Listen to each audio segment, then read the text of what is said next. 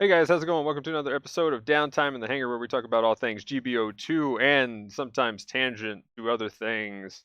And today I'm joined by Gustav the 13th, Yep. Gaming Emblem. What's up, guys? And we've got a guest, Aoshisan. What's up, guys? Hey, so, as usual, how's everybody's week? But first, Aoshi, you want to go ahead and introduce yourself? Tell everybody a little bit about yourself. Hey guys, you might know my name. I'm Aoshi or Aoshisan. I've been basically a variety caster on Twitch for the last 5+ years, mostly playing whatever comes to mind. But if you guys ever stalk into my channel, you guys know I have a big passion on Gundam. So this is kind of like essentially the perfect home for me. Almost only been playing GBO2 for about a little over a year now, and it's an honor and pleasure to be part of this wonderful podcast with some really awesome people and like-minded individuals. And I also build Gunpla too. Just a little tidbit. Oh, she has 30 different copies of the same Hazel units built in his God. room. See, I've already left an impression already. By the way, for real though, my first impression of you, Aoshi, the first thing I saw of like your pictures or anything was your table of Hazel boxes. And yeah, I was like, wow. Largely to blame for was the fact that if you wanted like the Hazel full advanced Hazel package and the ability to pick and choose like the head design, whether you wanted with the little scope dog attachment or not, you had to buy both kits. Okay. Your HG kit gives you the option to if you're buying the advanced Hazel kit, HG kit, but when you go with the P Bandai side, you don't get either one. You have to kind of pick and choose. So I ended up just buying both when I built mine, which, by the way, I do have photos for, which I know you guys seen it, right? So yeah, just a little bit of an obsession. But yeah, that's kind of interesting. I didn't really pay attention to some of the what they like the kits and stuff, as far as like having different parts and things. Yeah, that was largely due to the fact that if you wanted a 1/100 scale kit of that, it was, I think, under another modeling company, which I was told they kind of went belly up and disappeared. And so, because they had the rights to build that and Bandai didn't at the time, that was the only way you could have gotten a 1/100 scale. Otherwise, you had to kind of go through the resin kits, third party stuff. It was pretty rough if you wanted like a true to scale model of your kit that you had this sort of emotional connection to. Like I know Emblem, for example, has a big connection to the Zaku cannon, and the only way you could have got one of those is, I think right now, P Bandai, and if you're lucky, some MG kits that are floating around there. But that's as an example. It was just like for a Hazel, it was just like that was your only option. I know Emblem caught it. I just wonder if you meant Magnum when you started talking about the Zaku cannon. I'm sorry. No, you said Emblem and you said Zaku cannon. I was like, hold up, what? I forgot. Emblem's face. I was like myself on that. Yes, yeah. Emblem's coming. I was waiting to think about it. I have a connection. I was like, Zaku cannon. I was like, hold up. Oh well, I was like, oh yeah, that's right. Oops, I'm just gonna commit. Just commit.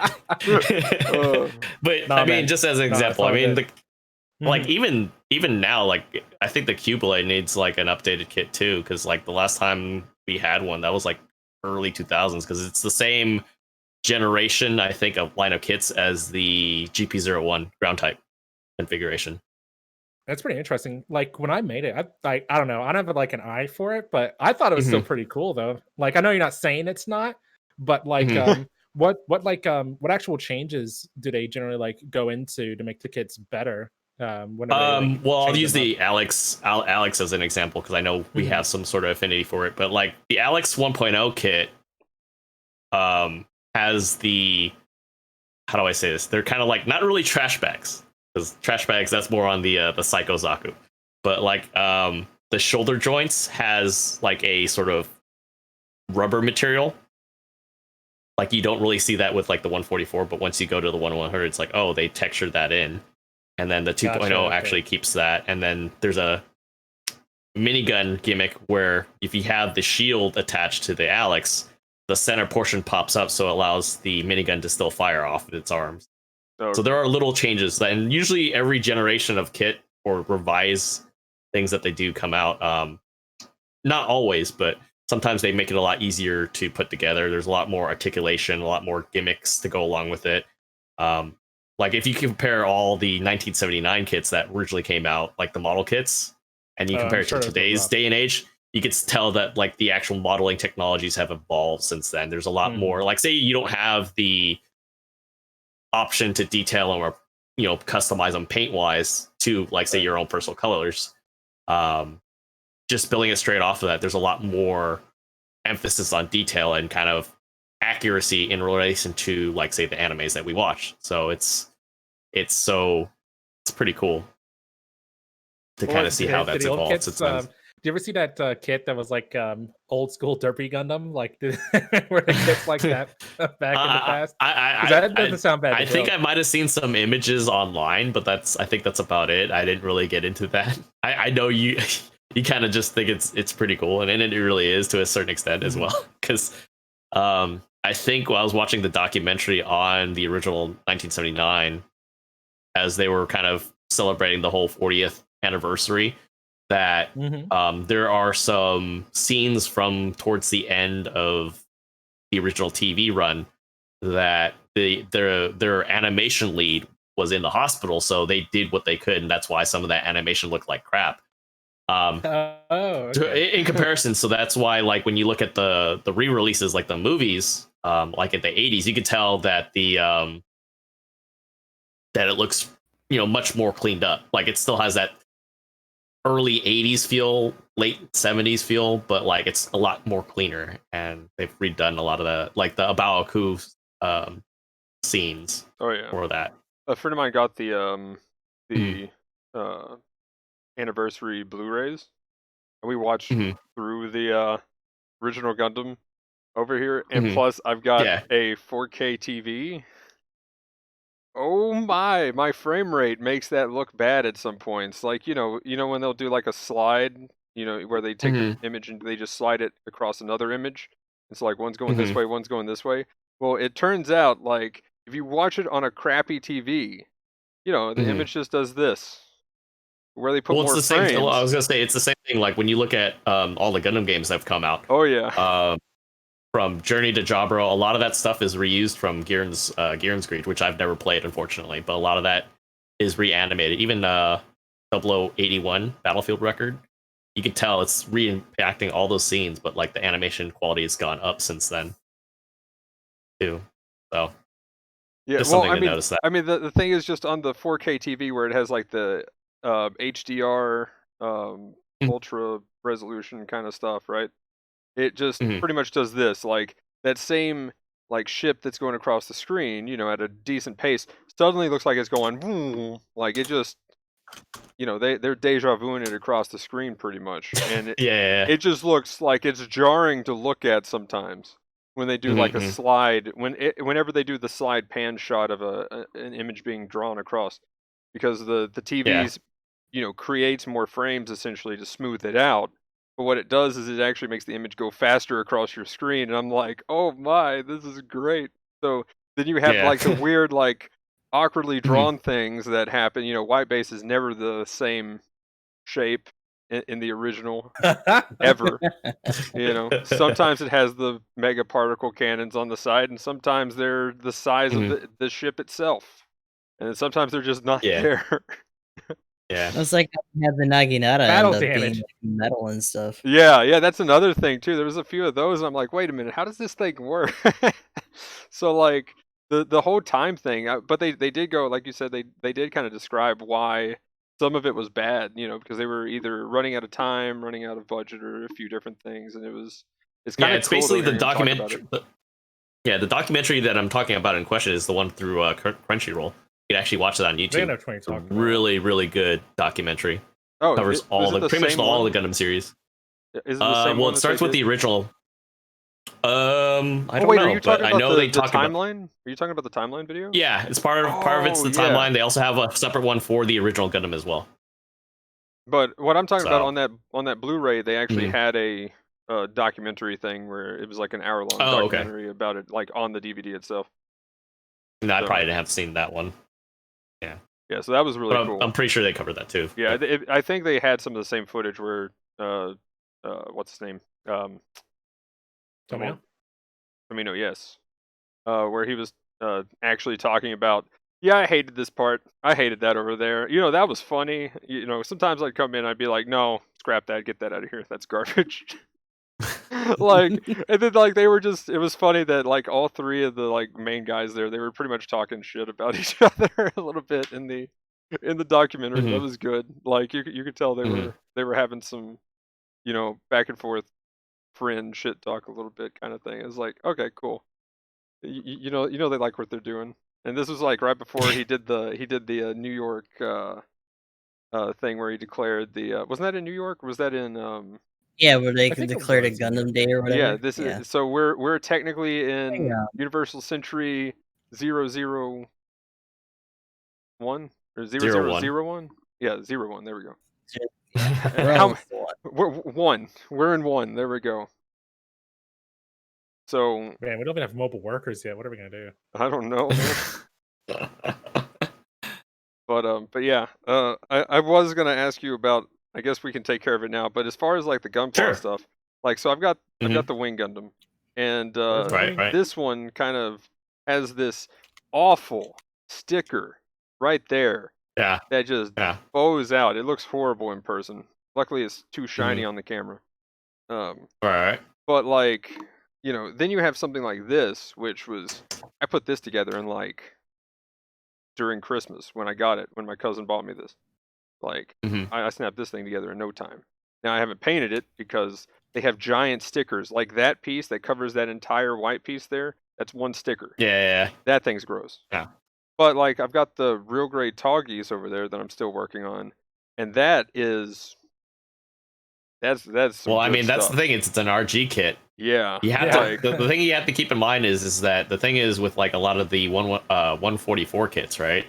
Is you have to look at what edition it was, and that can vary by year.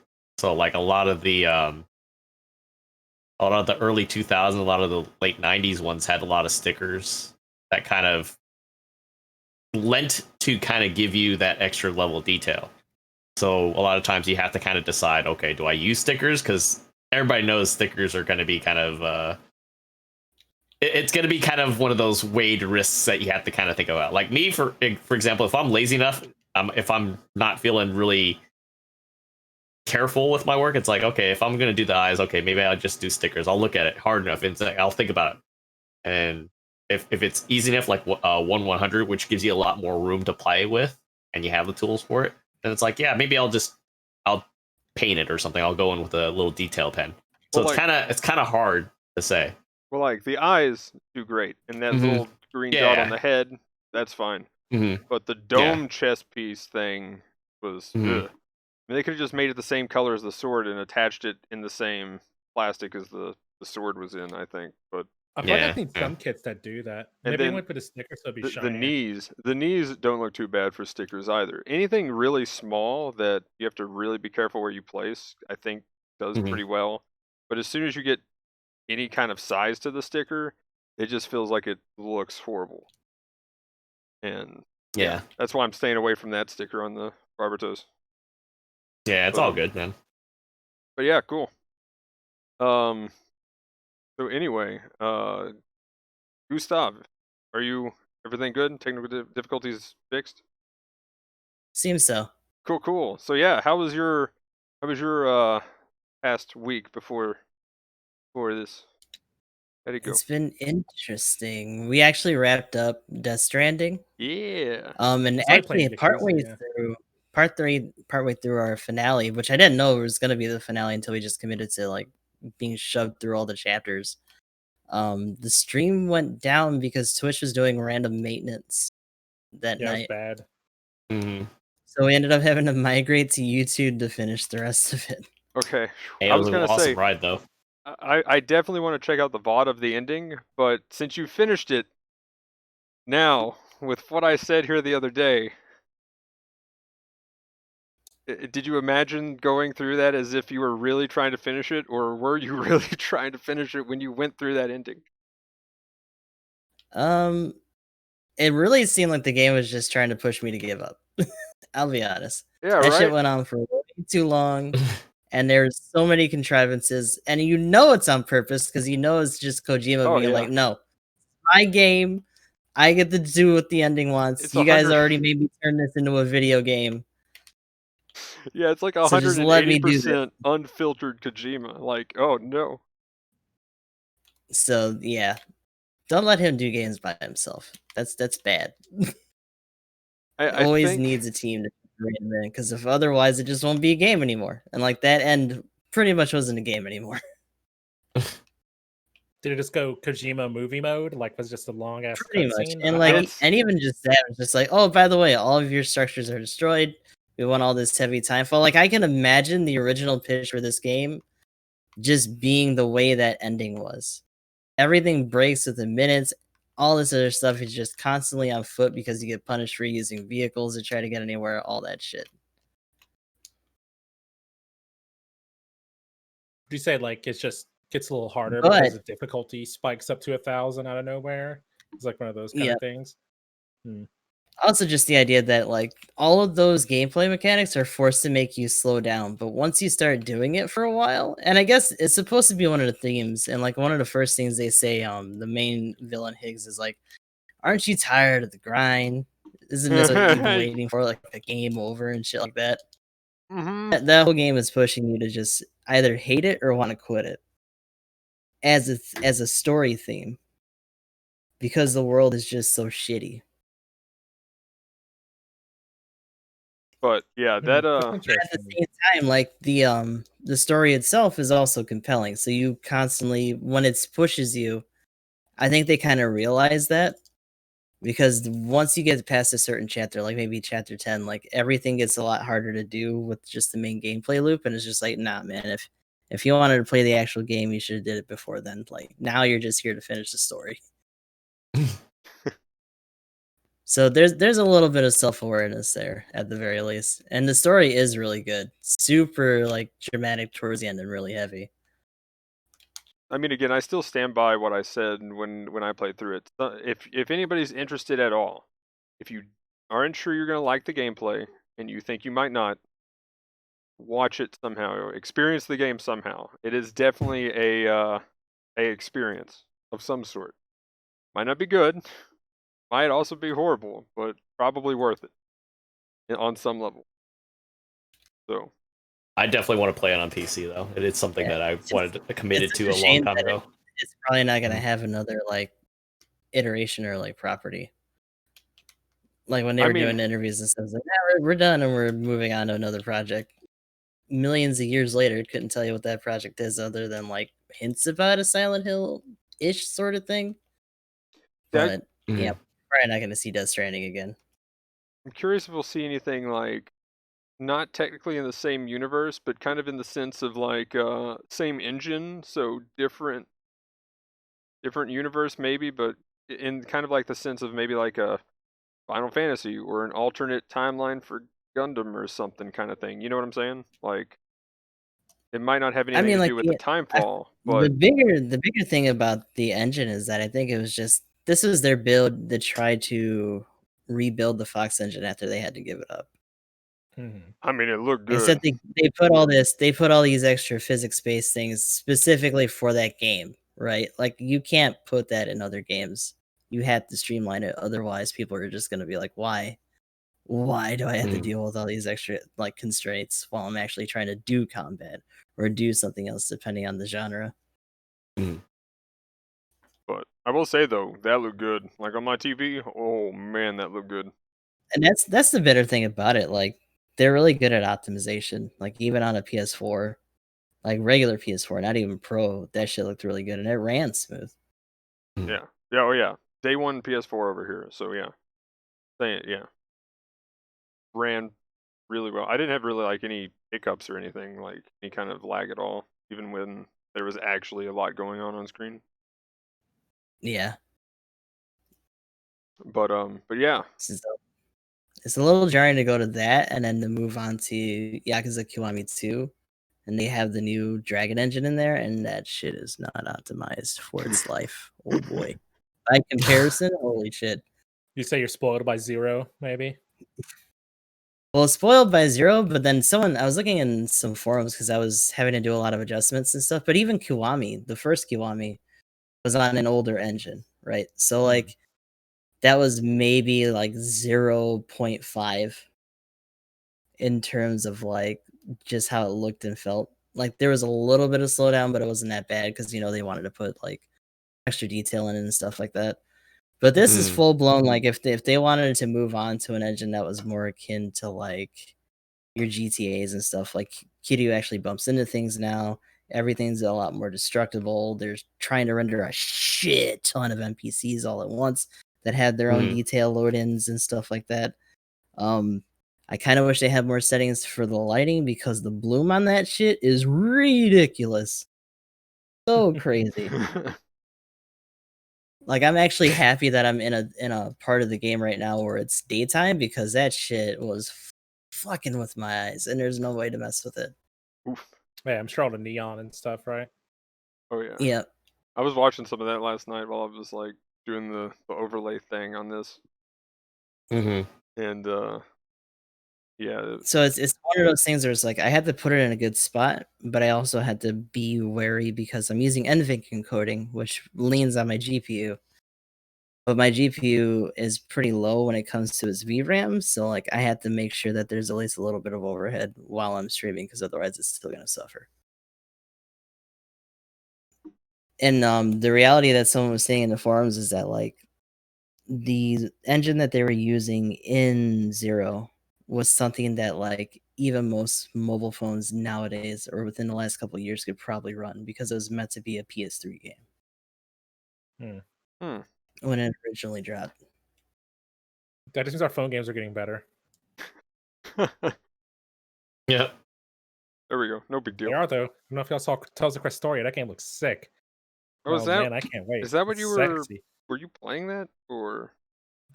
A few days ago, yeah. But well, actually, yeah. I don't mean to derail into what's going on with Emblem. Like, Gustav's still going yeah. on. But yeah, Gustav. What else? I mean, that's the end of it, pretty much, because like the rest is just gonna be me messing with that game and trying to get through it. Because after that, all the other games are on console, and those are just gonna have to get captured. And then we can go through rank talk. I know we've all done some rank stuff and things, so we can talk about that later. But yeah, if oh, you mean clan match? Yeah, those are two different things. Okay. Clan match, ranked. It sounds all the same, right? Clan ranked, whatever. I mean, ranked at this point may as well be a myth. Like that shit, I don't know if it's ever coming back. That's a different discussion. Don't worry, when it comes back, we'll all be ready for it. It does exist. It does exist. They do exist. They do exist. But yeah, so yeah, Emblem. How's your week been? There we go, stuff and things. We'll go into clan match later. Clan battles. I'll just lead with we made 65th place. Woo! 4 places off of best place. I worked out today. I am rather exhausted. Ooh. I fucking hate stairs right now. It's a struggle. Oh, going it was leg day. Oh, hey man, every day is leg day. We were doing a bunch of stuff. Oh damn! I get up like and do my jacks. 50 to 100 squats. We've been doing them. Cloud. Yeah, no, for real though. I've been doing them Final Fantasy Magnum style. boots up his PlayStation. Don't believe him. No, I do. I boot up the PlayStation. I'm like, okay, one match. Oh, 400 costs. Let's go. We gotta go fast. Come on, yeah. And then right when the game starts, play the game. And then I'm like, okay, cool, we're done. Let's go into another match. Okay, let's do how many squats can we get done before the match begins? Yeah, I have that playlist. Could you imagine if you did that before like face matchmaking? Before wait, what? Be there for like a half hour before they fixed matchmaking, and it was like slow as fuck. Oh my gosh, we were talking about that today. That'd be like 50 minutes. That might actually be a good incentive. Hey, we're gonna queue as a 5-man group. let's do some cardio. You know what though? Like, 15 minutes. if I actually had my full on like setup like I do now back then, like I probably would have just had another Steam where it's just like, oh yeah, just gonna have this playing in the background doing other stuff while we wait. I mean, that's what I did with like the Path of Exile and stuff. I'd be like playing trading in that, and then be like, oh, time to actually play. We got a queue. 30 minutes later. Yeah. But yeah, Emblem. Sorry. Oh, no problem, man. But I mean, honestly, like that's about it. That's new. I'm gonna try to get back on a workout regimen. My sister's back, and it's something we've been kind of talking about. So I'll just be like, have you guys ever seen Bobo before? Oh, no. There's a character in that anime. His name is Jelly Jiggler. And he is a man completely made out of jelly or jello, and that'll just be me for a little bit. Oh man, that show. Oh my. That show's fucking ridiculous. Oh, for sure. Was that show ever complete, or was it just like super disjointed and then it just got canceled? Yes. Yeah, I kind of figured. Yeah, I'm not really sure. All the above. They probably still do manga stuff. I mean, Bobobo still shows up in J-Star games and stuff like that. I don't know if he was in Victory Versus. He probably like showed up somewhere. So the manga could still be going for all we know. Who knows? All sorts of nonsense. But yeah, I mean, honestly, not too much going on. And I mean, Aoshi and Magnum know what else I was doing this week, which was joining them in some Final Fantasy 14. He's addicted. Don't let him lie to you. Oh yeah, I'll cover that part here in a second. Don't worry, I'll bring that up. He's found the potato. But yeah, is that pretty much it for your week? Week? Oh yeah, short and sweet. You know, nothing too serious. So then yeah, for me, pretty much fine stuff happened. We'll talk more about that later. Then yeah, GBO stuff. I got the Hildolfer. Yeah. So that was pretty pog. I'm actually getting supports and stuff now. Woo! Finally. Yeah. That thing's not a support. I said I would put it up on the screen so I didn't have to say it, but I just said it. Oh my gosh. But when we get to talking about it, it's nice I kind of want it though after seeing it, but we'll talk about it here in a second. Then let's see, Final Fantasy 14. Still working on Final Fantasy 7 stuff. Got a couple of, well, actually, I got a couple of challenges done in Path of Exile. Still need like 12 more or something. So oof. Luckily I'm rich. I got lightning struck twice, and I crafted 2 bows worth like 40x. No big deal. Yeah, there we go. For those who don't play PoE, it's a good thing. Don't worry. Streamer RNG. Let's put it this way. That's like, it's like, items wise, Chaos is $1, and Exalt is like 180 of those, and 40 Exalt. So that's like, you know, $5,000 worth of awesomeness. So in real life, you're still middle class. Got it. Oh, rip. But like the chances of landing that though, what I got twice is pretty hard. I mean, that's why it's that expensive. Most people, let me put it this way, most people who play might see 1 to 5 if they're lucky in their first season that they play in, which is 3 months. And they might see 1 to 5. So there you go. That's how rare that is. But anyway, I think that's about it. Oh, Borderlands 3. We thought we were going to finish, but looks like we're going to finish tomorrow. Holy shit. So, yeah, we thought we were at the end of it, and then there was more, but we're playing like, we're doing like every side quest. I don't think we've missed, but maybe 1 to 3 side quests so far. So yeah, that was me in Death Stranding. Like, what do you mean there's a chapter 15? Like after all the credits and shit were done. I was like, oh no, and then I realized what it was. It's like, oh, it's like it's flashback, so you can actually just play the game again. Like, oh, okay, we're good.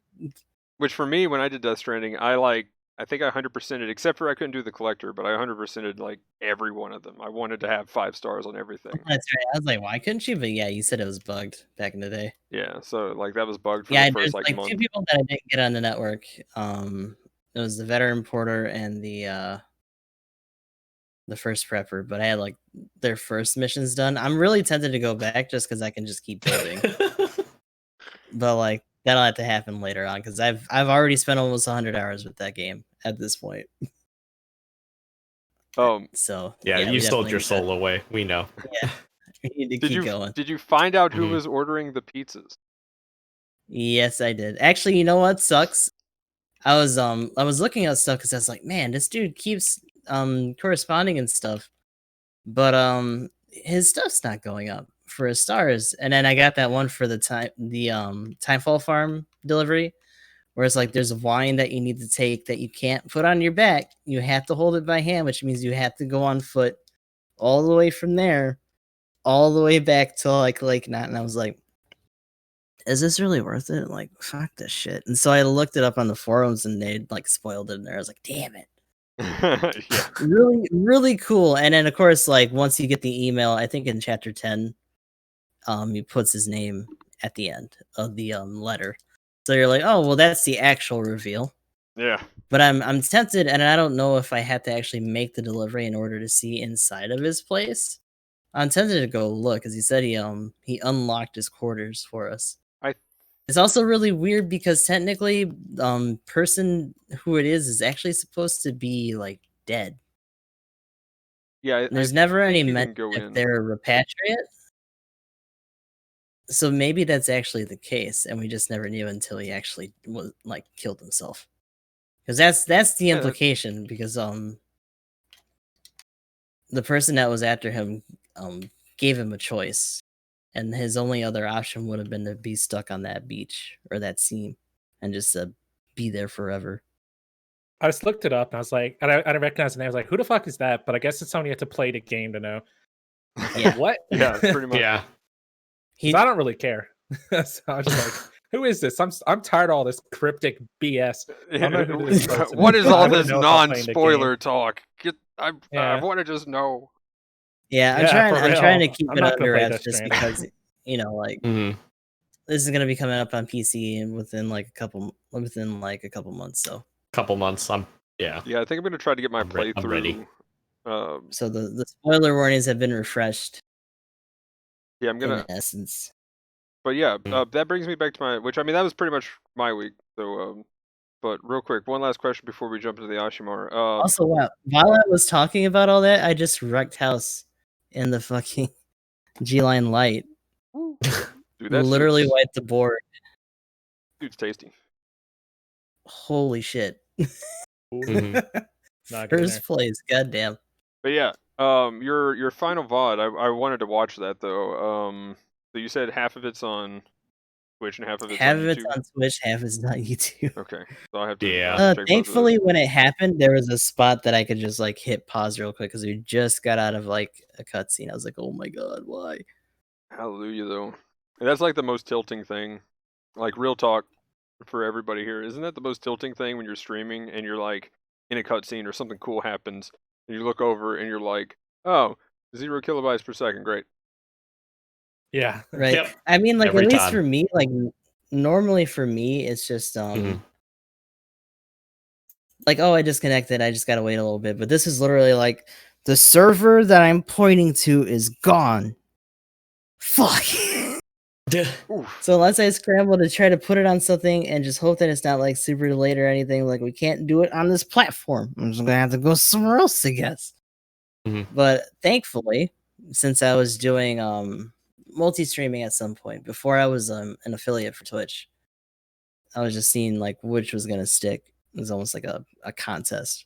Twitch won, but I had all these other accounts set up, so made it easy. Just had to put in the stream key and all that. We were good to go. It also just makes it easier because it's gonna be funny. We're gonna just like Tarantino it essentially because that finale is just gonna be up. I'm tempted to put it on private just because I know people probably aren't gonna see it anyway. And then like once we get through all the other parts, I'll just put that up. Like if you've seen it, then you know. But if you haven't, then here you go. That actually rhymed pretty well. Part 2 will be the beginning. Oh no. Oh, the end. Oh shit, that was the finale. No one Yeah. knows, like, damn, this game has some weird pacing. I don't know what was going on that first episode, but things are a little Yeah. more slow in the second one. Just all this man. drama and people being sad and crying and pounding walls, and she's like, what was that baby about? I don't. Well, I How guess did I'll it have bust to out of that find jar out. and turn into a little man like monster? Oh my god, that's actually I one don't of know the if that actually things that happens. happened. Actually, I'm just talking. I'm just being BSing. If it happens, if it's real, I'm sorry. I haven't played or I haven't seen the ending. I haven't played Well, this game.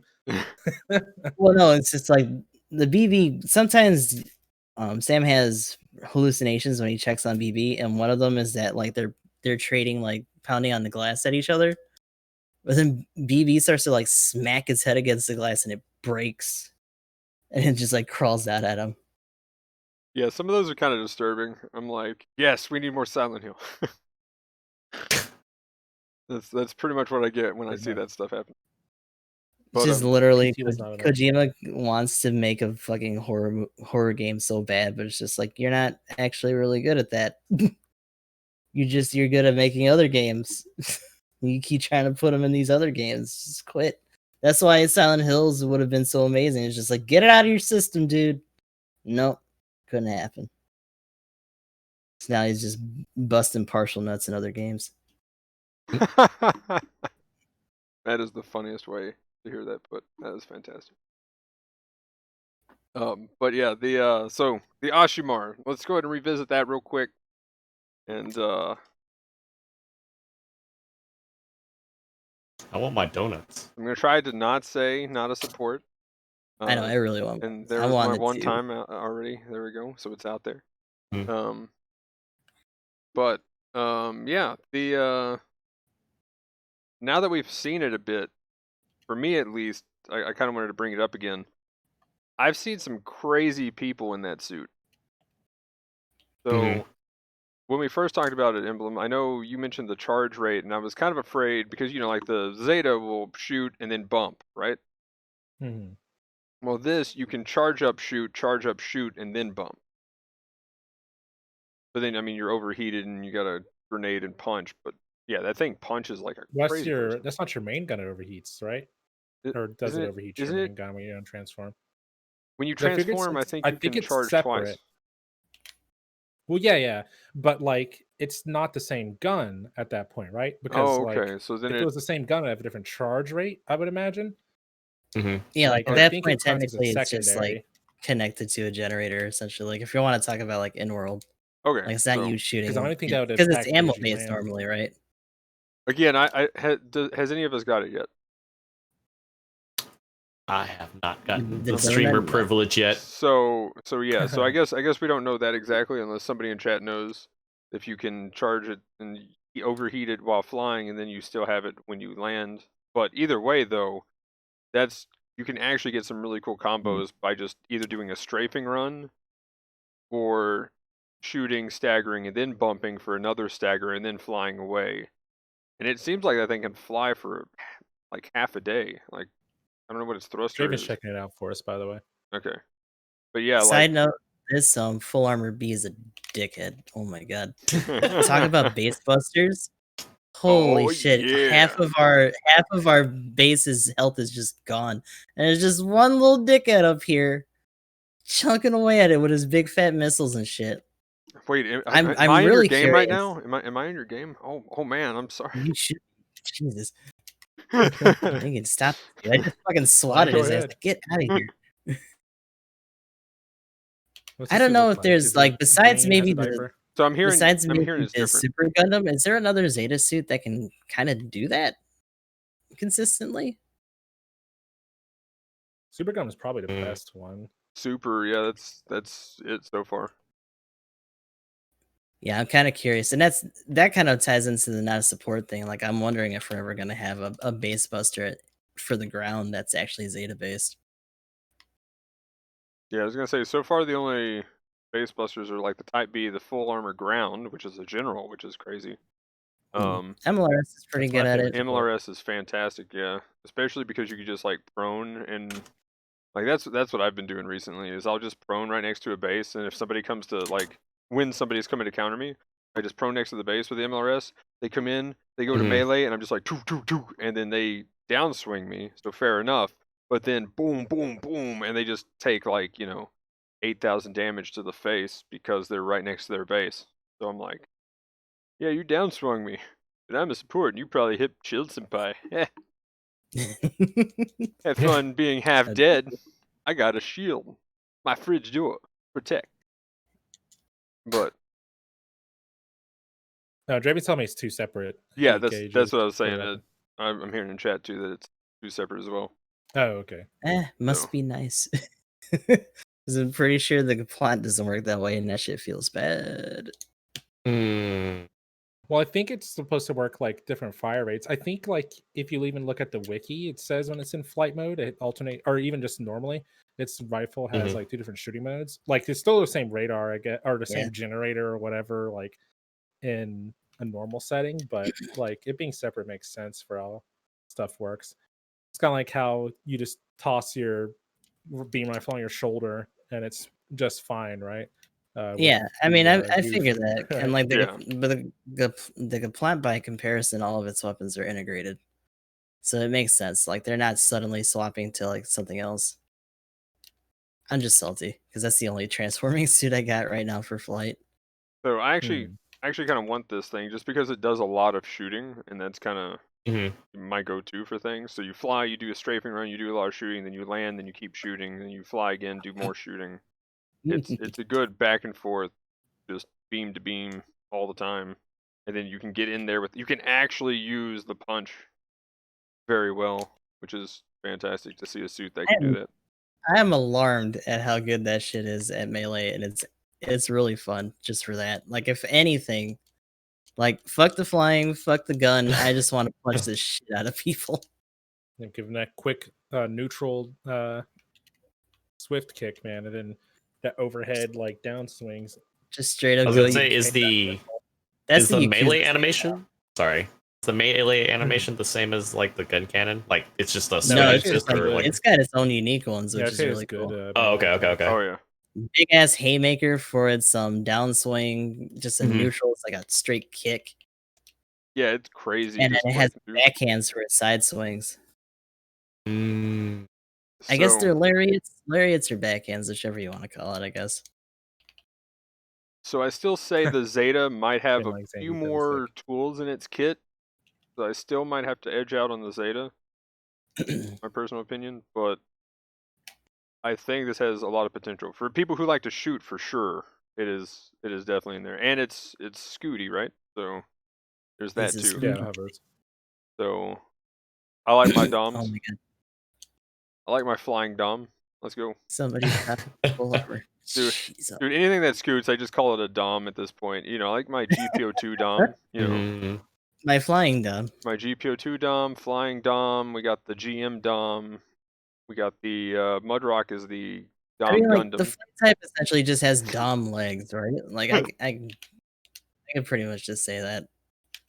Yeah. Like, but yeah, the hitbox on a suit is nice too. I'll put that in there. Which is crazy for how big it is. But it's so like splooted out, like its legs are spread out super far because it doesn't have the big skirt legs. So you're probably gonna be flossing between those thighs for a hot minute, just trying to like hit it with anything, unless you're just trying to hit center mass. Actually, here's a good comment too. Like when it transforms, the laser donut pretty much like I've either seen it just be awesome or I've seen them miss me a lot. And so I guess this is a good point. Where its laser is located, it's kind of like when you're using the cannon on the Nemo, like it's in an awkward place. So kind of it's got a little bit of learning curve to figure out where to fire it because it's a little low. But I will say most players that I've seen that break transformation essentially get in somebody's face, hit the ram, break transform, and they just kick him in the fucking like chest. they don't even bother to be rough. They just give him a swift kick, back up, and just start blasting them again. So that's also a consideration. Yeah, I've seen a lot of like some really awesome play with it. So I kind of want to get in there with that suit. So I'm probably gonna roll on it. It's a savant suit for sure. It's been fun to see suits with like hand-to-hand combat just being able to get more ballsy. Like we had it a little bit with the gun cannon heavy, I'm starting to see people with the GM cannon. What is it? The assault at low cost. They're starting to get people to boot too. And now you just have this thing just smacking the shit out of people.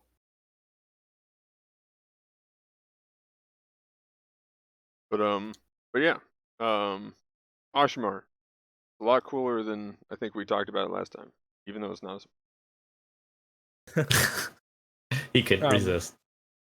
If I may, real quick before we move on, Aoshi, I don't mean to like oust you or anything, but I feel like most of the previous discussion was kind of just us voicing our thoughts. I'd love to hear kind of your impressions on the suit, maybe from what you've seen as well. Like, what's a pain in the ass. Your take on it? It's a pain in the ass. Like that thing does dance around you in the right hands. And I don't have any footage for it because I didn't get time to cut it. But I know we were doing a couple of custom matches with Magnum, and like you guys brought up points. It moves in the right hands. If you can manage the boost, it moves. And if you can kind of juggle between being in an MS mode and MA mode, like just because it doesn't have the same utility as maybe some of the other suits you might find in other costs, doesn't make it any less of a threat. Especially when it can kind of just go all over the place. It's almost kind of like I would almost kind of put it in the same boat as what the Oof flight type does at lower costs. In terms of being obnoxious. Right. And just always there. It's like, oh, hey. Sure. Yeah, so I mean, I don't have one yet, so I can't have my own 2 cents on it yet because streamer privileges have not been instilled yet. But like when you see it in action, it's like obnoxious. It literally is obnoxious from a receiving end, and then if it's on your team, oh my god, it just gives you so many opportunities to just do your job, whatever suit you happen to have. Along comes a random laser donut, just rams into somebody and smacks them with a laser. You're like, oh, yeah, this thing. So I mean, that's just my 2 cents on it. And you can just fuck them up from there. Oh yeah. I tried to find that game, by the way. I was gonna play that too when I was talking about this because that's exactly what changed my mind on it. Was that game with that one guy who was just like, like I know me and Bio were like, man, who is this guy? Like, I would almost say it almost kind of preps you for playing the Zeta 2 in a way. Not quite, but it has a lot of similarities in that flight mode. But yeah, we were trying to take that guy down, and he was just wrecking us. Having it. There's some people that are really good. It's one of the and I think it has maneuver armor too. That makes it a lot more obnoxious. Maneuver armor and damage control. Yeah, so crazy. Yeah. Stop giving generals maneuver armor. I can agree with that statement, please. I hate it on raids. Give them more. In fact, give the Alex maneuver armor. Give the Alex a shotgun. R2. I saw it on the the other day. Go ahead and give him a shotgun. This is blasphemy talk. I'm just gonna go ahead and eat my pizza. Well, the interesting thing is that, like, bringing up the Zeta, I feel like for people who really don't give a flying fuck about like half of its weapons and just want something that can fly and just kind of get in there, do what it can, and then just leave, the Oshimar, to a certain degree, is actually a better choice. You're not having to think about like cycling through your stuff or trying to do striker shit. You literally just get your licks in and you go. That's one of the better things that it's able to do. You can also it's a little straightforward away from things that new players that have to deal with latency don't like, which is getting into melee. Like you do it to some degree if you go in, but most of its damage is done from a range. So and like the Zeta is a little forgiving in that respect, just because it's horizontal swings, especially with the secondary, are massive, right? Like never underestimate the reach on that thing because you will get poked and knocked on your ass. But even then, like it's like you were saying, it's more opportunities to get tackled out of it and shit like that. Right. Yeah, if you just want a simplified idea of like what transforming suits can do, then the Oshimar is a good choice. For sure. It's a good lead into when the Methus comes out as a raid. Oh my god. Very similar. Watch that actually be their support. Dude, or they just make it look, support players won't get a transform. Make it a general. I'd be okay if it being a general, as long as it's not a fucking support. Sorry, you guys don't get to fly. Enjoy being ground based. If you want to fly, hold Your the soul X is weighed button, down by or- gravity. Yeah, hold down your L1, or if I think it's the default control by it. If you want to fly for a little bit, maybe if you're feeling real frisky, you can grab the gun cannon 2 and do a double jump, and they'll get a little bit of hang time for you. Man, I don't know if you were saying something to us, but it's not like you're muted. Yeah, it was. But we got a new type the hard way. That's all I said. I mean, the bigger takeaway is just they need to overhaul support so that they don't suck to actually They play. need to- Like beyond They need to make their some of them output and worse. beyond their use in a team, like it just kind of feels shitty to play some of these things. Some of the better ones, and like including the 7th, it's because they play like generals, even if they don't have the I feel priority. Balance is going out the window. Like I think it's especially at higher costs. It's just getting worse. Like they want to make generals better, but they don't want to put the same effort into supports and raids. It doesn't make any sense. Yep. It's honestly kind of upsetting. Like this will kind of be a thing, clan match, but like I'll just let you know, most of our, just kind of like maybe it's a good transition into clan match. Yeah, I was gonna say. Yeah, Any other thoughts on the 550. Oshimar? Like anything else with the Oshimar? We can move on to clan. Okay, seems Meh. legit. There we go. I got it. I'm good. Okay, cool. So yeah, the clan match stuff. Get back to what I was saying. No, go ahead, Magnum. I was more saying I'll get back to it when it's relevant. Oh, okay. Because right now there's no like lead in; it'll just be me talking about that. So I'll just bring it back up whenever it comes, whenever it's like comes up to like us talking about our experience in the matches. But are we gonna do experiences first? Because like cost wise, it's still a little bit relevant just because of what the cost for the next one's gonna be.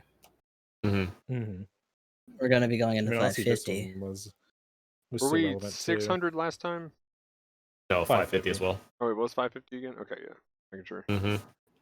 So, yeah, the 550 thing was kind of interesting. Again, kind of like it when they do stuff a little bit lower, but yeah. This next one should be better. I believe it's 450. Is it? Wait, I thought it was 550 still. No, it's not the same cost. It's lower. I think it's 450. Yeah, 450. Yeah, it's 450 okay. Shovel target 6v6 on Deserted City. Okay. Cool. Okay. That works. I like the shuffle target thing. So like, this Saturday at 5 a.m. Pacific, right? I believe it's 4 a.m. Pacific. No, we gained an hour because daylight savings. Oh, okay. Yeah, I may not have been considering that. 8 a.m. Eastern, yeah. That's why it was an hour later for the it was like 2 a.m. This Saturday is when it ended. Yep. So actually at like a reasonable time instead of me having to get up at like 6 or some ridiculous shit. Yeah. So yeah. Well, a few times I actually had good, decent sleep and a rested this clan match. But all of us got to participate to some degree, right? I believe that's the case. Yeah. Yeah. I think so. It actually worked out this time. How did everybody do? Well. And I mean, I'm like overall, like I don't say it as like 65th, 65th guy. swag Lord Chad here or anything like that. But how are the matches more so than anything else? I mean, for the most part, we had a lot of fun. We didn't actually get like just a few and then suddenly get tanked like the last time we had clan matches. Yeah, so we literally got like 3 in the last time, and that was just it. So it was really smooth performance wise. Like it took a little bit to get in and out of matches sometimes just because of the loading, but like that was about it.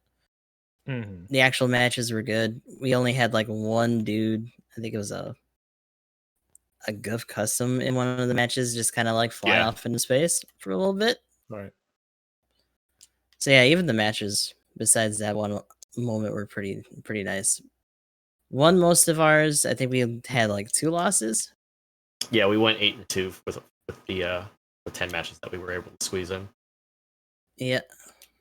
And the 2 losses were against really decently good players, so it wasn't like we lost hard. It was just they were better playing, basically.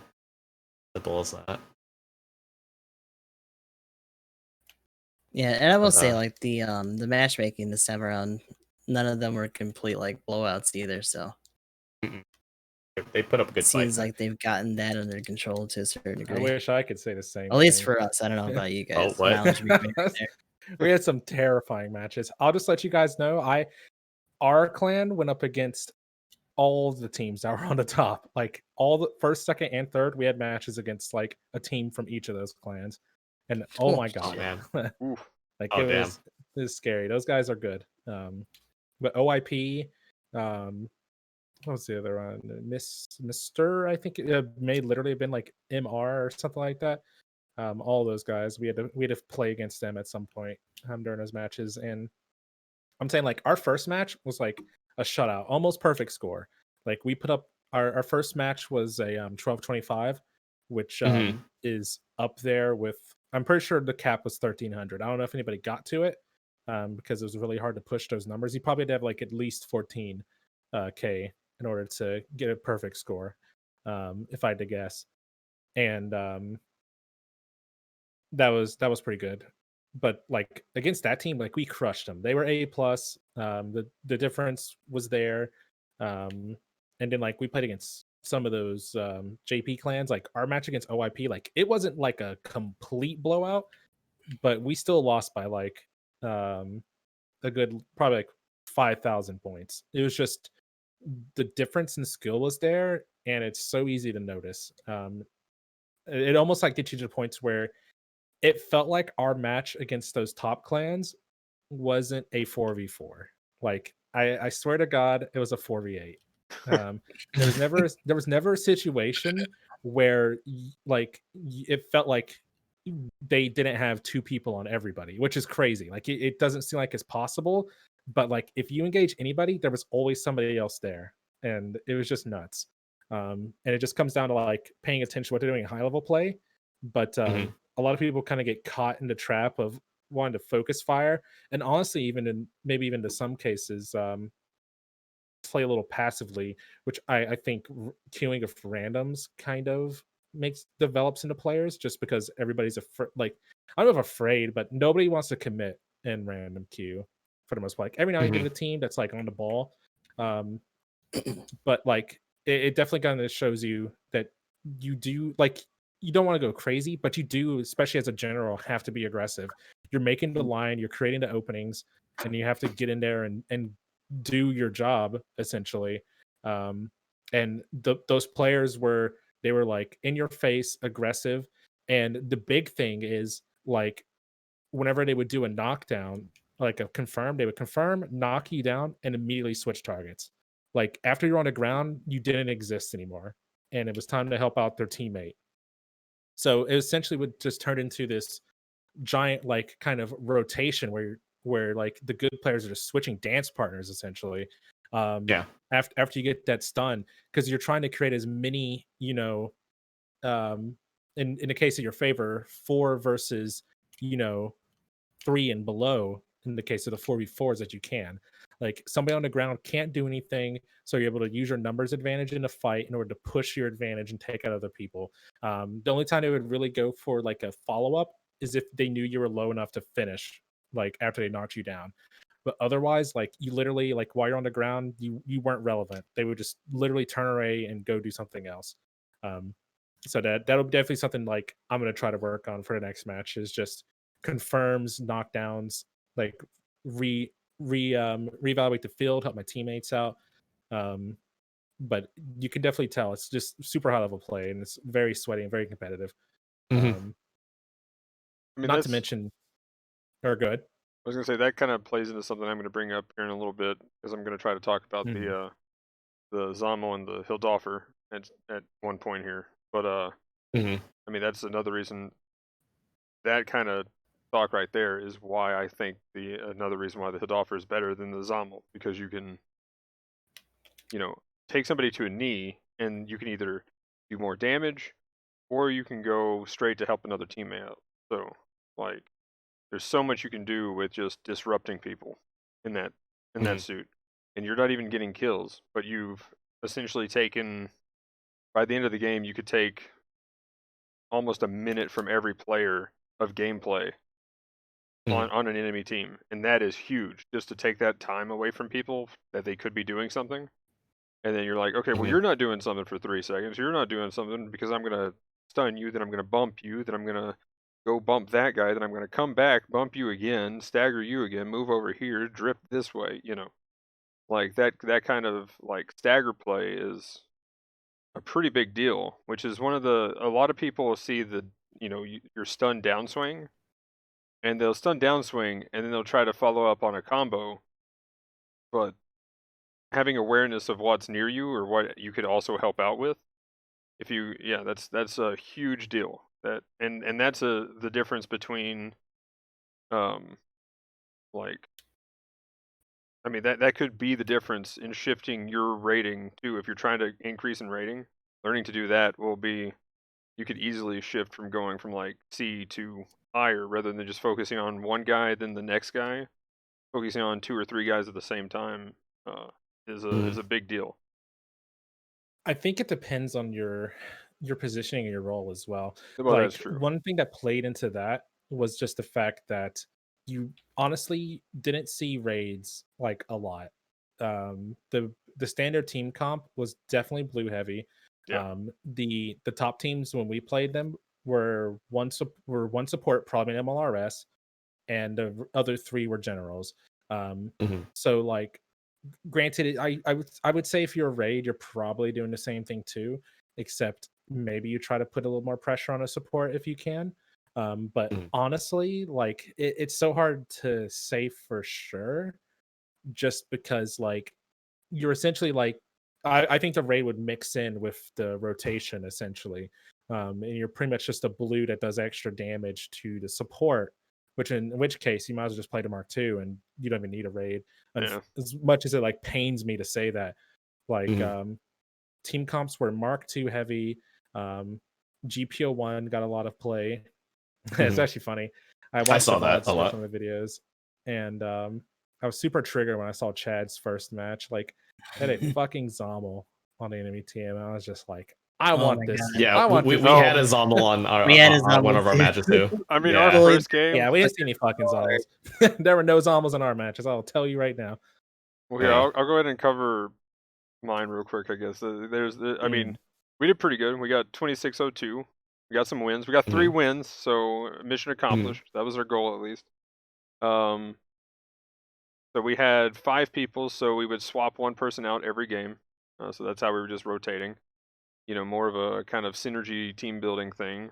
Oh, right. What we Okay. were kind of using it for.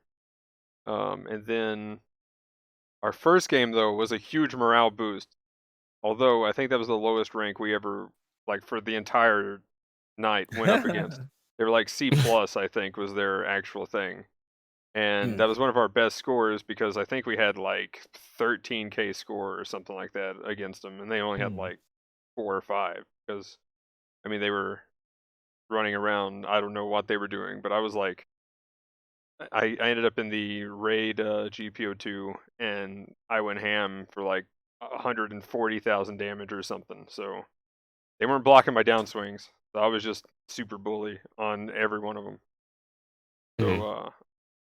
So that was a nice morale boost for everybody. So we were like, yeah, let's go, next one. And then we went straight into like an A game, and it was just like, we got crushed, but we're still hyped. Next one. And then so we had. You just got to keep going, man. I think we had 2 A's. We had 2 to 3 A- teams we went against. 1 or 2 B pluses, but most of them were A-. We had a lot of A-. Most of them were A-. Right. Then there was like, I think 2 A's, and the rest were like a couple of B pluses. And then there was that one I think was like either B- or C+. Right. But I know for our teams, we had 3. The first team was all A+. The second one was all A rank. And we may have had 1 A+. Oh, no. We only had 4 of them on. So the second one was all like A rank. And the third one was just kind of like a jumble. They didn't get to play very long. They had some issues. But I think we only had like 1 or 2 matches as the A+ team where we got non A+, and it was just one. I think in the case of what we saw, it was like somebody was B rank. So I don't know if it's literally B, but it wasn't. They had like one and not A. The average was still enough. I think it was like an A+, 2 A's, and a B or something. I believe the average was still high enough to like keep it in A. So I mean, it kind of worked out that way. But I did notice too, though, one match where we did really well, for instance, was against a team that had 2 A+ and 2 A rank players. And I don't know if they take into consideration the player's individual number rank or if it's just the letter grade. I would assume it does the numbers, since if it works any fashion of how like group queues work, where it just kind of makes an average, maybe. Yeah, I would figure but that's what it is. Yeah, that makes sense. But with 2 A+ players and 2 A rank players, they still had it high enough to where we got the A+ post match like bonus, which was 300 points.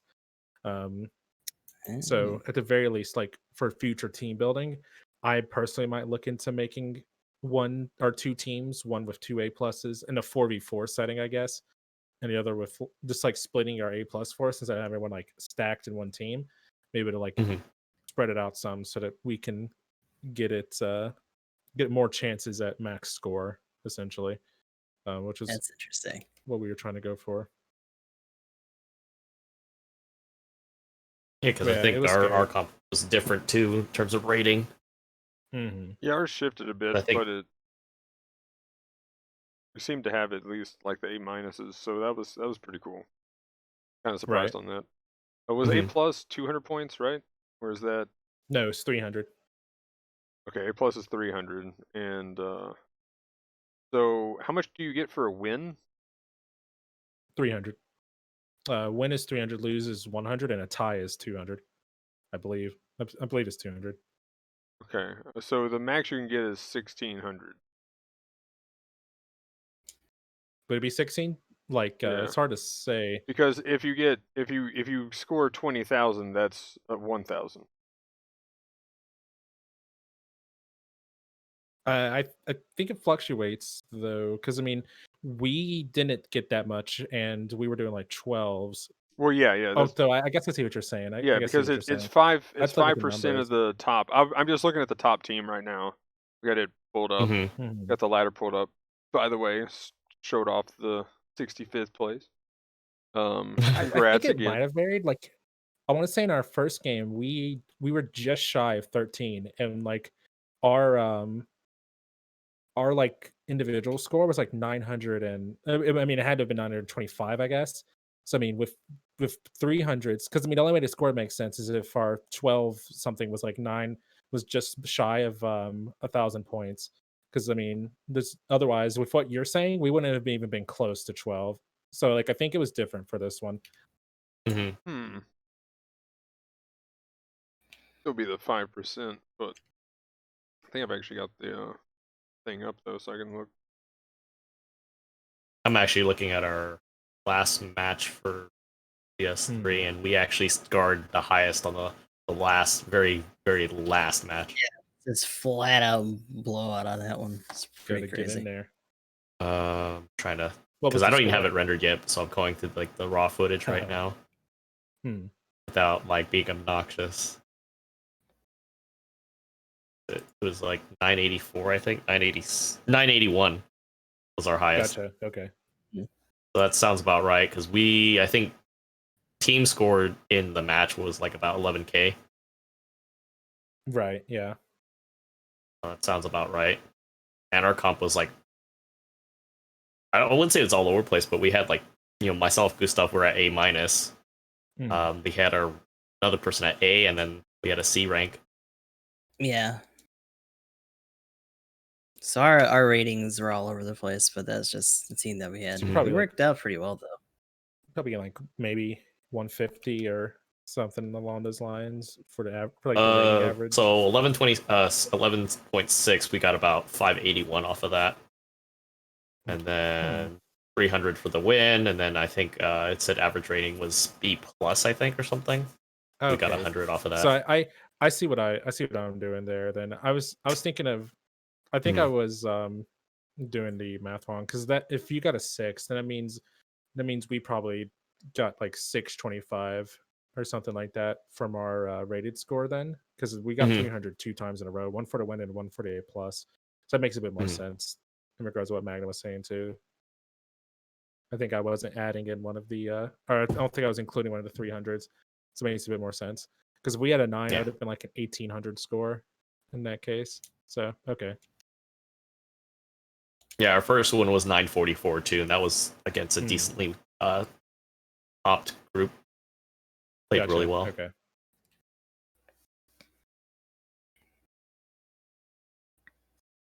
Surprisingly enough, yeah, like I said, that with the other time, we did find a Zombel as a support, but I think what is it? MLRS was the name of the game.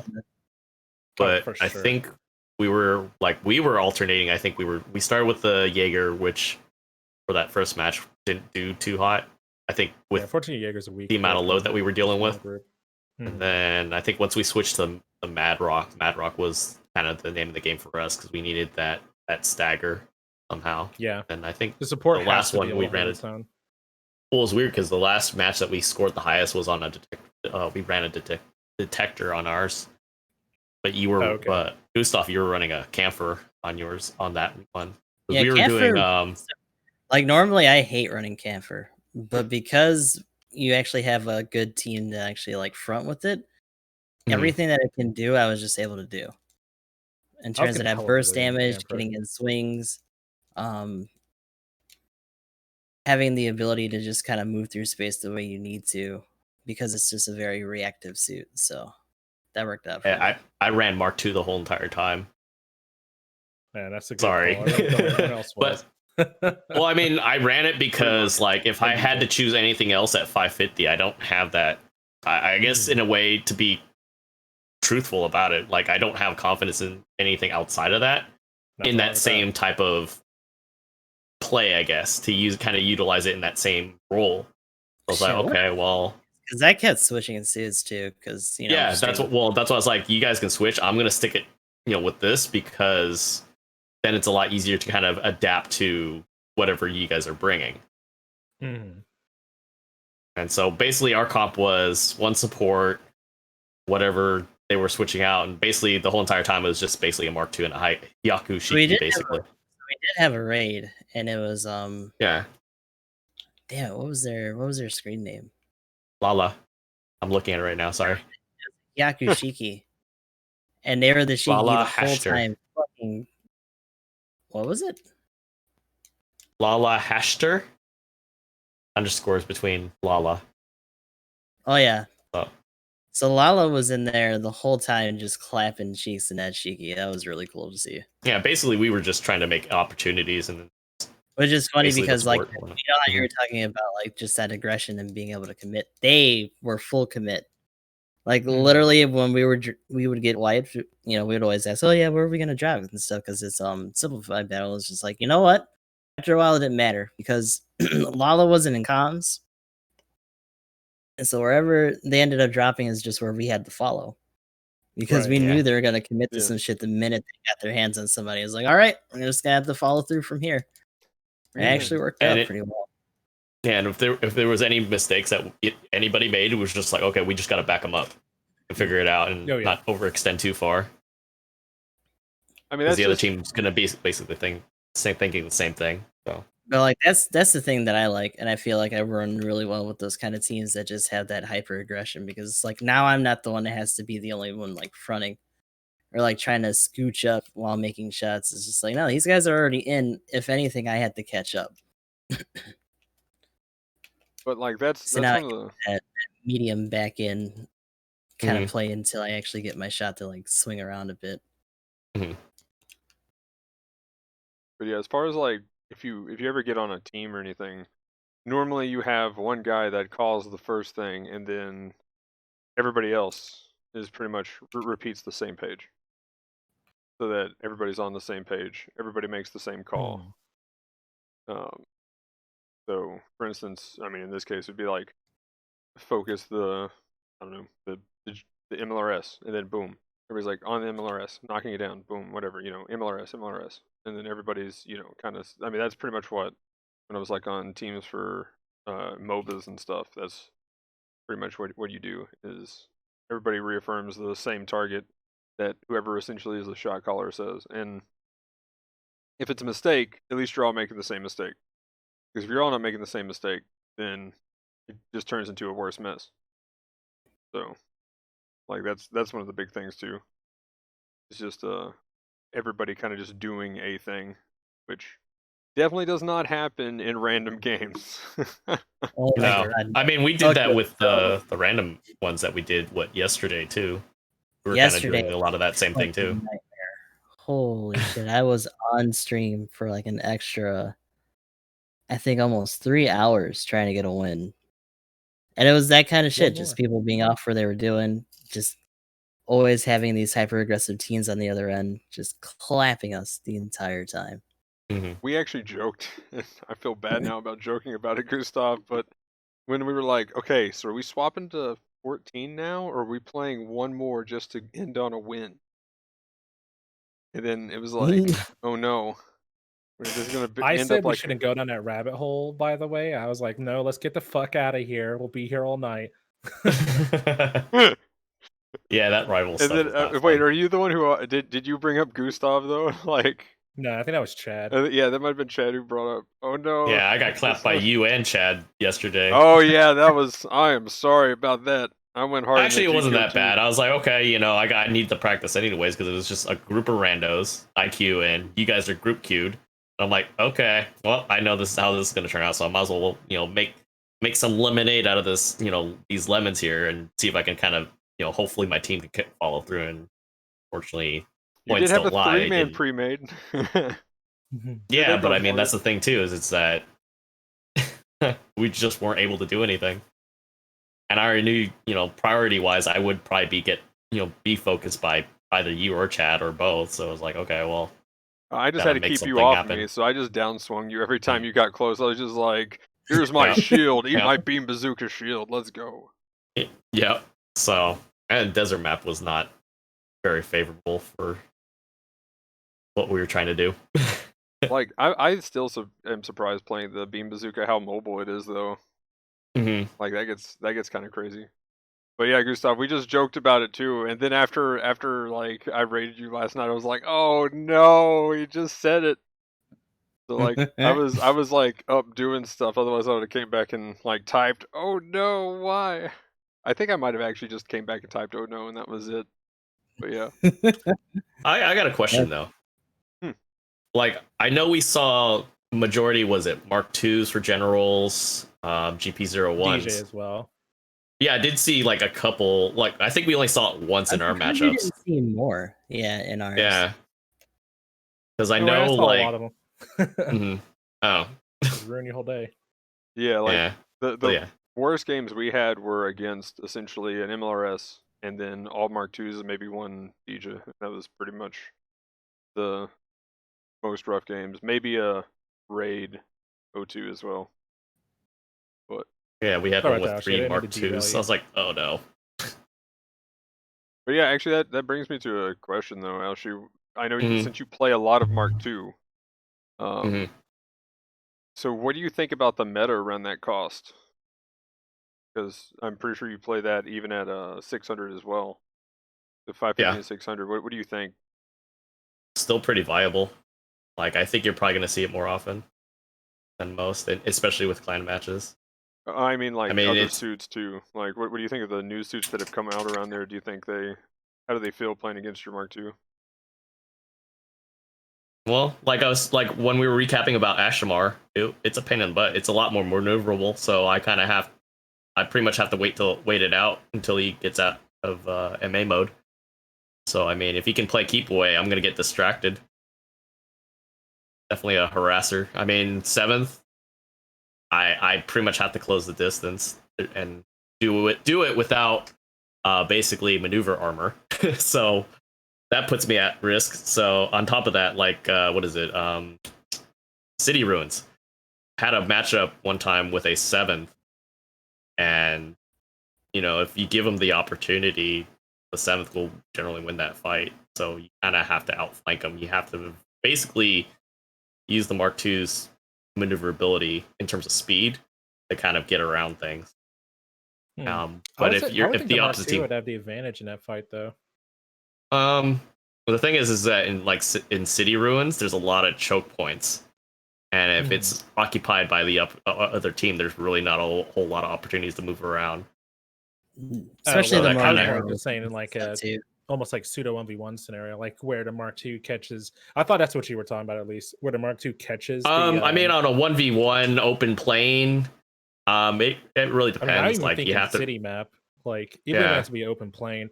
Like I think you can put it in any scenario almost, and the Mark II. Yeah, I mean, against the 7th. It can, but that you have to kind of be careful because the 7th, an example, would have a lot of things to kind of stop you up and kind of keep that distance. The thing that the 7th really does well is distance.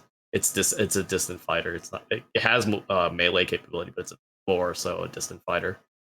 And that's so interesting. I kind of look at it as more of a close to mid-range mobile suit myself. I mean, you can still use it in close, but I think based on what it does, because it has some of the more staggering stuff that allows you to, but it requires you to be stationary. It's more of a distant fighter. The points suggested that way, but again, it really depends on who I'm playing against. No, I mean that's an interesting take on it. Yeah. It definitely just shows that like different people will look at something and see something from somebody else. I mean, I look at force injection, like having like the ability to have like you only have one melee swing, but I think you have balancer. I can't remember. I'd have to look at the skills again. Like you have a good kit to close the gap. Because I mean, the only real like super long range weapon you have is your 20-second charge beam. So at that point, and that's honestly like more situational than it is something that you really want to fall back on because you're out of the fight too long. Outside of scenarios where like there's downtime for you to charge it.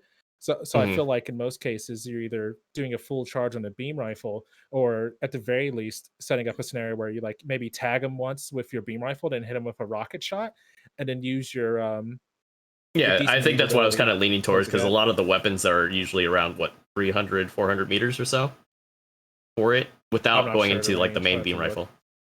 Yeah, so I mean that's usually, so it's basically, that's why I was saying it's more of kind of like a shooter suit, although it has the ability to kind of switch it up in that sense.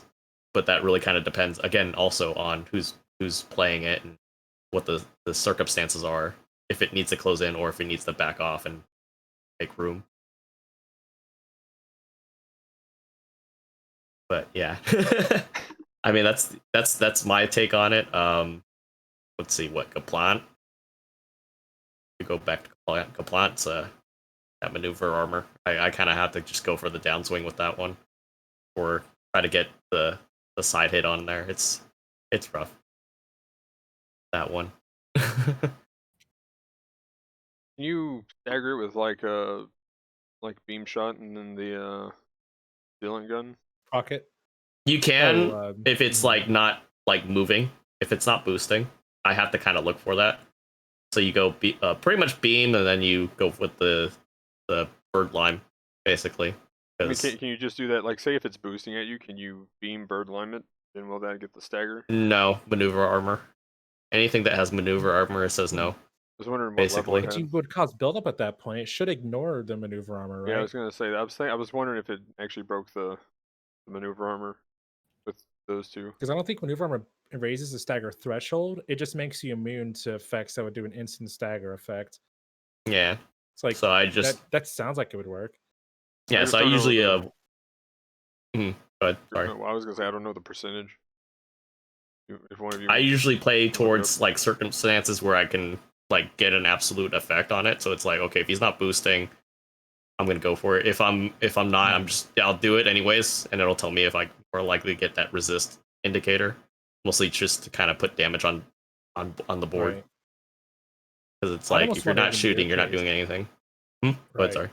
I was just gonna say, I almost wonder in your case if like maybe do something along the lines like a beam shot or a bird lime into like Vulcans might get you better confirm in the situation you're talking about. So I feel like that's what I would do if I saw. I've never tried it, so it's kind of because a lot of times when they're moving around, I really don't have the opportunity. So I'll go in with like Vulcans because it's just the rate of fire just makes it like it's like a bullpup for me. So it's like, well, I might as well just kind of get that damage all on there, and it does stagger, but I just don't remember how much of a like magazine that you got to dump with the Vulcans to get that.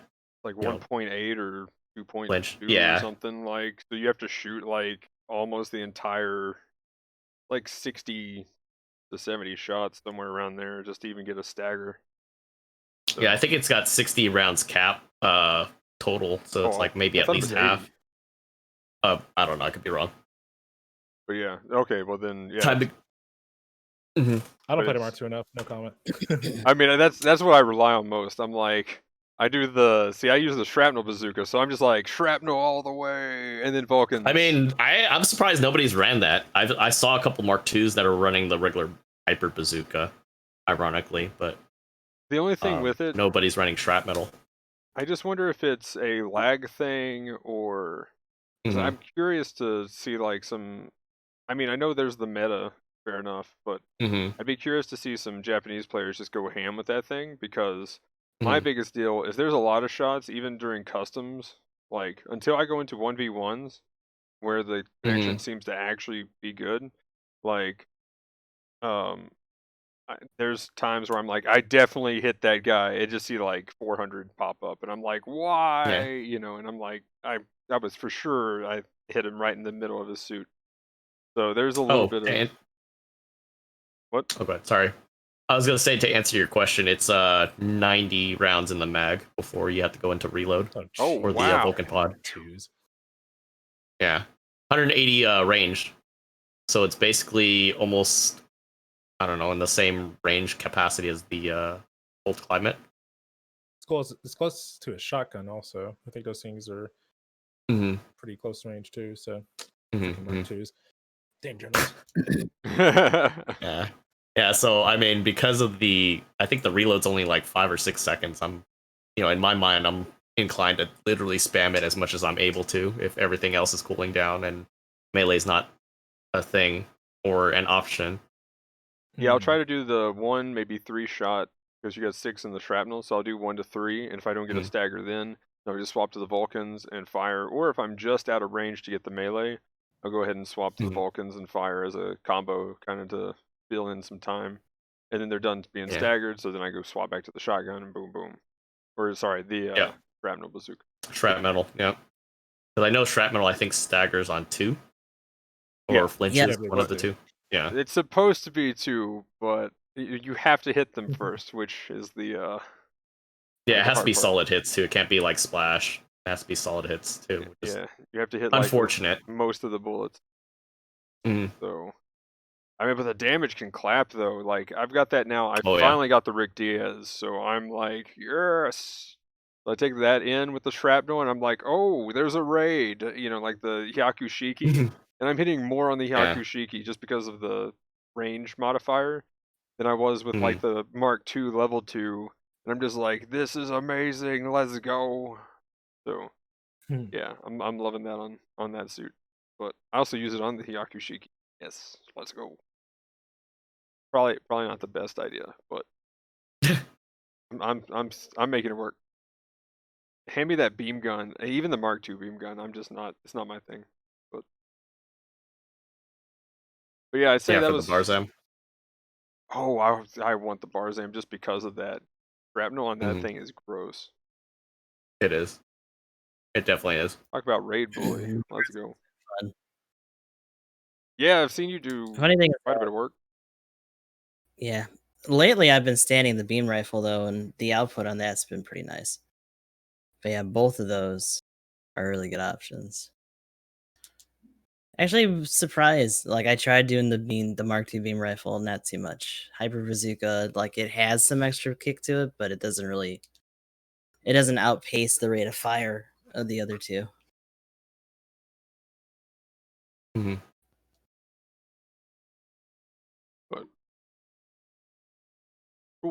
So yeah, I was kind of curious what you thought about the. Oh, go ahead. Oh no, I mean, if you're gonna ask another question, go ahead. I was just gonna throw something in if we're finished up. Oh well, no, go Unless ahead. it's about to lead into the Night Seeker too. Oh, okay. I was just gonna ask you if you wanted to kind of share or show what I had on screen, like in regards to my game capture thing on your end, because I was gonna kind of offer kind of like an analysis and just show what was going on in the majority of the matches that we played against. For Yeah. anybody that might have been curious about like what it looked like in high level matches for the clan battles, like because a lot of the fighting, once things kind of picked up, essentially took place on the other side of the hill. So essentially, let me know when you have it up, Magnum. Yeah, I got random ads. Not the ads. Whoops, and it's. Oh, come on, really?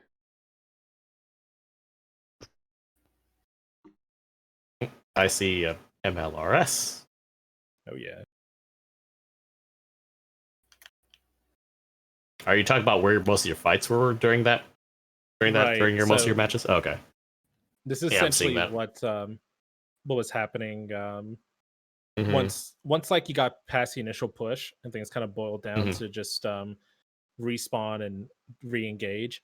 It essentially comes down to kind of one team would be in this position, and they would kind of just it would essentially be like if they ran a support, which we ran into no support teams on and off, but the ones with the MLRSs are just some kind of support. Even like full armor 7th Gundam,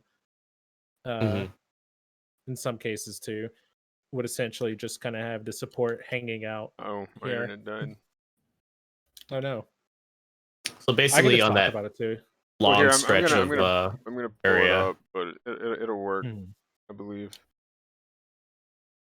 Go ahead. Yeah, the long stretch area by D, basically, where they usually, it's basically opposite of the shipwreck thing. Pretty much on the non-city side of the hill. Just give people kind of reference. There you go. It's up for where it is. But essentially, what would happen is after the fighting broke down, like honestly, if I would say like the team, especially if they spawned on A side, what would happen is they would kind of just let you have D, so that you would spawn in on that point. And what would happen is the generals would kind of just hang around, like either on or just below the hill. And essentially, what they would do is just kind of the entire team would spawn in. And so, like, you drop down, you have to turn around, you have iframes, but the enemy generals are just kind of like there waiting to engage you. And meanwhile, the MLRS is kind of, or even 7th in some cases, they probably do a charge at this point, are kind of just hanging out in the back. And essentially, what's going on is like they're leading. Shut up, Tenda or Carrie. But essentially, what would happen is they would just light up the hill, right? So like the generals would bait out the iframes, and then they would just light up the hill, and then the support would essentially just alternate to kind of supporting the blues at that point. Just like if you see a stun, just fire a rocket at somebody, peel somebody off, and then just switch over to the next target and help out accordingly, and just mix in a missile barrage kind of as they go. And like the hard part about it was if one person would, again, like it's crazy, if one person tried to like disengage and focus the support because of the MLRS, you already have the big shield that gives you an awkward target, you have the Vulcans to play keep away, but essentially what they would end up doing is they would notice you coming up, and they would just kind of like transition over to this side like I am and get on this like big hill here, and it just make it awkward for the person. And like honestly, by this time, the really good players have already done the whole like knockdown rotation thing. So they've already knocked down their target and they're turning around to get that person. So you're like, if you try to push the support, you're like dropping what you're doing, putting yourself in a situation to where you have one person focusing you and then somebody else getting you in the back, and you kind of just get caught in a sandwich, and the MLRS is probably going to stun you and then just knock you down. and they kind of just move over this way. And like once they get to this point here, like if you're already up on top, it's kind of awkward. And if you're not, you just got all this difficult terrain that you can't get up on top of. And MLRS is just vulcaning and missiling you down while you're just over here like kind of flailing a little bit. So it just made it like painfully awkward and hard to do. And if it was a 7th Gundam, like we had one match where like because everyone was waiting to spawn together, the 7th Gundam had plenty of time to charge. So you just have a 7th Gundam just posted up here with their entire general line just like down in the hill. And no matter where you spawn, like because you can't if you lost an engagement, you're down and you have to push points. So you have to come in eventually. So you just have a 7th Gundam just sitting up there for full charge, waiting for somebody to poke their head out so they could just melt somebody. It was just ridiculous. The supports were just keeping this like whatever team controlled the ridge. If they had like a good support, like it's something that the Jaeger would have trouble doing.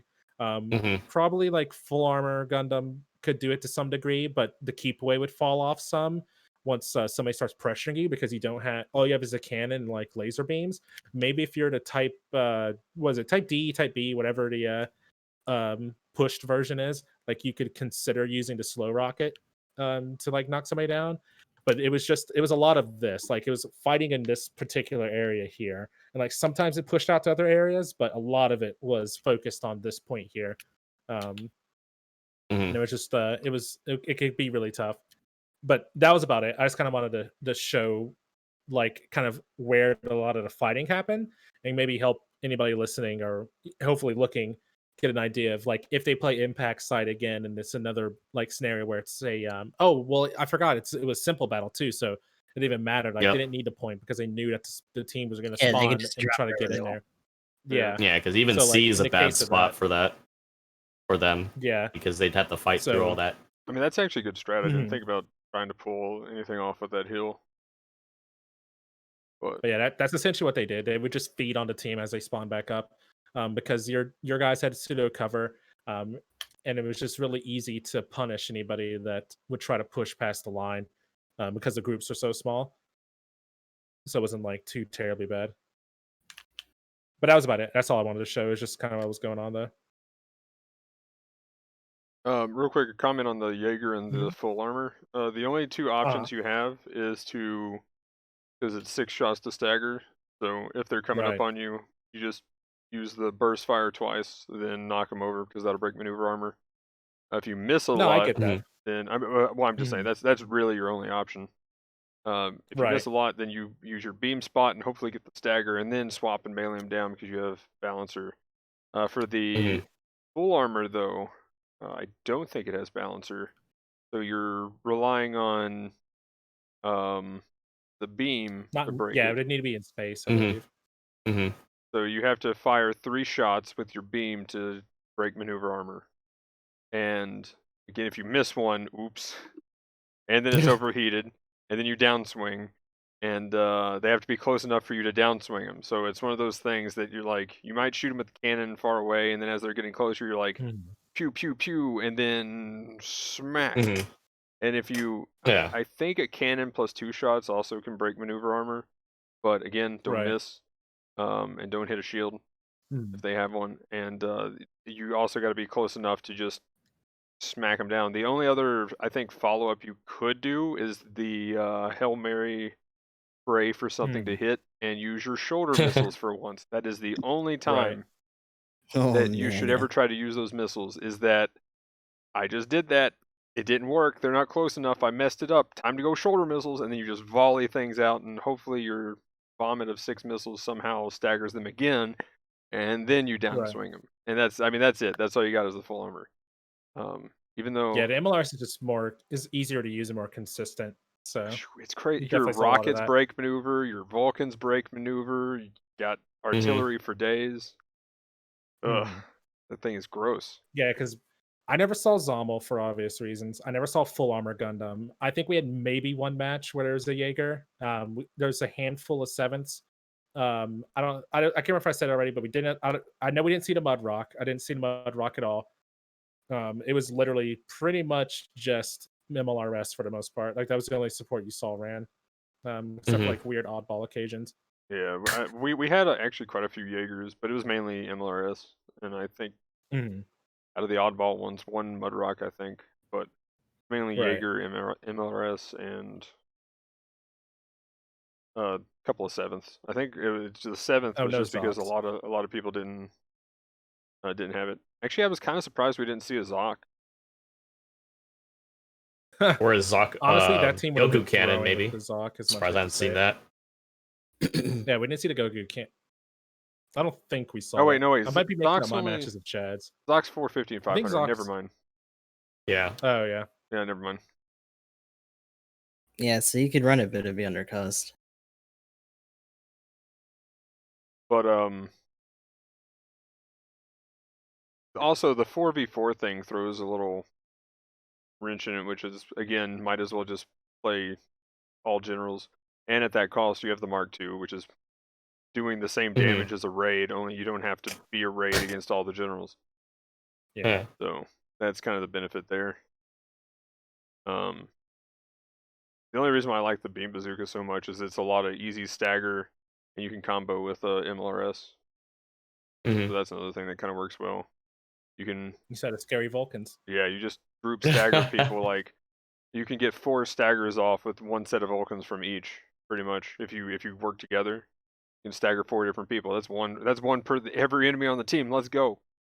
But yeah. Yeah, I would say the best raids we saw were the Mark II, the Gaplant, and the GBO2.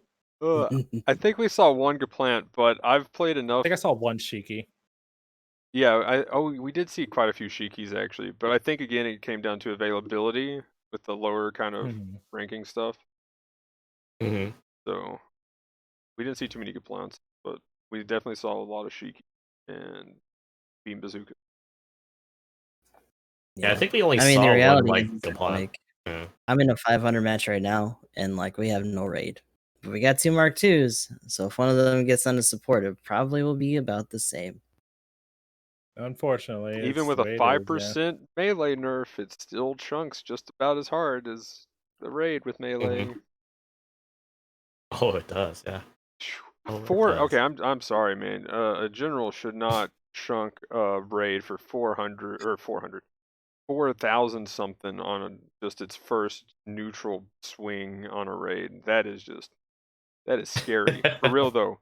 When a Mark II misses my shield and hits me in the Beam Bazooka, like when you hit me there, Aoshi, a couple of times, I was like, oh no, Aoshi hit me. Like I knew who it was. The Dija, I'm like, okay, I'm scared of this thing. It just has a ton of options, but it doesn't have the melee clap that the Mark II does. So, and it's just a standard Federation swing too.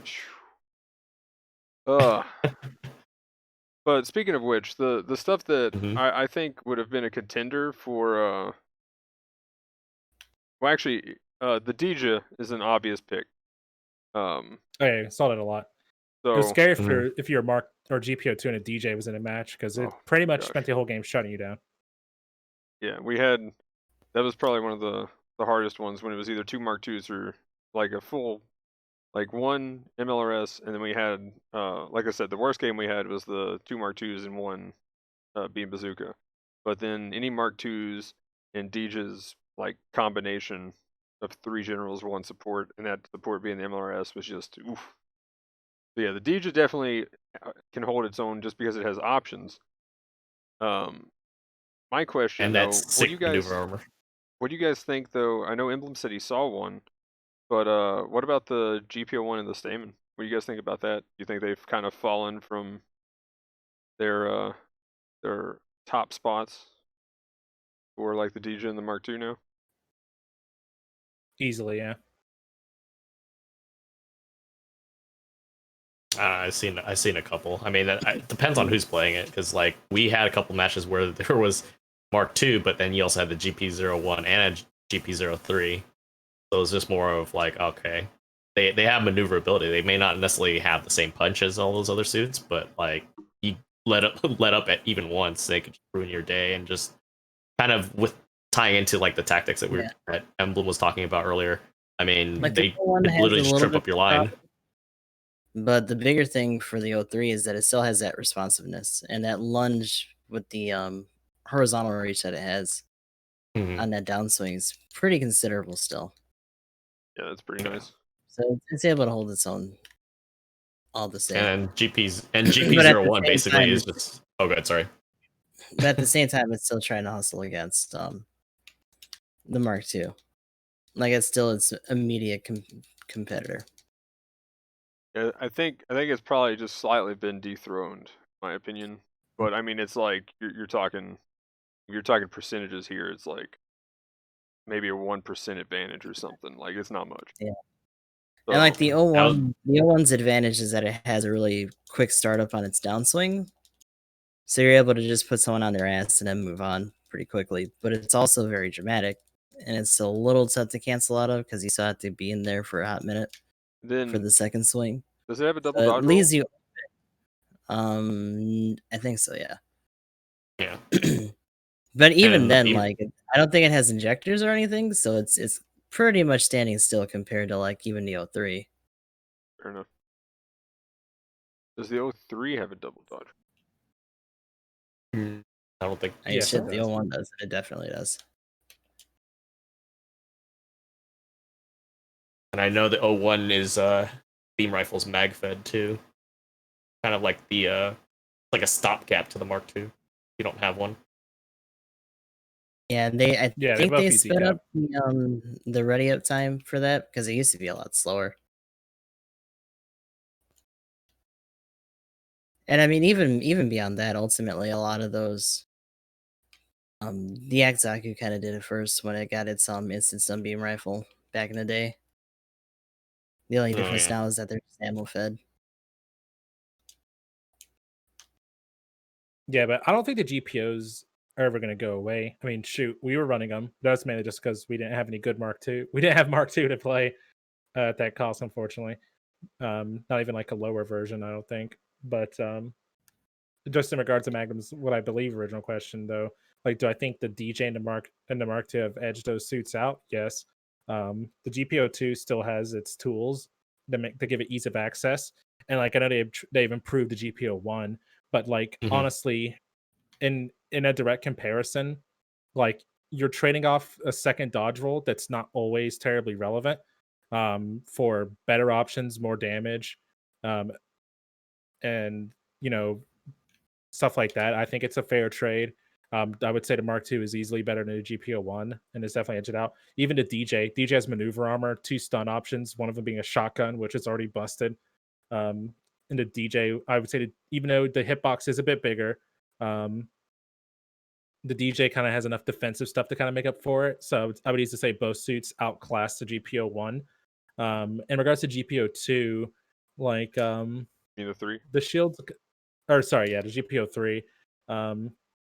The rocket stagger, like it has really good follow-up options in regards to like rocket stagger and beam rifle. Like you can play poke game at a range, and you also have good follow-up after a knockdown if you're gonna like attack somebody and run on the ground. So you have the option of doing a beam hit instead of Vulcans into a melee. And since your melee is a one-hit thing, you don't have to worry about your damage getting split in half.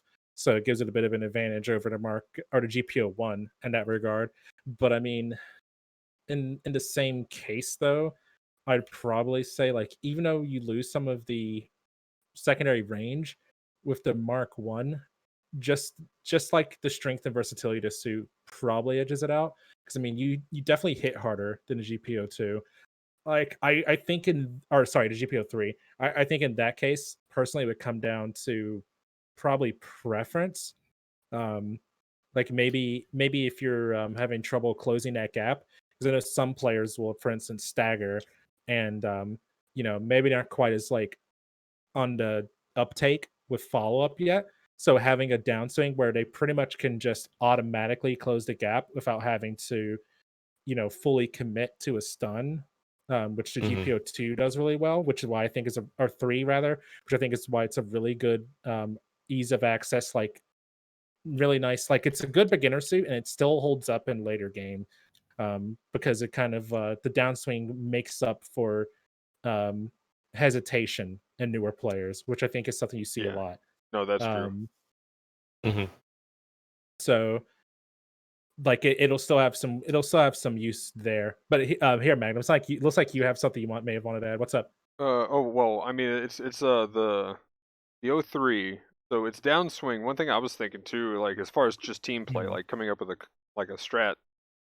If you had like one of the Mark IIs, for instance, baiting, if you did like two Mark IIs, one or even a Deej's big, so hey, look at me, Right. shoot me over here. Then the Mhm. O3 can just boom boom, and then downswing like two people just come in from the side like real quick. Like I could see some Mhm. players doing that. Like a lot of stuff like that I see when Right. once I start playing the Xeon a little too much. Um, then I start getting up there in the space. Like I'll see the like FBs pulling some crazy stuff like that. They'll like use their force injector and their overboost to like get across the battlefield and just be like boom and knock like three people down and then go over here real quick and do the same. Like the amount of like extra maneuverability that it has, because it does it have force injector 2? The O3 have level 2?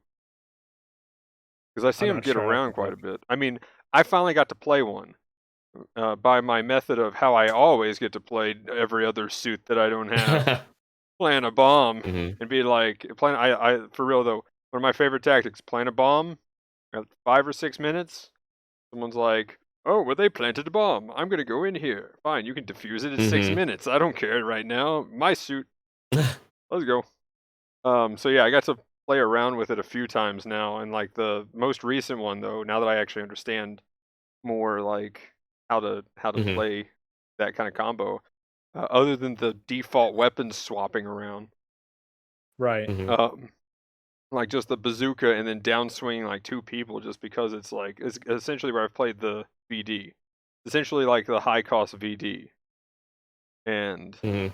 like Yeah, so it's force injector level 2 and emergency evasion system level 2. oh okay, wow, that's pretty nice, juicy.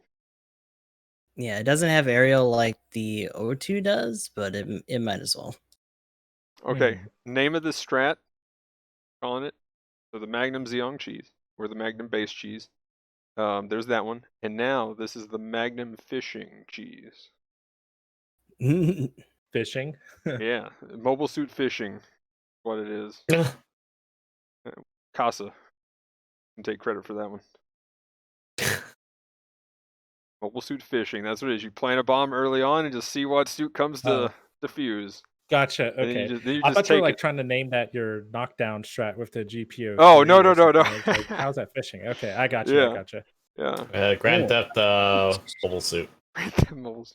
Hey man, you throw out that bait, which is the bomb, and you just wait. Mhm. But but yeah, so that's where I kind of got to play it recently, and that's why I'm like, just thinking, I was like, man, you got a lot of knockdown potential, because I see a lot of VDs where there's a lot less Mhm. mobility in like 300 cost. Like if you have Right. too many enemies or teammates that are grouped together, like way too close, a VD will just go downswing, yeet, and then everybody just like gets knocked over. I've seen like 3 and 4 player knockdowns, especially in 6v6, where it's chaos, and then the VD Right. uses the chaos to just be like, "Aha, I'm from the side." And yeah, like I think that that's ties into like understanding your hitbox swing too, because like I've caught two people, max of two, I think, with like the Mark II on a downswing. well, that's the same thing I did in the game against you, Aoshi, was the with the O2. Mhm. That's why I love the downswing of the O2 so good. And now I don't know if this is 100% certain, but if anybody has Mhm. the beam bazooka, you can tackle and downswing right after, because your hit animation starts with your shield, not your actual beam saber.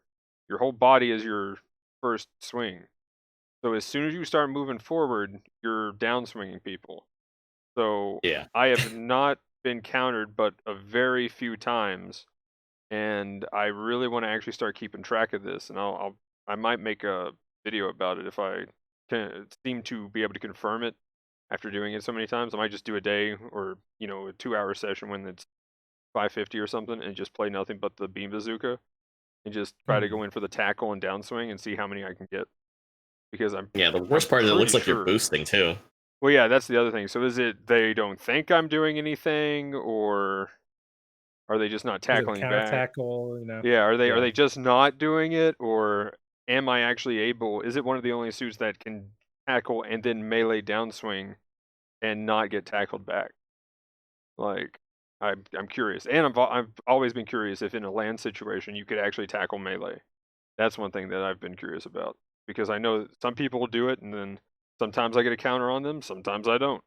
It could be in the same game even. So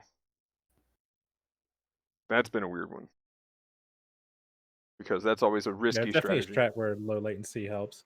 Yeah, it's like, okay, well, high risk, high reward, let's go. Little last ditch effort to save my life here as a support, pretty much. That's most of the time when I use it. Is tackle melee, let's go. I can't do anything else against this raid. Oh Yeah, of dear. course, I'm getting countered and dying anyway, right? Yeah. But cool. So yeah, really was interested about the general meta. And I know, especially since this clan ranked was around 550. I know you play a lot of the Mark II Aoshi, so that was Yeah. yeah, that was really cool. I don't have a problem at all.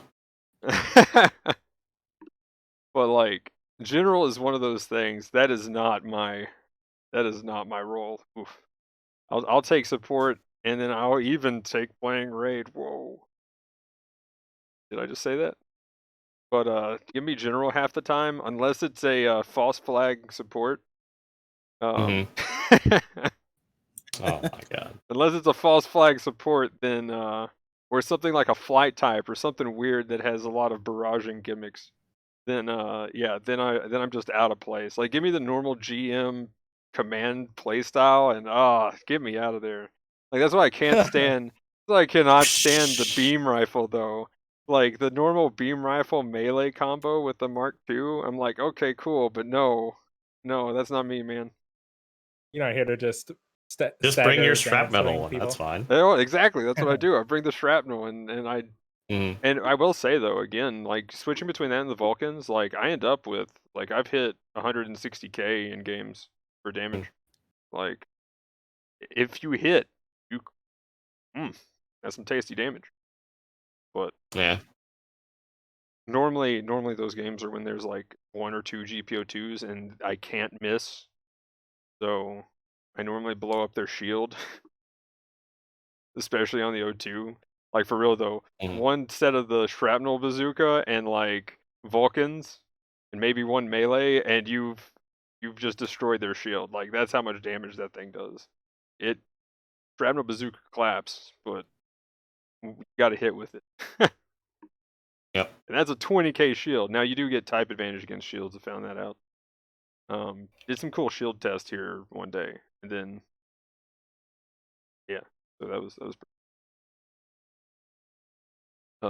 It's interesting. I've always heard it was neutral damage. That's pretty interesting. yeah. So we figured that out because we did what was it? We just went in, I think. Was it a striker and a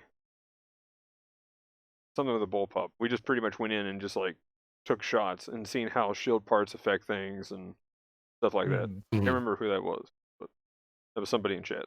They were like, "Hey, I want to figure out shields." I'm like, "Okay, let's go." Because it was really weird that you see the little shield bar, and then like you put a shield part and it fills it up, and it's like, you know, Yeah, that's one of the nice it things would have about the filled new it up. update that they rolled out is you can actually see how much of an increase you're getting. Yeah. So now we know for sure, but at the same time, we had to test that before, and it was like, oh, okay, so shield parts do help even if the bar is like almost filled up or filled up. That's just how much they can get as a base before shield parts. Is like, so if you ever had like a level 10 shield, it can only have 3,000 armor or whatever, just picking a random number, you know. Let me ask you this: how were you able to determine that you were dealing advantage damage? They don't tell you any numbers. Because if it was 3,000, then that means we should blow up a shield in 25 shots. Are you taking your modifiers into account? Yeah. It's not like you're just going off of base damage. Yeah, we were doing the modifier because it's just a percentage Gotcha. increase. So like it would be like I mean whatever the number was, we did the math. It was like okay, so this should be 20 some shots, and then we found out A, the health was working, and then B, you also get the benefit of your armor to it as well. Gotcha. So. Okay. But that was kind of cool. So you actually get benefits. So if you are, for instance, that's what makes the GM Cannon 2 so good, is because like that thing has tons of like ballistic resist, beam resist, and then its shield is just crazy to break. So that one might not be a bad one to put a couple of shield parts on. But again, you're probably dealing with more melee at the point when you want your shield to work. So, and that's its weakest thing. But Shield Senpai still helps. But yeah, Senpai's looking out for you. But yeah, I need to either find that. I think I highlighted that video. I don't think I uploaded that to the tips and tricks yet. Whoops. Need to do that. But that we covered pretty much all that in that video. If not, if I can't find it, I definitely want to get that up there on that playlist. So somebody would be interested, let me know. We can just hop in and record real quick. But anyway, so yeah, that's about all I got for the clan rank stuff. Any other thoughts, Gustav? Right. The only thing I can think of is what's the likelihood of them branching off for an NA type of thing? Because I know we're pretty much lumped up with like JP and all the other participating countries, I guess. Probably never. I mean, this I'll tell you game this. is they already technically already do. bigger than it should be. Right. If you want to look at it like this, the JP times are at 9 JP. Like that's when they start. And the last one starts at 9 Pacific, which is where the game's like supposed to be. Like it's based on the Pacific server. So they already do. It just sucks for everybody else in the US because it doesn't help out much. But the clan matches, when they do alternate times, start at the exact same time, depending on where you are. Yeah, it's all just time zone stuff. Yeah, it's all time zones. So they're doing it by, that makes sense. Okay. Yeah, I didn't think about that. Yeah, so it is 9 p.m. is where they want it to start. Just they picked the time zone. Okay, well that's okay. I still go back to some of my previous statements. We need like a European server for them to pick too. Just saying. Yeah, Europe needs some love too. Because like right now, from what I understand of how it works, like they can't get a host at all. Oof. Yeah, because if there's a JP player in it, then it prioritizes that because of the JP client, and if they're using the NA client, if there's somebody from the West Coast, they probably get it. And since it is on the West Coast, I think a Japanese player would still pull host, even if it's trying to use that server client. So pretty much, I think pretty much everybody in Europe that I've talked to is like, yeah, that bazooka, like he shot way over. He was shooting at point C, like port base, and I was like over here at like point A. What in the world's going on? How did that hit me? Like instant transmission. For real though, like the lag and the latency, especially if they're like on a 3-bar Wi-Fi connection or something, and that even just like compounds it. That's a whole different issue. Oh well, yeah, that's like first of all, anyway, but like, any way you can try to get off Wi-Fi. 100-foot cable is better than Wi-Fi. Trust me. I gave a friend of mine a 100-foot cable. It's better than Wi-Fi. So yeah, try to get a cable however you have to. But other than that, for real though, they need to throw a server up there so there can be some European host, because that'd be kind of cool. Because I will say, when we get a NA host, you can feel it. Like we had to have been getting NA host there right after versus Emblem. Like something was clicking. Like man, that was some juicy play. But okay, so as far as the reward, which sounds like Emblem's gearing up for week 5 from this first showing. You right. Oof, but you right.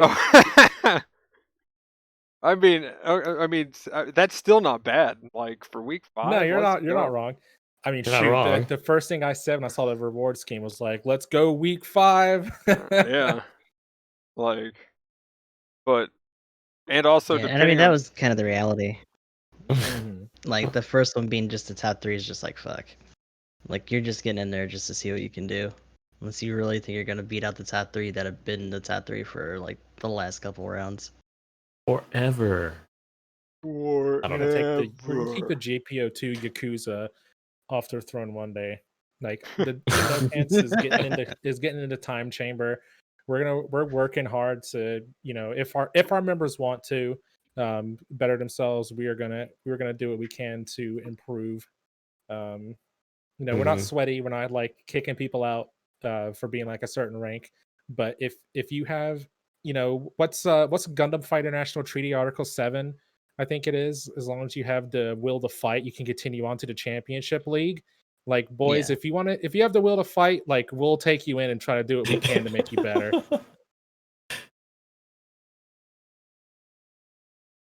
I can't. that was the worst time to try to take my medication. Disagree with that. That was funny. That was good. I can't disagree with that, but the execution was Well played. pretty entertaining. I mean, you can't beat quoting the Gundam Fight International Treaty articles in the middle of a GBO podcast and making Oh it my relevant. Okay? gosh! I need to. Like it's literally like top 10. I need to go watch Just those. a bunch of fucking nerds. Oh my Hey, god. Magnum Gaming, we're going for it. Underdog victory. Let's Here go. we go. Draven's telling me Article 3.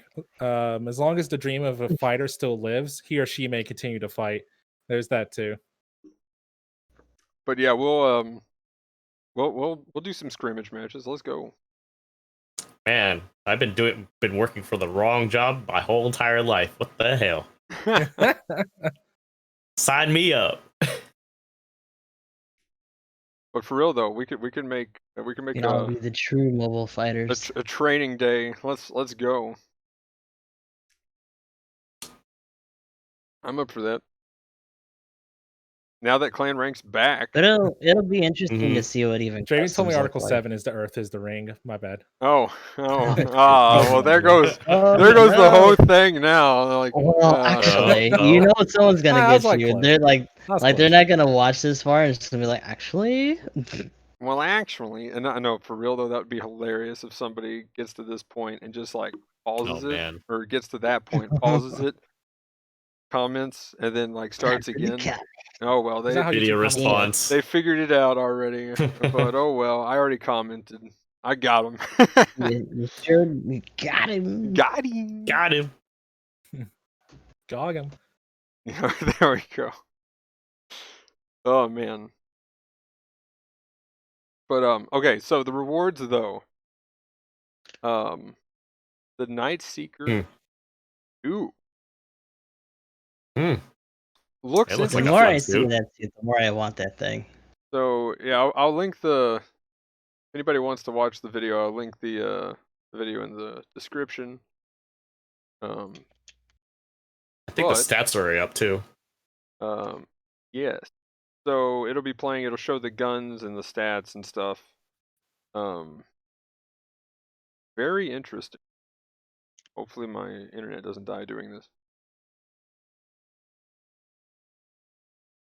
The internet cannot contain the awesomeness of the Night Seeker 2. Night Seeker 2. I mean, is it related to the Night's Watch? Sorry, I'm making bad references. There we go. Sorry, not sorry. Okay, so I think Emblem, you probably actually have screenshots of the stats up, or at least I know you linked them before.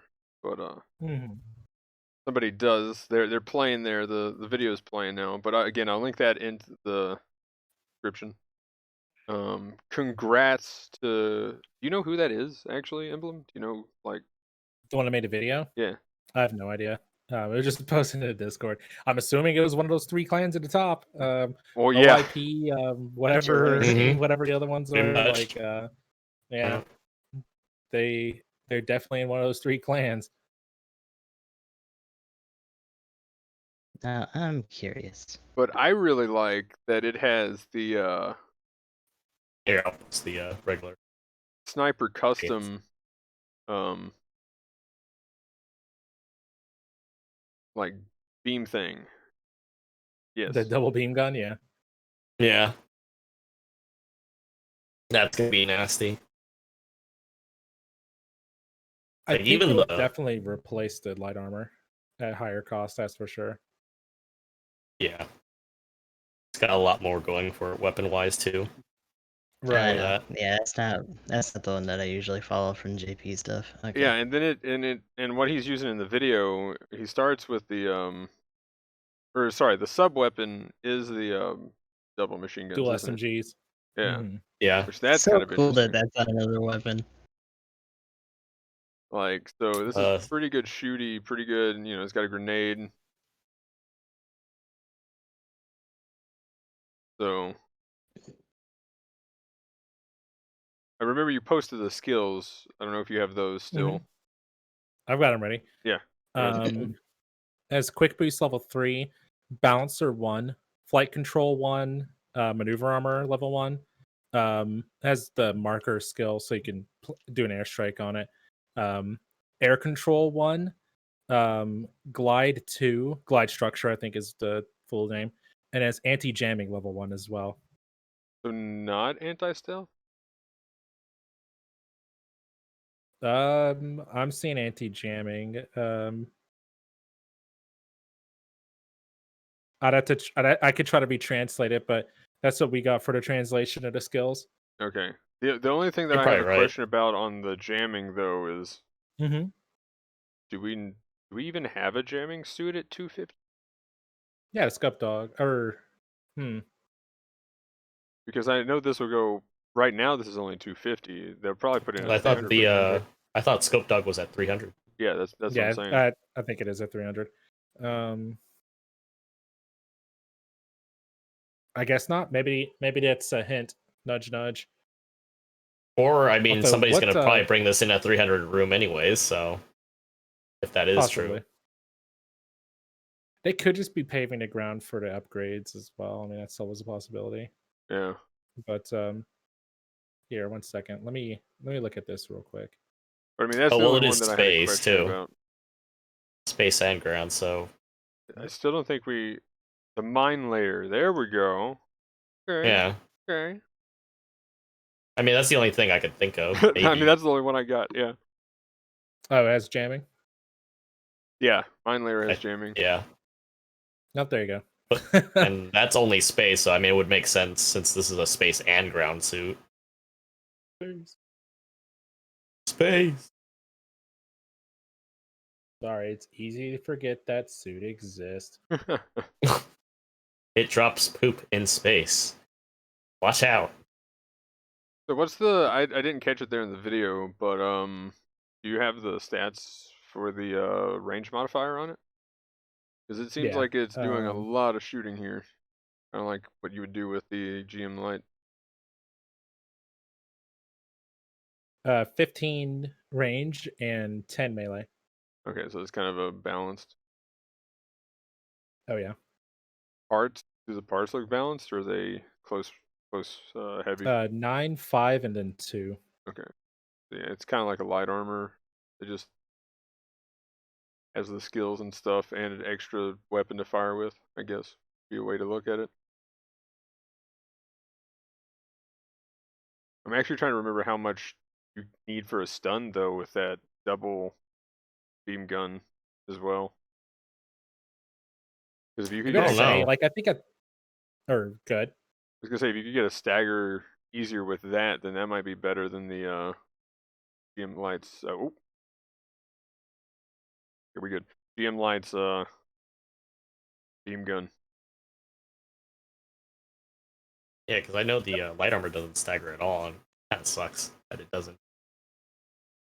It does destroy legs though. So. Oh yeah, it definitely does. But I can't remember if the double beam spray gun does or not. The double does, but you gotta waste like the entire thing to do it. Ugh. Yeah. Which means like 2 volleys worth, and it'll actually come in. I think in that case too, like any stuns that happen are kind of like incidental at that point, right? I'd probably say like your main game plan is to kind of pop them out, because I feel like the light armor, for instance, excels at putting pressure on supports at a fairly decent range that are doing their whole like hang out in the back or like building chill. Because I mean, a lot of times those supports are off in a distance unless you start getting to high level plays where people realize that their cannon is more like a frontliner, like a mid to close range suit, the cannons and machine guns. But like if you have anybody that's like, haha, I'm a GM cannon on a building, or whatever, like you light them up with the decent range on your striped beam rifle, and you can throw grenades at them too. And I mean, if you can close in and get the melee in, you just use your general purpose melee tricks to kind of clap them down. But I think it kind of in the same regard. Think of it like a low level version of the Gundam Unit 5. Like you have decent long range, but like if you can close the gap and get in there, you're not bad in close range either, because you're a general, or you're a raid. Sorry. And you're able to hold your own in melee to some degree. I mean, we talk about pseudo supports, but can we just coin pseudo raids at this point? Sorry. Yeah, Mark II, pretty much. Yeah, for real. That's the first one that comes to mind. The Ifrit in some cases feels like a pseudo raid. It's hard to say support wise. I feel like every support that people say, oh, it's our raid support, just feels more like a blue. Yeah, to me, pretty much. Like G-Line full custom feels like maybe a slightly squishier gun cannon, or sorry, GM Cannon 2. Except you have a better melee. Well, no, that thing has the saber. But I think it stabs, so it's a little bit like focused, I guess. I mean, and even like the you can 7th use Gundam, the shotgun, so it kind of then could feel like more of a raid-ish, even. But yeah, I still think it would fit into the general package, even with the shotgun too. Well, just because its melee modifier is complete garbage. Like if they actually decided to give it a melee modifier, I mean, just saying. For real though, like 60%, really? Like, and then the reduction to hitting a second hit. Like you do clap that first swing. You're like, smack. Oh yeah, I did like 3,000 to a general. Feels good, man. Here's my wet noodle. Like what? What is like you got this wind up into like that epic movie jump, like spaghetti. Like, oh my gosh, there somebody we must have go. been watching. Somebody must have been watching. God of War. Yeah, exactly. You got the God of War jump. Out of that. You got the God of War jump. And yeah, then, the commander. That shit's. I just backed up a commander in the Type B, and I could tell that dude was happy because every time he got a chance to do that big downswing, what? He just went in and fucking bodied somebody. It's kind of goofy that they gave it to the full armor G line, especially when they didn't give it the priority to really make good use of it, unless you already have someone staggered. But it's interesting that something else can do it at the very least. Gustav, that's called cold, harsh reality. Like, yeah. In case you forgot, like you get your 2 swings and you go in for a combo, and then just in case you forgot, Kobe mixed in a little bit of disappointment in there, so you could be like, "Shit, I am a support." SMH. And then you just walk away sad. Yeah, this right here. This is how I feel every time I downswing with that thing. Yeah. And the thing is that it's a pseudo support and supports clothing too. Like even canonically, it's literally just a configuration. That's just a modular thing that they put on it. They don't even commit as fully as the full armors do for the Gundam line. So it's pretty much just Zoids. You just put on different parts and that's it. Okay, real quick. Not really supposed to be this role. You're just kind of serviceable. And the fact that you're emulating a kind of so-so support already with the GM Cannon 2 kind of just furthers to prove that. The only nice thing, and maybe the nice thing if you're actually halfway decent with it is running that heavy rifle. But I can't. Which I mean, I get in there with the shotgun. I clap with that, but that's because that's why I wanted it. So I finally got my support with a shotgun. It's the closest thing I'll get because they'll never give us support in an actual shotgun because then we could actually bully raids and then they could actually call us a bully. Like you can almost call us a bully No, with a fuck detector. you. Yeah, they're already bullies. No, you can't call us a bully till we get a shotgun. The day, and this is the only reason it's going to happen right here, is because I'm saying this. The day we get a shotgun. As long as the MLRS breathes, all supports are bullies. Okay. Oof, okay, I kind of can almost give you that one. I beg to differ, but you know. But actually, actually.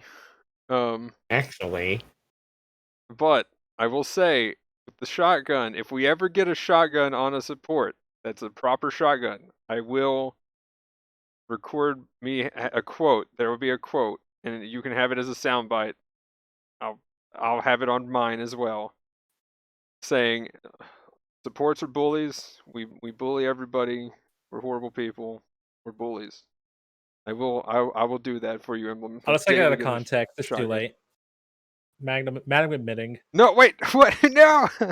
Yep, sorry. Dang it. The power of editing and clipping is too strong. You've already goofed. No. Not deleting my VOD. Oh no, I'm giving Emblem a suggestion. He'll announce it for you. Yeah, it's the re-rise Alex, shotgun Alex. He takes the Alex or the camper shotgun. Full armored. It's got to be full armored, you know, just to add to that meta. It's a support. Full armored Alex with the shotgun. Alex with the shotgun. Oh no, that'll be it, dude. But yeah, Gustav. To put like salt in the wound, it'll be the camper shotgun. So you know he killed a camper to get it. Gustav, you're breaking up right now. Really bad.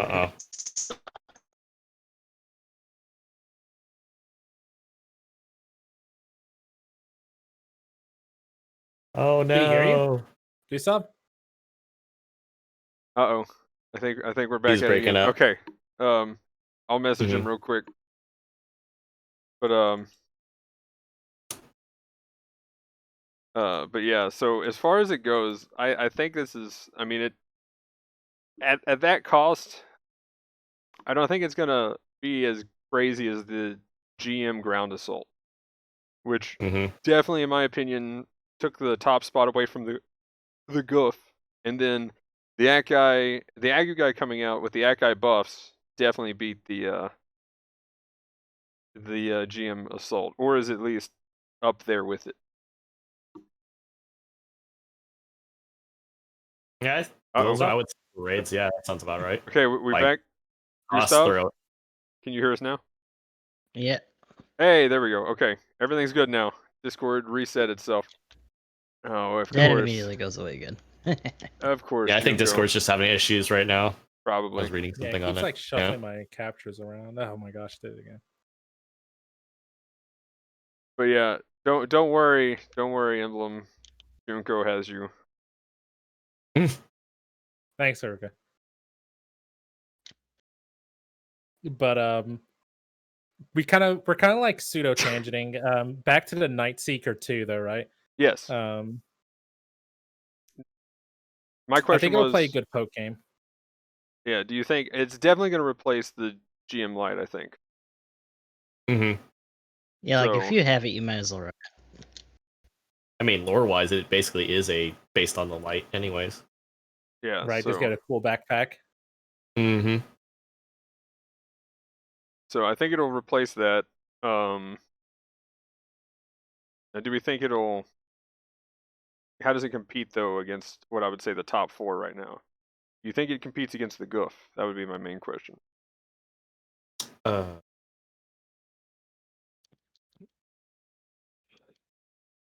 Maybe. I think the Goof can somewhat hold its own better against generals, which is a really big deal. So like, it's hard to say. I would probably give the edge to the Goof, just because like the goof is one of those suits where if you catch somebody, they're gonna be in pain. Like even at level 1, the goof can cripple generals if you catch them in like a full combo. It hits really hard. I mean, even though the heat rod is unreliable, it's still an instant stun as long as you know what you're doing with it. So I mean, you do got that going for you. And it's got a shield. Yeah, it's a shield too. Yeah. So in survivability. That's one reason why I recommend it to beginner players that want to get into raids over the beginner cost, because it's just a pretty solid all around suit. That was the first raid I started learning, was the Goof. So definitely a fan. I will say the Night Seeker, we didn't go over all the weapons, which might be kind of helpful with more context. But the Night Seeker gets access to the Stripe Beam Rifle, the double beam pistol or thing that the spray gun custom has, and the standard spray gun. So it loses its launcher that the Night Seeker 1 has. I would like, if the Night Seeker 2 had a rocket launcher, I would say it's better than the Goof. Because essentially what you would do is just stagger, knockdown, and then unload your dual SMG clip on them, and you probably get more damage out of that than your melee. Kind of like how like it's a good alternative to Pixie, because even though like the range is garbage and stuff, the dual SMGs are actually damage wise easily one of the like harder hitting machine guns in the game. And I mean the fire rate's pretty quick too. I probably say it's like not quite not quite cold climate, but definitely better than a frickin' Zaku machine gun. So here is a question. Just everything else about it leaves a lot to be desired. Does the like strip beam rifle actually do any stagger percentage? I feel like I've staggered people with strike beam rifle shots whenever I was playing the light armor. But I'll just look real quick.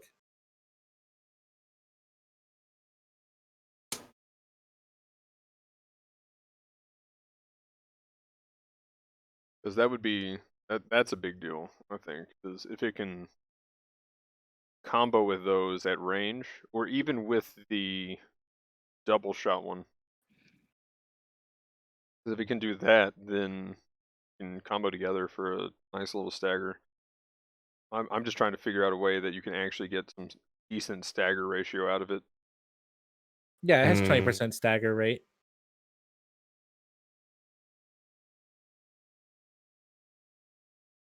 The heat rate's 35, so you'll never get 3 shots out. But like, you can do a grenade into rifle shots. Yeah, because it has the enhanced grenade, so that'd be a thing. Yeah, because it's a 30% stagger value. So you can do 3 shots. So that's 30, 50. Damn, you're still 10 short. Never mind. Good luck. So what about the other beam rifle though? What about the spray gun? Yeah. Or are you talking about the double beam gun? Double beam. Then yes, double beam. Second. Or the spray, actually. That's another interesting one.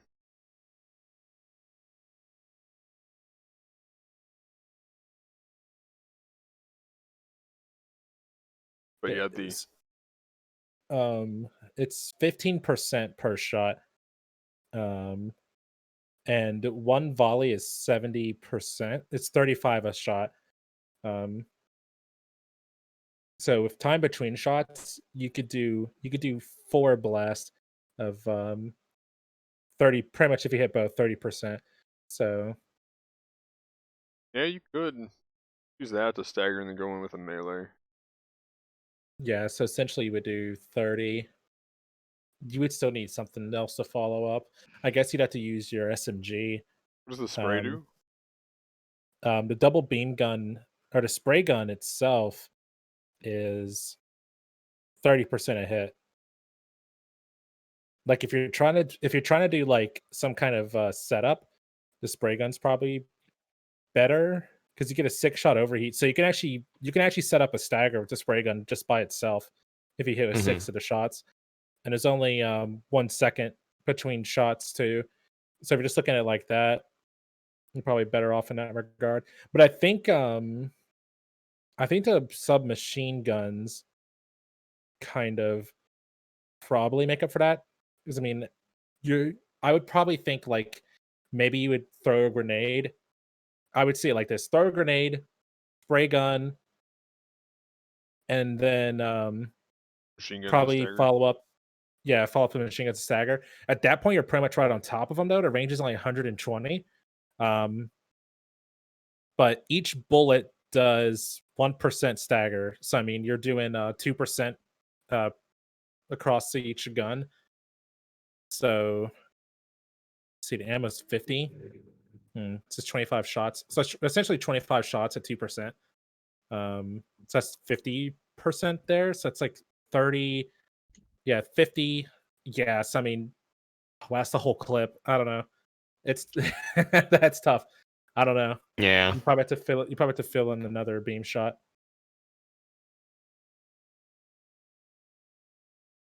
I'm gonna say bullpup might be just the old reliable, or even something. Well, that's just if you're trying to stagger. Like I was saying a second ago, Yeah. I think honestly you're more of just poking. Like if a stagger happens, you capitalize on it. But I think you just poke aggressively, probably break their legs, and then kind of force them into a fumble, and then you just show them how your beam saber works at that point. Like, haha, you have no legs. You just murder them. If you don't, you just mow them down in cold blood, just right there with your gun.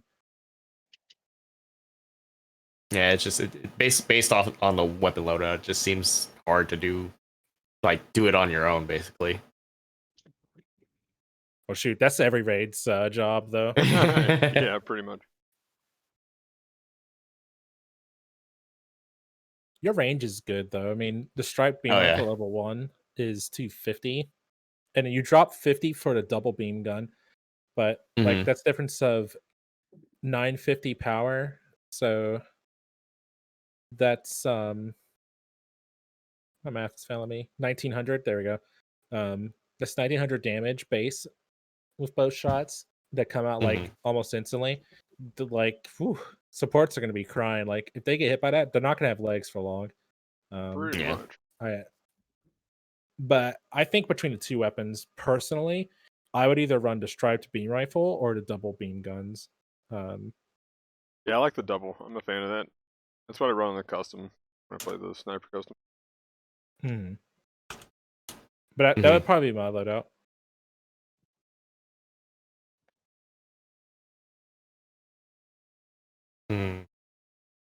I would ask Gustav, but he's having more technical difficulties. Feels bad. Yeah. Damn it, but Discord. Would you run the bullpup, Aoshi? Can't hear us. Discord. Seeing my habits from the light armor, I'd probably run the strip beam rifle first because I always like range. Because a lot of times I think we've kind of discussed like just casually in games, but like a lot of times, even though your role is such, you're supposed to be doing this. A lot of times you're on the line with the generals, so having that extra range does kind of give you a little more flexibility. For sure.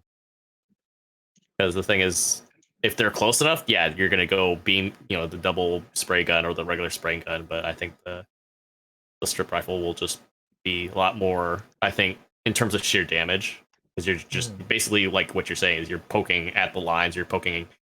Basically, if you get to the support, you're gonna be poking him until he gets annoyed to hell. But damage speaks louder than anything else. That'll pretty much win your games. I will say too, the double beam rifle kind of plays better with the dual SMGs since you have to be closer to hit the double beam gun. There's less distance for you to cover to be in effective range for the machine guns. So that's a thing to consider also. Yeah.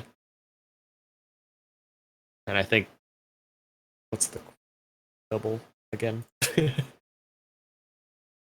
I think is what it was.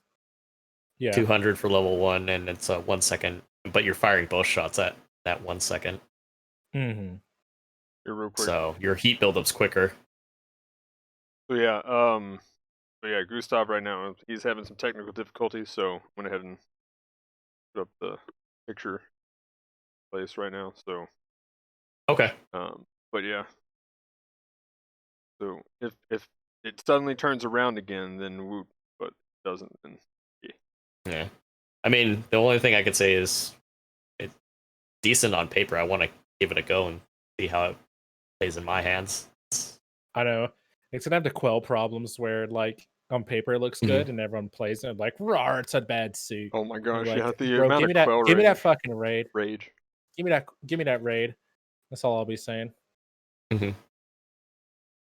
I mean, again, Akai and Agu guy though existing at that cost is just like, I don't know.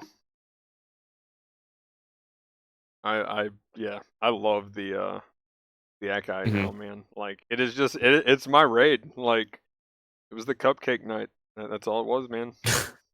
that unlocked my Akai new type potential. Let's go.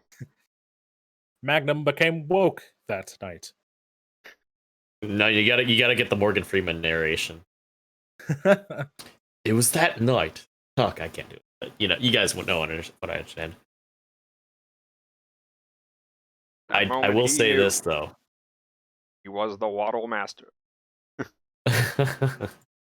One thing I want to mention though too is I don't know how much of the information has been updated, but like the movement speed on the suit in particular definitely has caught my eye though. For something of this cost range, $250.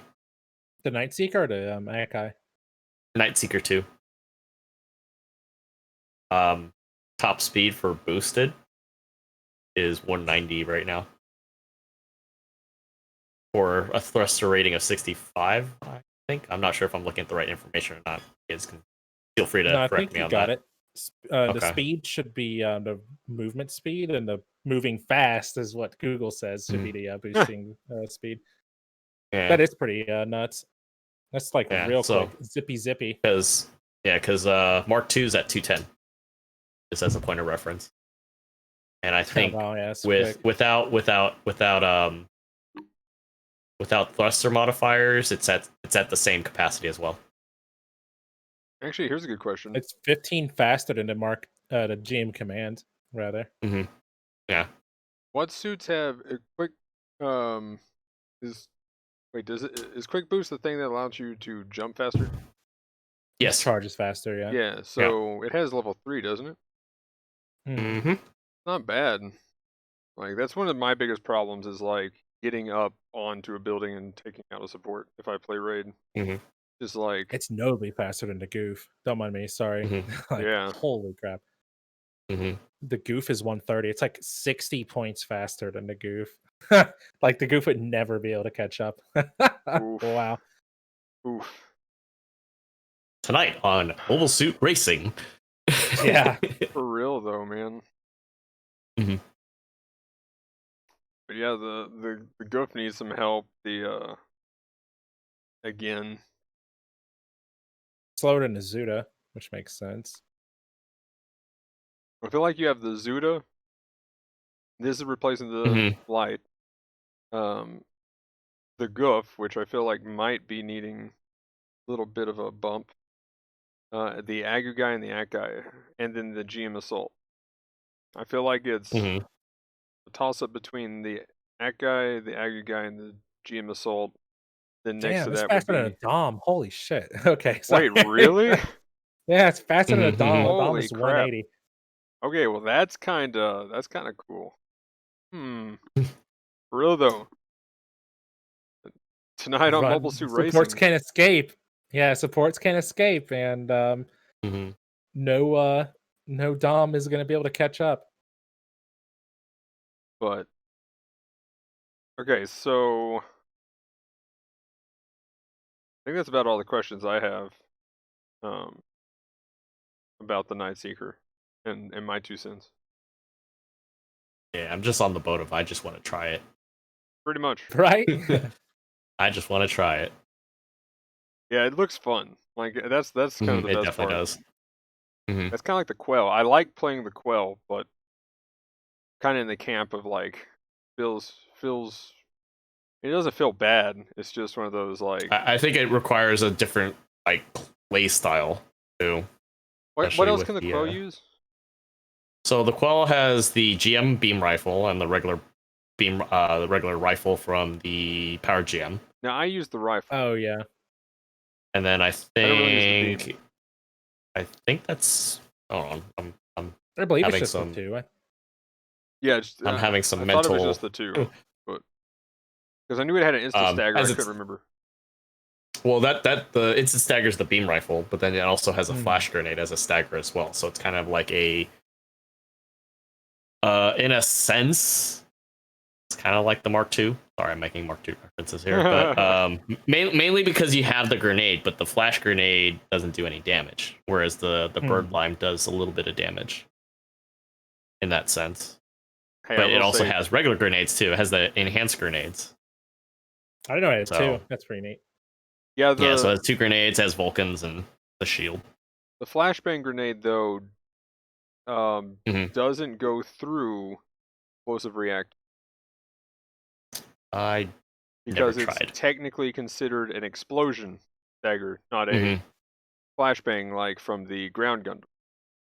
Ground Gundam's little flare that it shoots will actually flash you like the Dom flash will, whereas the that is considered an explosion. So the only reason why I know this, Striker versus Quell, Striker won.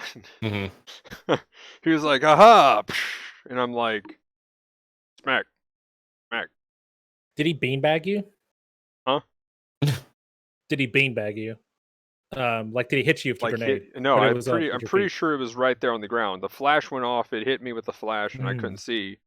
But I just walked on through. I mean, at least on my screen, it was there on the ground.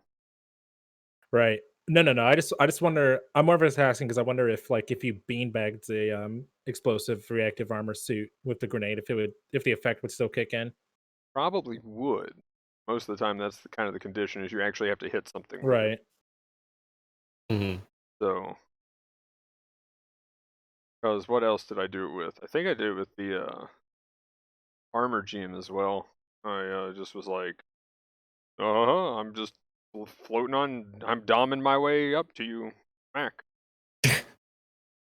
So I'll have to play the Quell some more. I've only had it like a couple times, but give me that suit.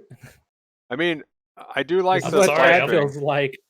It's like Chad feels like when he sees my level 3 Alex with oh my less uses you can count on one hand. Give me your Quell, I'll play it. See, I think that was the I mean, that was with me with anybody have a Dom Barrage level 3? I mean, I'll take that off of somebody's hands. We'll trade. But like that was me with the flight type for Chad. I'm just like, flight type level 1, here we go. Chad's like, and I want it. Only that one I like it.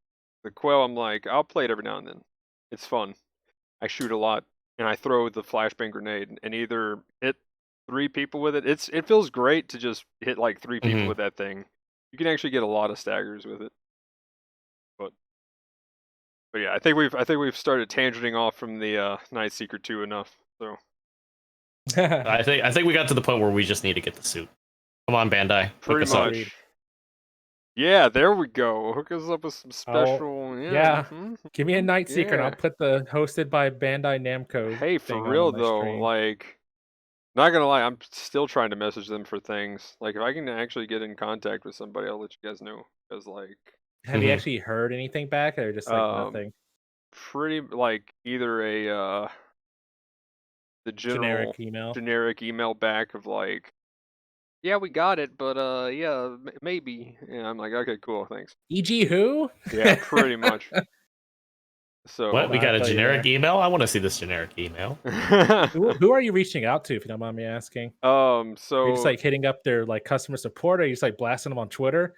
No. So well, first I started on the customer support, and then finally I got a message back after spamming them for like, the past 6 months or something. Then they finally were like, well, here's this, and so I don't know if I'm allowed to actually put that out there, but yeah. So hopefully that's fine. You can just DM me later. Yeah, there we go. We'll yeah, I'll take a DM also. But the thing is, I'm trying to push the GBS kind of numbers and stuff as well. So No, I hear you. But I Some support from Bamco would help. for real though, like I mean, hey, that new game that they got coming out that was shown off, that was it one of the games that actually had gameplay in the Xbox thing? Like the you're talking about Scarlet Nexus? weird Devil May Cry near whatever yeah, game, the flower, the bouquet monsters. What was the waifu Dark Souls again? What was that called? That's another one that I want to play. Code Vein. Yeah, so the Code Vein near Devil May Cry. Yeah, there we go. Bamco, I'll play your other games, but that game, like, I only looked at the trailer because they said members of the Tales of team that left or got moved worked on that game too. I was like, oh, cool. Maybe it's like a neat RPG. And I saw the gameplay. I was like, I'm not interested at all. I don't know. It just looks weird. Yeah, Devil May Near Cry Automata Gestalt. Sure. Wait, Vein. That's pretty much what I said. It sounds good. There we go. Vein. Forgot the word vein in there somewhere. Code Devil May Near Cry Automata Gestalt. There we go. We'll take that one. But anyway, too much tangent. What's next? Let's see. Stuff and things, guys. New MS guesses. Yeah, we go ahead and go there. Actually, wait. I definitely want to do a segment, and I would like to hear if Gustav was like. I would like to hear some of his opinion, but I have to just take a moment to explain what's been going on. This past week, I also posted something on Twitter and Reddit about the Full Armor Thunderbolt and the Zommel. Got a lot of responses on Reddit, which some were your normal Reddit responses, of course, and then some were kind of cool discussions. Like the so of course there were the it's fine law, of course, comments. Get good, scrubs. And it's like, well, I mean, like, it's fine because, or it's fine, but there's no because there. It's like, you know, I'm like, right, they're adding nothing. Care to elaborate? Why? Please? Okay, nothing? Got it. It's supposed to be a discussion, my guy. It doesn't need to be buffed. Yeah. Cool. Can you give me why? But yeah, there was that generic, like, response. But then there were a few people that kind of talked about it. So pretty much what I got for so what I presented was just the tweet, because you can fit so little in a tweet normally. So I guess I could put up on the topics list Thunderbolt / Zommel right now, or yeah. But so the thing is the turn speed. Oh,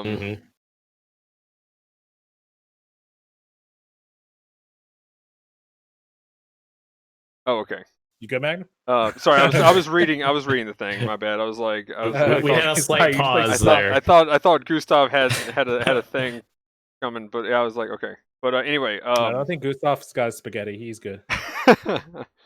Dude, man, I feel that, man. Let's get that pasta. I got some pizza over here. Let's go. But anyway, the so the turn speed for the Thunderbolt, right? The main problem right now is, in order to get enough turn speed to work on essentially all maps is kind of the thing, or to even feel decent, you have to lose a shield at the very least. I'll agree with somebody, put turning parts on it and lose a shield. That's kind of where one of our discussions went. So I was like, okay, I can give you that, but the thing is, you still have to lose a shield. In my experience, now from what they were saying, they're A and they play against a lot of A's and A pluses, but from my experience with A's and A pluses in space, is they don't care about your shields. They just shoot you in the face, or they'll dash behind you, where your back is definitely exposed. There's not much you can do, and they'll just shoot you in the back and break your back. And then they'll melee your legs, so that they don't break shields. So now this is, of course, going to be generals. So fair enough. Then there was they should win in a fight, yes, but this is no contest. This is like I get one shot, one opportunity to watch myself die horribly. No matter what. Like there's just nothing you can do. Like you might get the knee stagger with the main beam, but that's like once every 20 seconds, I think is the cooldown on that beam. Like 20 or 30 seconds to knee stagger somebody. And that's your only chance to actually do something to defend yourself. Like you're worse than a support getting bullied by a raid at this point. Because and here's my other thing. So I've talked too much, I guess, about the Zeong and the FB in this. So my point, though, is you can do this with the Gyalgu Jaeger. You can do this especially with the 7th now that the 7th's out. But they were like, at 550, you probably should use another raid. Well, if that was the comment, if that's a comment, I say there's something wrong with the suit. If you're saying, well, you should probably use something else, like where we were talking about the 250 stuff. I think we can agree you should probably use something else other than especially when that gets in and you get that. If you have the Night Seeker 2, then you probably shouldn't use the GM Light or the Zaku 1, right? So I think the GM Light and the Zaku 1 probably need a buff. I mean, yes, they already do need a buff, but you get what I'm saying? Like if that's kind of the comment, then I feel like the 550 and 600 full armor Thunderbolt should get some kind of boost to help it out. So, I mean, that's kind of my Thunderbolt kind of thing. Mhm. So, well, also the turn speed thing too. So its base turn speed is garbage. And like I said, if you're playing a support, your job is not to break their shield. So you kind of like if you're in the Jaeger, which this is where I first started fighting the thing, because in support that's all I had was a Jaeger around that cost, or the full armor. And either way, I would kite behind it, shoot it in the back, destroy its back, slowly whittle it down to no health by shooting its legs and just staying under it and behind it, kind of thing. And then leave it sitting. Then either they full repair or barely get their legs repaired, and then they get destroyed by a general in one shot. So that was kind of my. That's where it really started. When you guys first started hearing me complain about the full armor Thunderbolt, that's where the that's where I was like, okay, this thing needs a buff, because like I was decimating it in a Goku Jaeger like it was nothing. But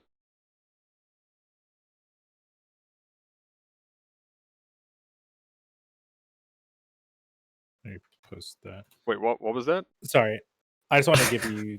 I just saw this and thought that was interesting because I know you were asking about it before. And it kind of breaks it down a little bit easier for you, because like you remember when you were saying how like they had the base turn speed posted up, that actually shows what it's supposed to be at and how much each shield impacts it. Okay, well that's actually really cool, because okay, so for anybody listening right now, and its turn speed though is 72 by default, so that's kind of weird. Maybe they got that's 78. I wonder if that's like the highest level of it, because I know the right that seems like it's without shields, is what it should be. Because I know, because the highest I can get is 77 right now with the +5, but that's the 550, I think. I don't know if that's the 600 one. Do we have a 600 one? We do, don't we? It should encompass both. I thought they had like a promo like a couple weeks back. Yeah, that's what I was saying. I think we have it. But either way, though, point being, if it gets down to 31, either way, that's pretty rough. So I don't have up the some supports, but I know most supports are in the 40s or even in 50s. So you can out turn kite this thing and just fly behind it with literally any other suit while it has 4 shields up. I might actually take that screenshot and post that on the thing, just to kind of bring that up. Because, again, the main point why I was trying to post on Reddit in the first place is to kind of get more people going to the Twitter, because if it gets retweeted, then they see it more. The devs would, I guess. Is that how that works? Okay, yeah. Good question. Tell you. Okay, I was gonna say they don't even have a. They don't have a public PR contact that you can get a hold of. So that's the other possibly. problem too. Yeah. So that's the easiest way I could think of to get a hold of them to kind of be like, hey, here's a thing. Please get on it. But that's my biggest issue, is if you don't destroy the shields, and it's really easy to not destroy the shields. Just kind of take a second longer to kill it, hide it, and then just toy with it till it's almost dead. And then they're down a player till either they decide to get out and repair for 30 seconds or, and then by then they go to repair. And then once they get back in the fight, a general just one-shots it. So, I mean, that's pretty much been my play from when I was playing the Jaeger. Now, a lot of people definitely just run in, melee it, break 2 or 3 shields, and like I was playing earlier today, right before I played with you, Aoshi, that's what happened. Somebody just broke my shields, and I was like, okay, we good. Boom, I'll hit you, I'll blow you up, I'll hit you, let's melee this guy, And it felt good. But until like I had the shields, and then some people would just like shoot me in the back, downswing my legs, and then I was like, okay, I'm dead. There's nothing I can do. So I was gonna say, since you have more experience with that suit than I do, would you say that it's kind of supposed to be a tank basically because it moves so damn slow? Well, it's fast. Like it's supposed to thruster speed is fast. So here's the argument. So here's the argument where I kind of have to agree with some people. But the thing is, again, this only works on say dark space or the resource satellite. Is when you're out and about, you play it like a sniper.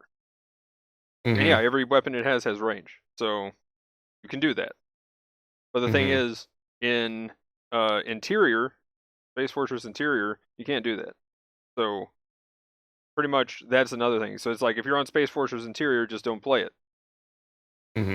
So I mean, yeah, there are some suits that also do that in support stuff. So fair enough. I guess there is that argument, but I mean, really, the only map that it feels good on is on dark space. So again, where you have room to move and stuff. Yeah, and you can just kind of kite back rather than having to turn to deal with somebody. Because in every other map, you can pretty much get up on one, and once you get up on it, you can just out kite it. You just turn kite it. Because what I was gonna say is I was kind of leading into what I had somebody in chat telling me is possibly. I'm just gonna shoot out ideas, reading verbatim. Increase the shield HP to be half as strong as a GM guards. I'm not not familiar with the numbers, so I'll let you kind of sort that out a little bit. So, either increase the HP as well, and then do something with the beam rifle to be like a charge type, and change out the rocket launcher to be like almost maybe not necessarily the same as like the standard full armored, but like something where you can kind of just dump the missiles out instead of just like the Type B. In contrast, if that makes sense, the big giant large missiles, and then stagger armor maybe. I mean, pretty much the big thing there is if a shield breaks, your maneuver armor is gone. It doesn't matter if you have a maneuver armor. Your shield breaks, you're staggered. So the shields break way too easily.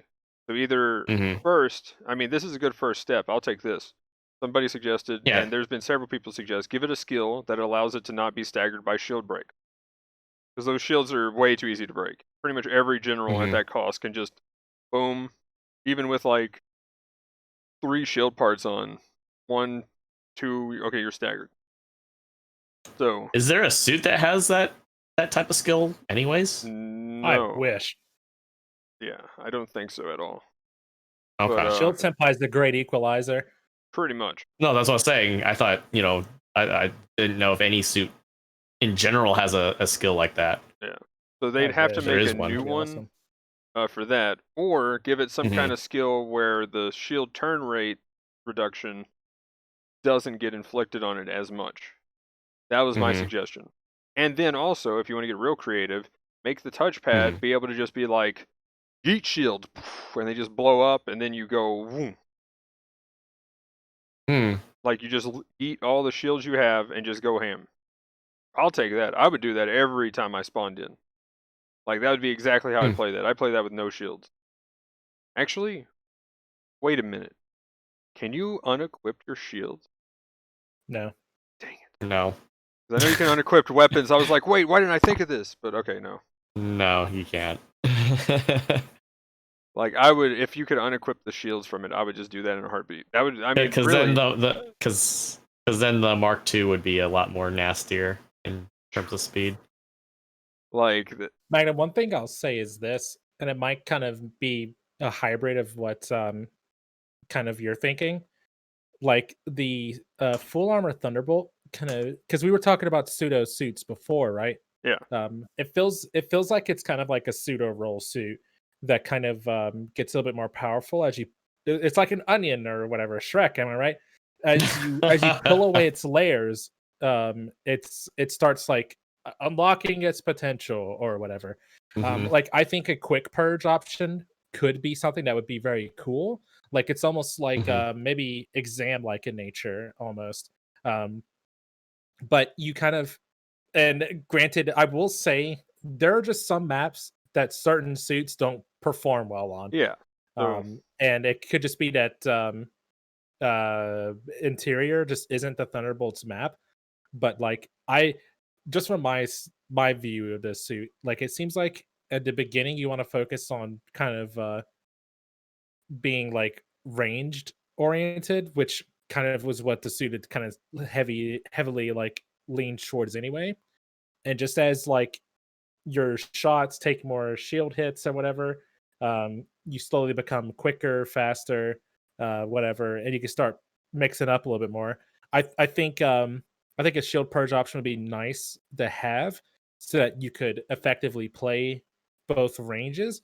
Like when you're still a raid, so like whenever you're unlike a support, whenever they get caught, they have their minor tools to fall back on.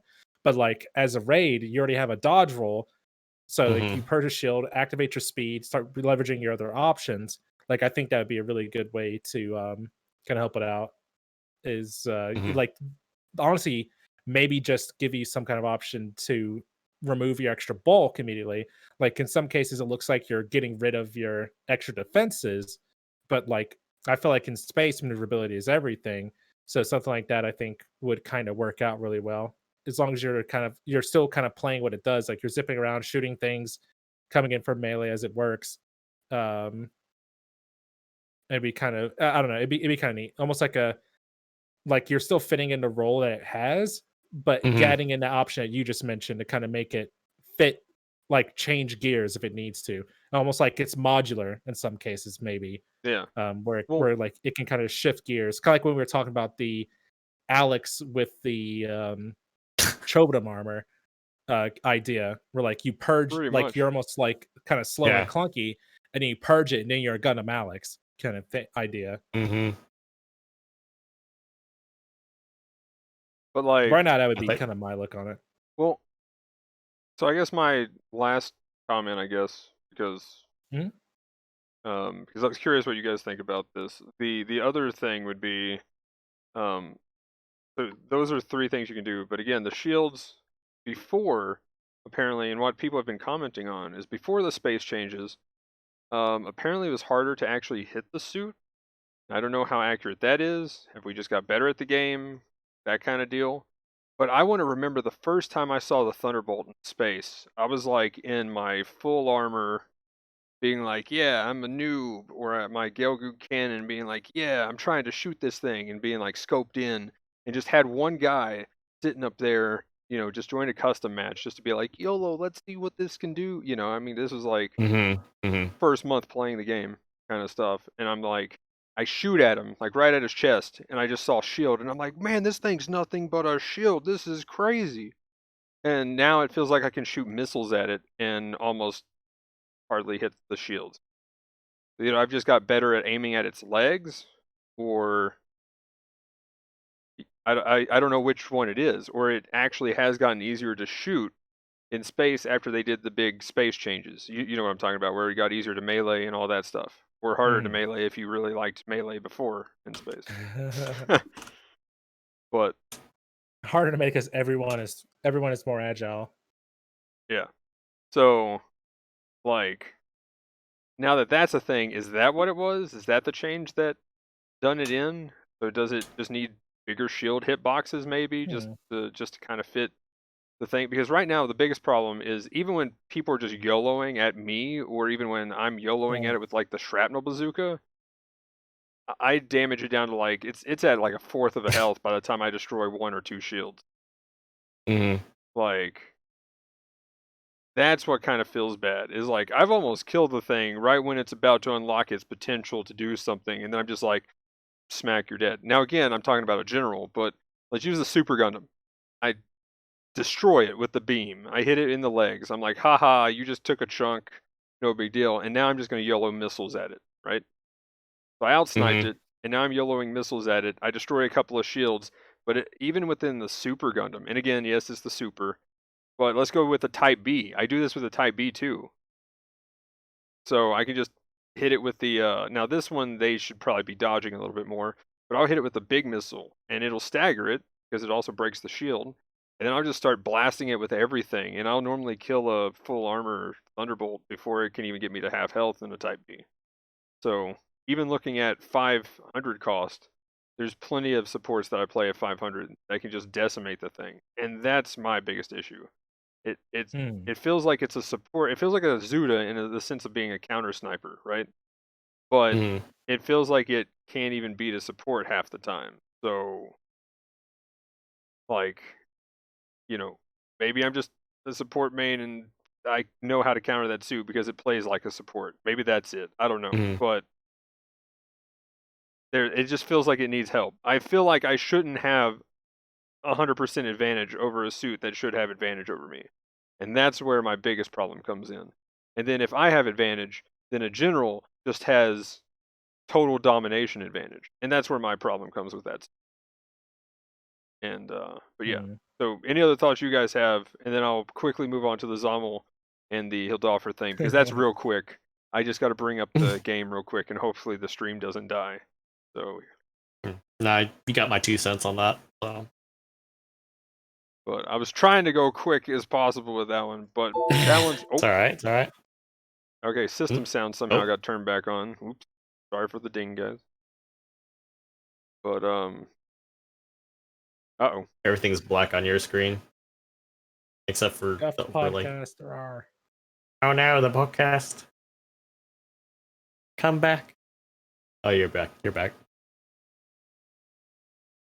Oh yeah, that's been up there for a while. Whoops. My bad. Okay, well now that that's up.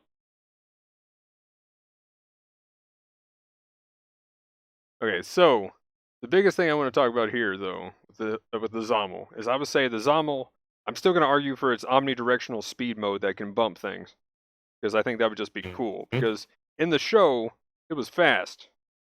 Like, it was a fast... I didn't know how fast it was till I like went back, because everybody's talking like, dude, that thing's fast, and I'm like, I don't remember the Zommel. But also, I do agree with somebody. I feel like in this game, it would be more of an artillery platform, and that would be cool. But the MLRS does that way much better. And also, looking at the Hildoffer, at specifically now 500, because now we have this comparison we can make. So at 500, you have the same amount of health. So again, I think I have some advancement on this. Yeah, I have the plus 200 because of the enhancement slots and stuff. So even with enhancement, that gives it... The Zommel has one more medium range slot. It has the same health, 2 more beam resistance, and it does have a higher range modifier. But that is a lie. The suit lies, I tell you. Because look at this. The Hildoffer. So that's 8% more, right? I'm pretty sure 2530 is more than 8% of like 1800. Like, this does 750 more damage than the Hildoffer's main cannon. So, now the big thing is, this is one shot that has a 26-second cooldown with parts. So again, that's with my parts. But even then, 30 seconds base, compared to having 6 shots. So that was... I figured that was going to be one argument. So, that is fair. You can combo more with the Zommel. But, if you play the Zommel... Once you combo once, they know you're there. So the only thing you might combo again is that raid coming at you, because you kind of have to combo it and run and try to combo it and run, right? Also, the Hildoffer has smoke. Every other cannon also has more damage by base damage, and fires the same amount of shots. So 1320 and 1760. Mm-hmm. Zommels being 1014. So 360 more on that one, and 320 on that one. Arguably, both main weapons are not that useful because you're pretty much doing everything else before the main weapon even comes up. But found out that I think they're about the same damage-wise. I haven't fully tested it and went in and like missile pod compared to the double Zaku machine guns. Yeah, I think the Zaku machine guns barely edge out just because they fire a little bit faster and do a little bit less damage. So, but they, I mean, it's not that big of a deal, right? If the main weapons are making or breaking the suit, then I think you've got a problem there. So again, 6 shots on this is its big benefit. And then what we talked about earlier in the rank stuff, and why was this in the tournament as every support? Every support had this in, or every team had this in the tournament that they had. And this was, I believe, 400 or 450. I can't remember what cost they did in the tournament. It was one of those. But, I mean, they had 3 BD3s, 1 BD2, and a Zommel. That was pretty much every team. So, kind of a reason for that. So you can transform. You can do exactly what Emblem was talking about. You're moving 180 speed. I've got a speed part on it. And so I guess the difference is the Zommel can't really boost much unless you're just kind of going to bump to the side or something. So the Zommel can actually, I'm boosting. So I don't know. That's the only other boost benefit movement-wise that the Zommel has over the Hildoffer. But again, you've got tank mode. So you've got super maneuver armor just by being in tank mode. Skills-wise, you have the same tackle. You have the precision shelling, which you can crouch, and you have, I believe, the stabilization device. So you got your maneuver armor when you crouch. Yep. And I believe this has, I mean, it has it by default because it has the, you know, I'm big. But it also has the precision shelling. So again, I mean, if you're precision shelling, then I get that, what, extra, is it 10% or 5% damage? Okay, that's kind of cool. You're probably going to be doing that with the Zommel more than the Hildoffer. But if you wanted to play like the Hildoffer like a Zommel, you could just be a smaller tank on a hill. And again, you've got smoke. Now, they did nerf the hell out of this. This is grossly nerfed. Like, this lasts, what, 5 seconds or whatever? And it has a 30-second cooldown. So this is almost not here anymore these days. Like, you get it to go in when you really need it. You can pop it, and then nobody on the enemy team really knows where you are because you're just, hey, I'm bumping you, and then I'm bumping you. So you really want to do that when you're going ham on the bumps. But other than that, it's, I mean, that's a big deal. But I mean, you know, if you're going to be sniping or whatever and comparing it in the same role, it's not a big deal. So my again, my big thing is now that we have this here, this is literally obsolete. And again, we've talked about obsolete suits before, but man, does this thing need some love. And I feel like this suit would technically be a powerhouse from the series that they would want to give it something. Same reasoning for talking about the Thunderbolt. I think that's a pretty iconic, like, powerhouse of a suit. So there we go. So that's all I got to say about that one, essentially. So either give it some omnidirectional thing that you can also bump tackle people, or bump stun people. And if not that, it needs more health, more damage, and make it an artillery platform. Maybe faster rate of fire or something. So, okay, maybe not that. That might be a little too strong. Maybe 5 seconds instead of like 8, or 1 second less on its main cannon to cooldown time. But that's about all I got for fixes for that one. I was gonna say, if you wanted a fun fact too, I don't know if this is accurate or not, but apparently it can hold a machine gun too. I can see. I mean, it's got little fingers on its T-Rex arms. It actually, I was looking at the flavor text because I was like, basically Hildoffer is a prototype, so I can understand there's certain things that would make it very unique, and then the Zommel's a successful platform evolving from that. So I can understand why it doesn't necessarily have the same like specs in terms of like damage output. Why it feels kind of meh now. But I mean, yeah, maybe another weapon to slap on there. Maybe something. I don't know. mean, Maybe we're just waiting for its upgrade. Aoshi, it's called the Rhino, I think, right? Is that it? Is something along those lines? For which one? The gigantic freaking tank thing that was in that one shot has like literal ship cannon on it. Oh, the Astro. Oh my gosh! I know what you're talking. Somebody linked me that. Oh my gosh! I know what you're the one from Rise from the Ashes. Hold on, let me see if I can find that really quick. Yeah, I know it was in G Generation right now. I thought it was called Rhino, but I could be thinking of something else.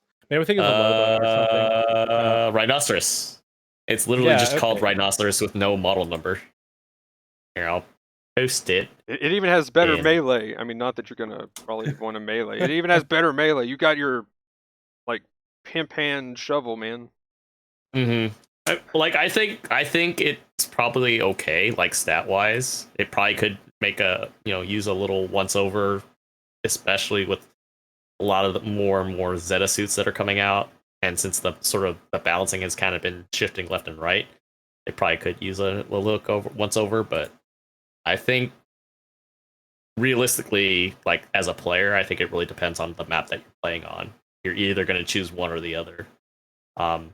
In terms of that support role, whether you're going to be firing far or kind of just spotting and moving. Because I mean, if you look at even the animes as a point of reference, they're not necessarily sitting in one spot. In the sense of the Hodolfir, and you kind of explain that in your gameplay too. If you're in a larger long range map, then yeah, you're going to run the Zommel. But here's my argument with that: like, you can essentially do the same thing with the Hodolfir. Like, it can arguably deal just as much damage, if not more. You do get 2 to 3 combos off. Pretty much, you get 2 to 3 big shells off, which is nice. So in very long range maps, it does edge out a little bit, but that's 2 more shots of this before you get to fire another.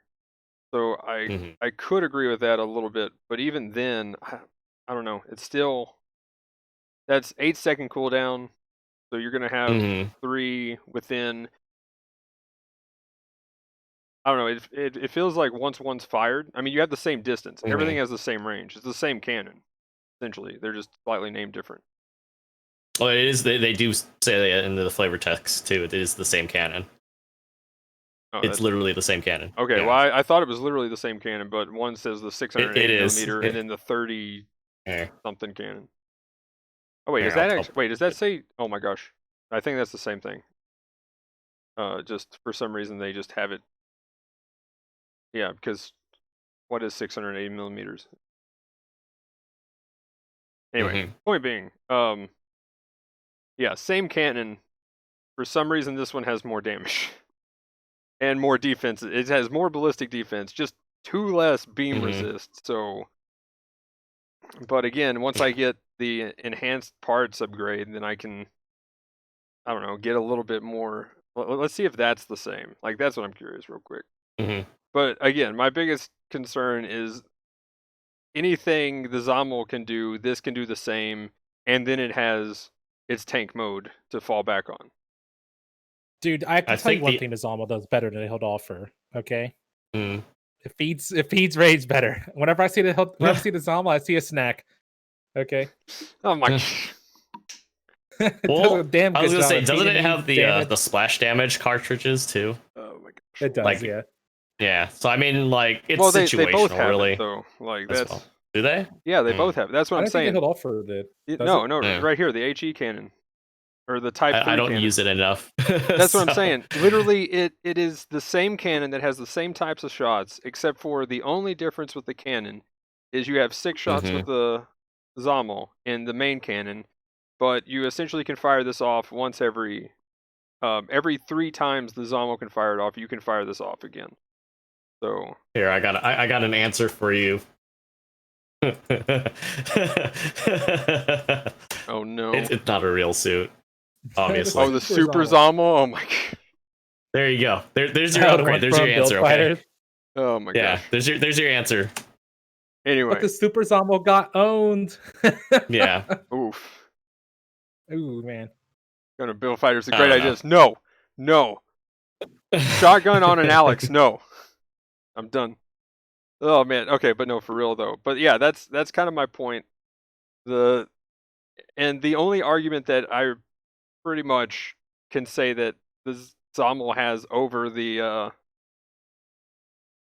Hildoffer is that, I mean, I wouldn't even say the boosting thing holds up for any argument. Like, it has 6 shots and the Hildoffer has 1 in the main cannon.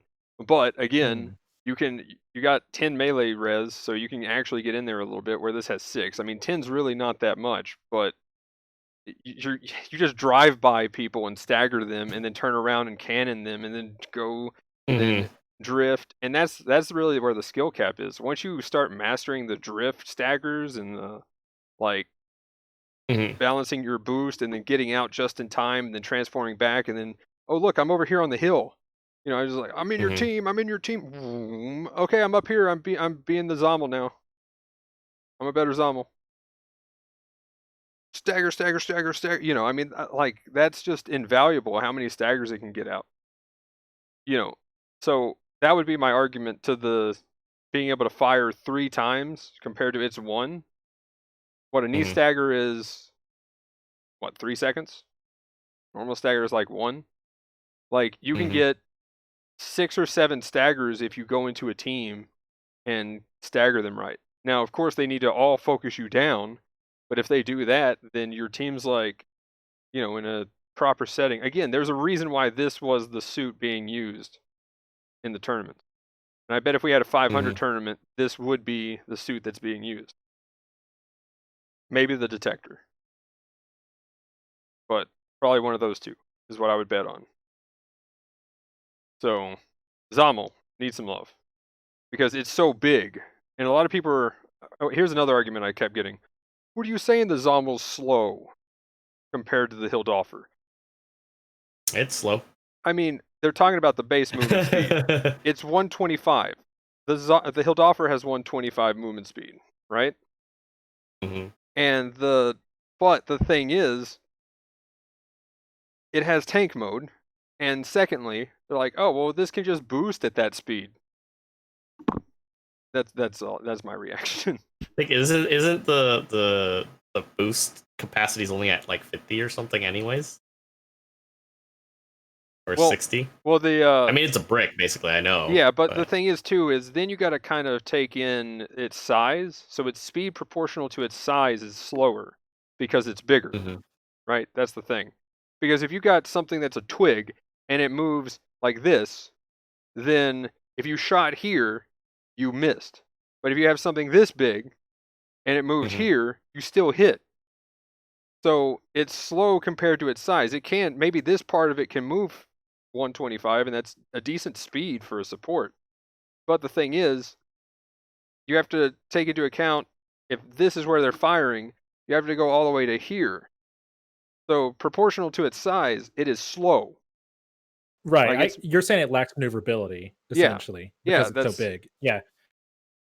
It just falls back to its greatest weakness. Like, I think even if they made the adjustments you were talking about to the Hildolf or the Zommel, would still suffer because it's got too big of a hitbox. Oh yeah. Well, I mean, and that's why I don't think some people are saying that. Well, then it would be overpowered. I still don't think it would. I still think you would want the Hildolfer. I don't think it'd be overpowered because one of the problems with, by the way, guys, whenever they make a tank like the assault gun tank or the Hildolfer, I'm like, Gundam, please don't destroy your lore. You want giant robots. Don't make something better than a giant robot. There's a reason why in war tanks are awesome, because they're lower to the ground. Just saying.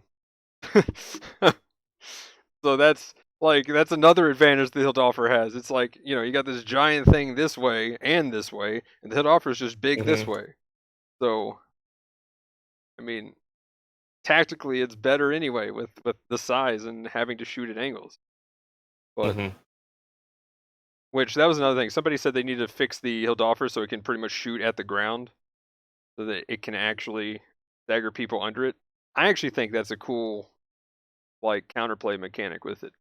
I just say buff it up a little bit so that you would want to get close to it so much that you could actually counter it that way. But even then, I've seen Zommel players, and Emblem knows. Like, this is one reason I want to bring it up now. Now that I've got some like proof to show off of my point, and also to get an extra opinion with you on Aoshi. But Emblem's even been like, "Oh my gosh, this Zommel knows how to fight in close range." What? You know, I remember hearing that when you were playing Raid, when we were doing some duo queues or like triple queues or whatever. But yeah, when you see a Zommel that can like tackle and do some crazy stuff on top of a building in Port Base is the one I remember from.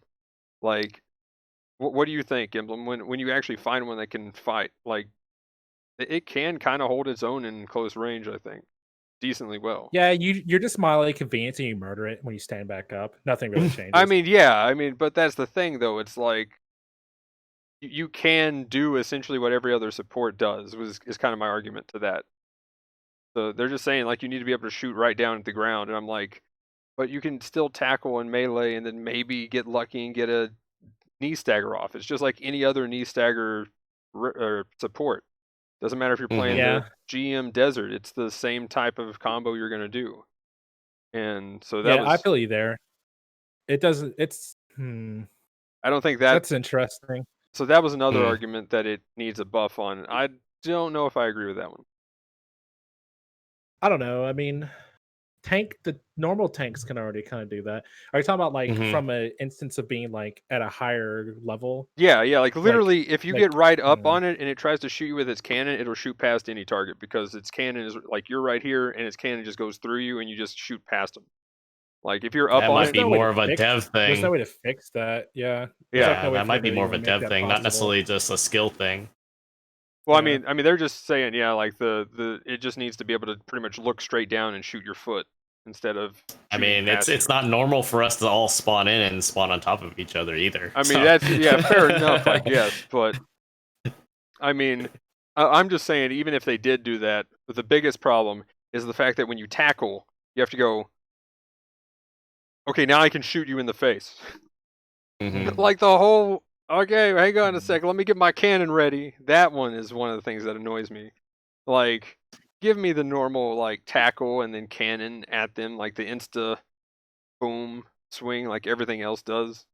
Like that's another thing. Now I'll take that argument as a thing that it needs to be fixed because that whole okay, now I can shoot you. Please don't give me a second. Hang on. Let me. I'm powering up over here.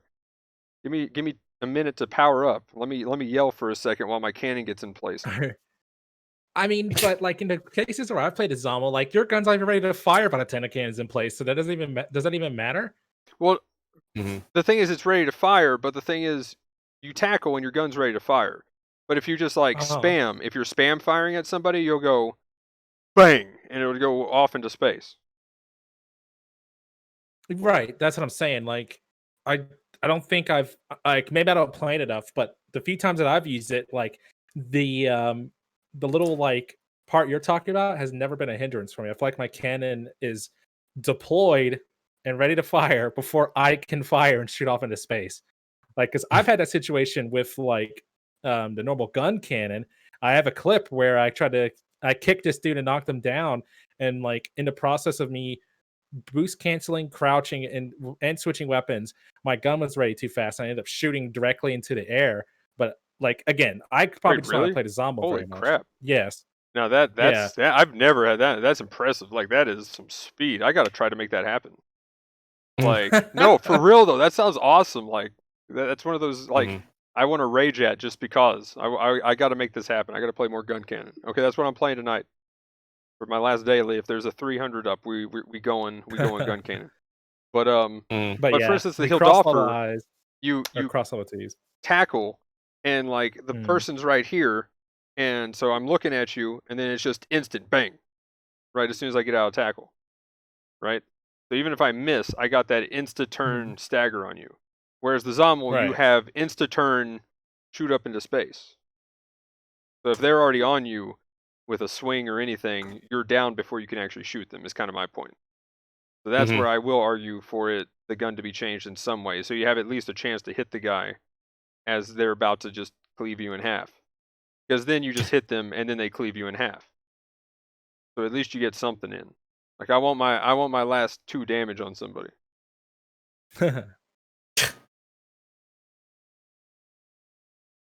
Yeah, I can't say that I've had any experience with that either. But then again, I don't really play the Zommel or the Hidolfierce to really, I don't know, grasp that fully. Fair enough. All I can say is, like I was saying earlier, is that if anything, if it's not skill related, it's probably a thing within the game itself, development wise, that maybe they didn't have time to address or something. Okay. Kind of. Yeah. Well, here's a question specifically for you then, Aoshi, because Okay. I know what Emblem pretty much said. He just, he gets Mhm. tackled and it's an inconvenience before he cleaves it in half. But Mhm. for you, as a general Yeah. player, probably the Mark II. Yeah. Yep. How much do you Same. how much do you clap Sorry. the Zommel? Because you're playing a raid. I mean, general type. I mean, if I can get to it, it definitely has some issue with its turning for sure. Like, I already know that it's gonna try to counter if I go into melee, and that whole maneuver armor deal, even with like the beam, it just resists it altogether. So my job is literally just to kind of it pretty much works. How do I say this? It pretty much behaves like a gun tank in my eyes. Okay. In terms of like Yeah, that makes being countered, so I literally have to flank it. Like, its whole 180 front arc is literally like its kill zone for me. If I'm inside of it, it's going to be work getting there. But if my thing is to just get behind it primarily, Actually, I think that's kind of like every. I was gonna say my experience, I guess, then, because I use the shrapnel, I just bully it because I'm like, shot. I can't miss you. I mean, I'm still gonna bully it on Yeah. the way in with whatever I got, whether it's with it resisting my beam shots. I'm obviously gonna try to bird lime it the whole entire time. But like the thing is that it literally, it kind of depends. But if we're talking about actually going into that melee situation and knocking it down, I have to go from pretty much from behind or off to the sides because of that counter. I didn't think about that actually, because my Mark II experience is normally shrapnel, so I just shoot it twice and then melee it and laugh and do it again. Yeah. So the thing is, it's pretty much gonna resist that stagger that whole entire time. So I literally have to kind of, depending on the map, if I have cover, great.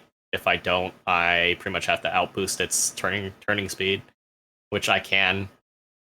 Depending on the circumstances, I can get around and hopefully draw, its tackle and then go into melee.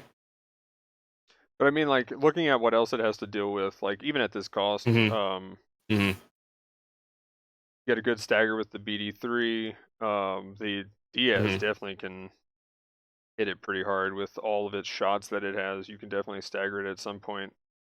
But I guess most suits, though, playing the normal meta way, though, actually might have slight difficult situation, but you just have to do it. That's kind of interesting. Yeah, I didn't think about that too much, really, with the, because I don't fit in the meta, so oops. Yeah, I mean, I play with the contents of that same whole idea. Like, I think Emblem said this once too, that we don't always get to be in that specific role, even though we're going in with a suit that's meant to essentially combat our opposing factor, even though the game is centered around that sort of rock paper scissors type of thing. Yeah. So we're gonna pretty much have to deal with whatever situation that we're thrown into. So if I'm in a position to have to engage the support, this big giant flying brick of a support, because he's getting free reign on my teammates because nobody's able to answer, or to challenge that, I have to do it. Pretty much. I mean, again, beta is another one I think that is definitely meta at that cost too. So like, it does have the shield missiles to insta stagger. So that's another one that could go at it. So I mean, yeah, even if you don't even get the stagger, the point is to kind of close that distance. Yeah, pretty much. And basically, once you're in that zone that you're able to fight properly with whatever suit you're using, it basically loses all advantage as far as that support goes. Again, Hildolfr just goes, you're approaching me. And that's the thing too. So like, if you were asking me the same question with the Hidolfr, Hidolfir is going to be going back and forth. It's going to be doing hit and runs and whatnot. And the thing is that to counter that, especially if you don't have anything that will stop it in its tracks, it's kind of almost in I kind of lump it in the same boat as something like the flight type. The flight type is an annoyance in my beige, especially if you got somebody that knows what he's doing. So you have to either deal with it right then and there, have somebody sticking to it, or you can kind of, depending on the situation, you can focus fire on that, and that means your team, if there's enough cover, and say maybe your Dolphier on their team overextends, but it kind of just depends on all those other things, map wise too. Yeah. Because if he's riding in, charging in, and he separates out just enough to where his teammates can't support him, that's your opportunity right there. And to give somebody another, I'll give somebody a benefit of the doubt on this comment. But someone said, please don't buff it. We don't need another Hildoffer. And I'm like, okay, maybe then the Hildoffer needs another nerf. So that could be another answer, because, man, this thing feels good. I'm just saying.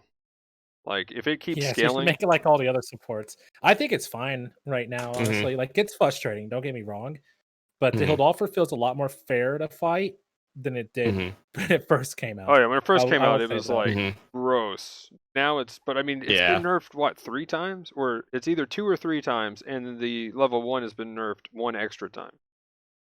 So, and like. Also, by the way, Flamethrower is good on the Assault Gun Tank. I have practiced it now, by the way, to cover what we talked about last week. Flamethrower is actually good on that thing. You can actually throw out like 5,000 damage if you just like spray, if they're like behind a wall and they're all grouped, kind of doing peak play or whatever. You're just like, spray, hit 4 people, deal like, because it counts as a cannon. It has the same hitbox as this normal cannon right here, just a normal cannon shot is the hitbox of the flamethrower when it hits the ground. Just saying. Pretty good. But again, you got to actually swap to it and know all the 50 weapon swaps that thing has. Honestly, I'm thinking about just unequipping the missiles on its sides. I almost never can find a good use for those. Just to kind of save me a R1 press. Maybe that's why my other R1 button is broke. This all gun tank. But anyway, yeah. So yeah, not to linger on this one too long. But yeah. Can I give you my final thoughts before we change topics again? Yeah, I was gonna say any final thoughts, and then let's go into new suit and stuff.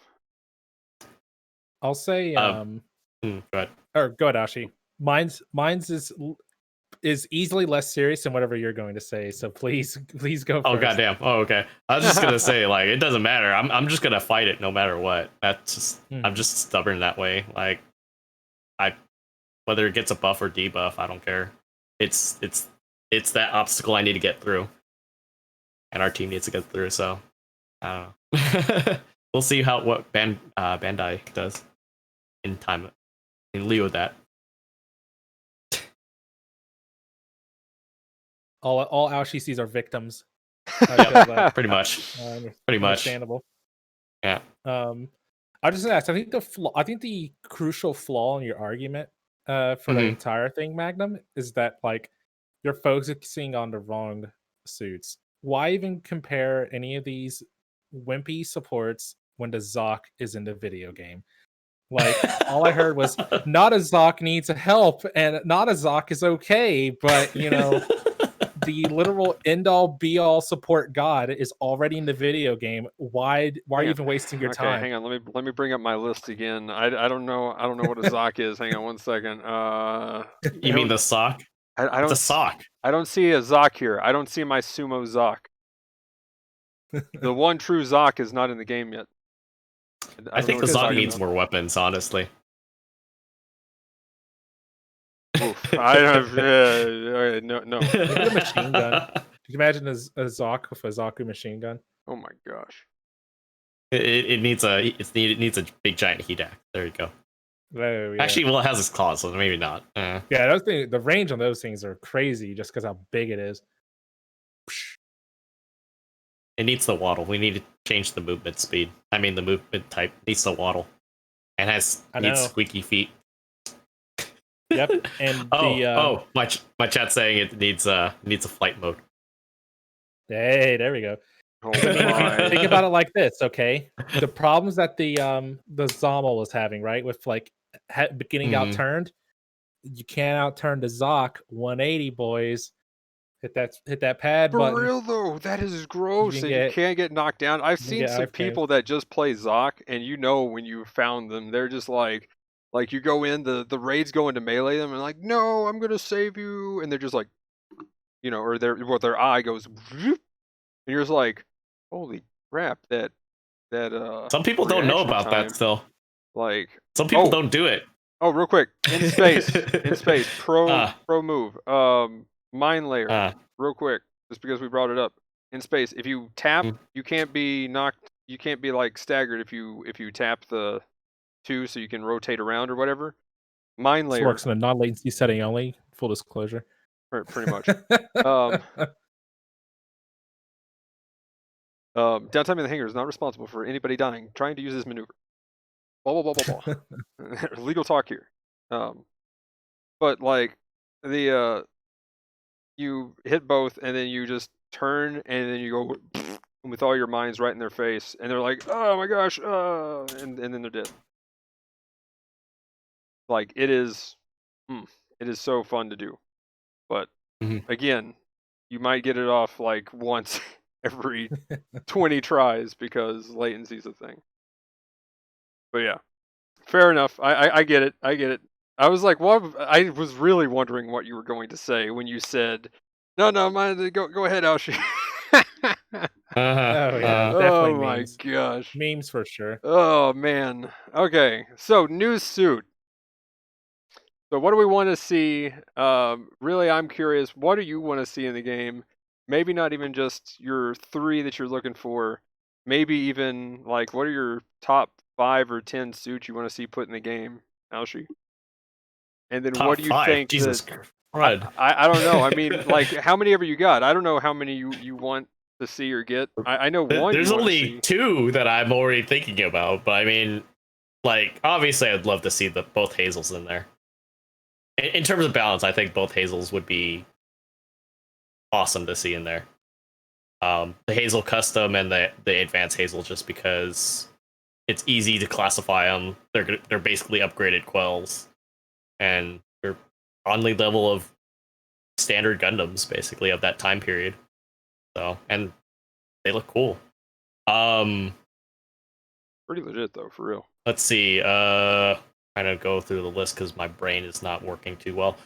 I would say even Amuro's DJ, and I don't mean the one from Zeta. I mean the manga one. It's like an upgraded one from that would be Gundam, cool. I think. Yeah, that'd be cool to That's actually space. see. That's a space one too. Wait, is it just space only? There's that. I don't know if it's space. They do say it's a general purpose, so I would assume both. Okay.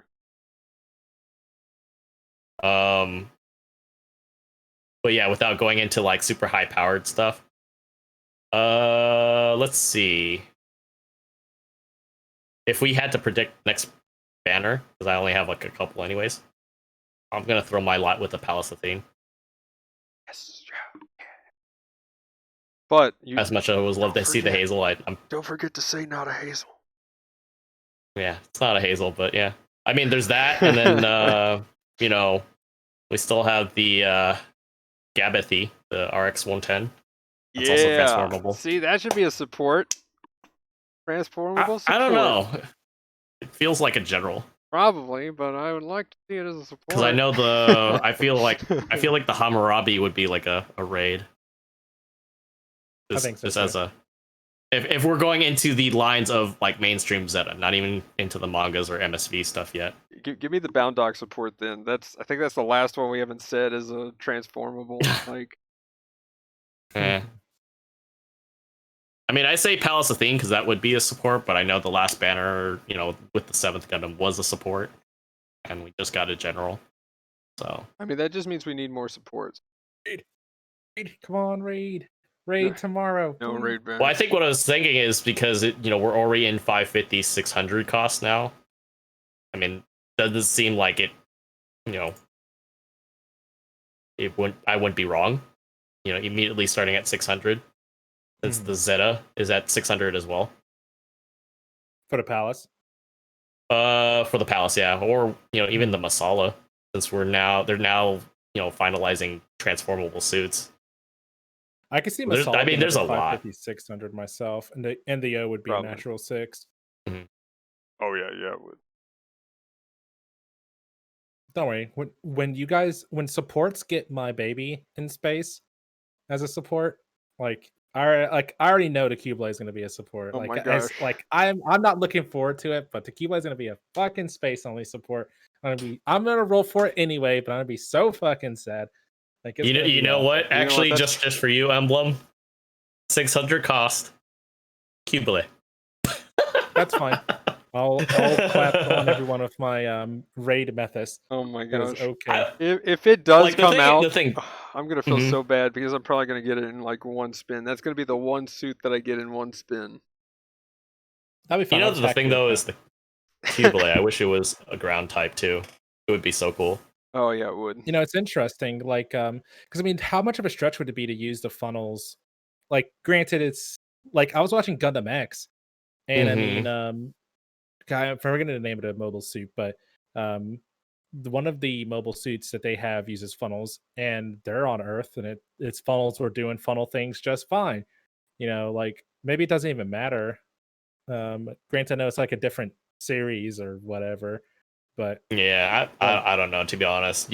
It's probably in the hands of Bamco, the Bam, side. it really is. I think that's Bamno. literally a flip coin. This is a coin toss at this point, whether it's going to be ground or both or space only. Yeah. Well, I'm just going off of an informal list because I don't remember everything in this list of suits to choose from. But I mean, since we're not getting specifically, mobile armors, obviously Aoshisan, Jubilee, and the not the Bylorent, but yeah, Gabathi. I think it's too early for the Bylorent right now. Ooh, that would be kind of a cool one too.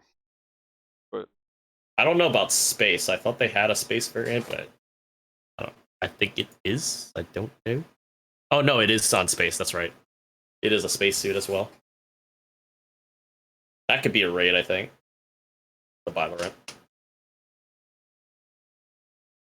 doesn't have much other than melee and its beam gun.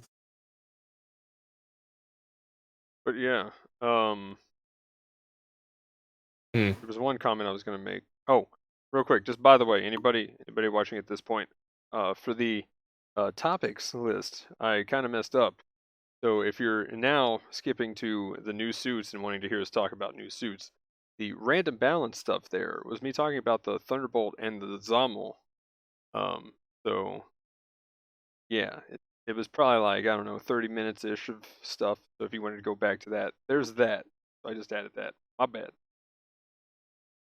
But anyway, so production value. Yeah.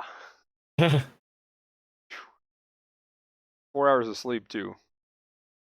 Right. Darn it! I missed a missed opportunity. We'll point it out. I might as well point it out now. I forgot to mention on the recap of the week that Emblem last night was offline, I thought, and then all of a sudden, out of nowhere, just decides to level up to 18 from level 17, and now she noticed, and then all of a sudden, out of nowhere, is like, "Sup?" With his purple pompadour. I was like, "Oh, I know exactly where you guys are." So figured we could photobomb the stream or pretty much. You would call it. So well played. Anyway, back to suit talk. Sorry for the tangent. But yeah, so I mean, I kind of agree with those. I think at this point we're probably going to get a raid. So again, I will say I want a transformable support. So I will not add Palace Athene in there. Well, actually, I will because I think it would be awesome. Well, I mean, if it's going to be a raid, then I'm pretty sure I'm going to lean towards the Hammurabi then. Yeah, Hammurabi or Methus are going to be my two picks probably for the raid. Unless we get some random other series raid. I just don't know what I'd throw in there at this point. The only thing is that I don't think I remember seeing the Hammurabi in like atmosphere or ground combat at all. Only seen it in space. I think you're right. Did Yazan So I'm use kind it in of that concerned with being right and it being a suit that I don't want to can't use because forget space. Did Yazan use it in a colony at all at the beginning of Double Zeta? I can't remember. What he had a did he still have his mobile suit when he was dicking around with Judah? At the very No, beginning? he borrowed whatever, I think, from that like junk guy or whatever. Okay. Because he was like, "Follow me, kids. We're gonna go do crazy stuff." Yeah. They're like, "Okay." You know, You're an excellent role model, Turtle Tat. Let's go. real though, man. I love the theories on what happened to him.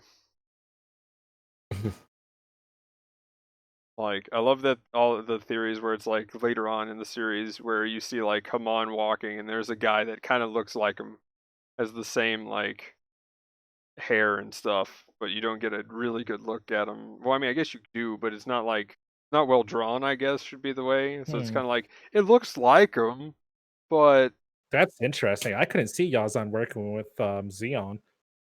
yeah, it's like he decided to go to side with Xeon or something. I don't know. So I'm pretty sure that's where everybody says.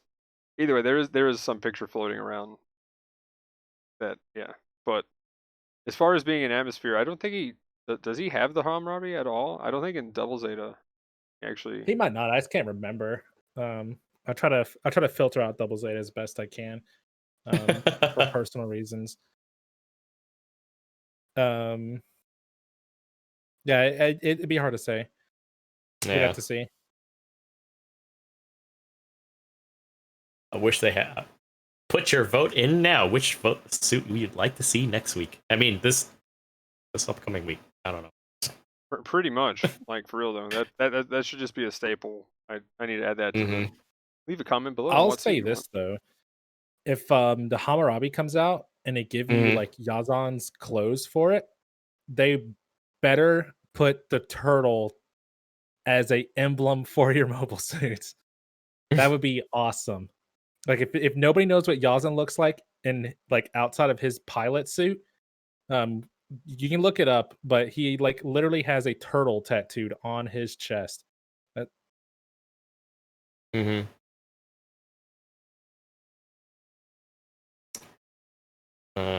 to That'd think. be so cool.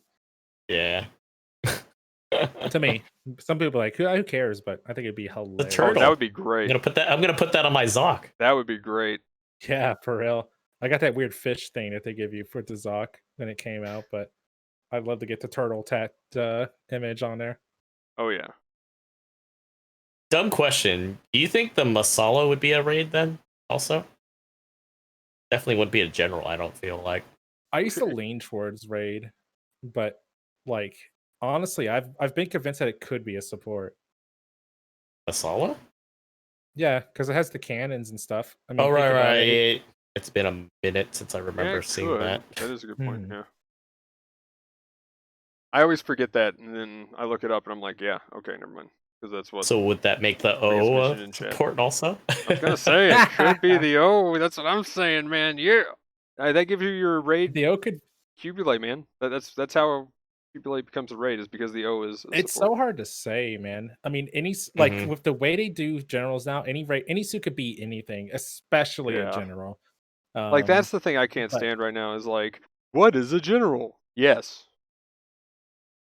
Well, the nice thing is they got a good majority of the Zeta stuff out already, so it gives us too many options to like debate. Okay, what could it be?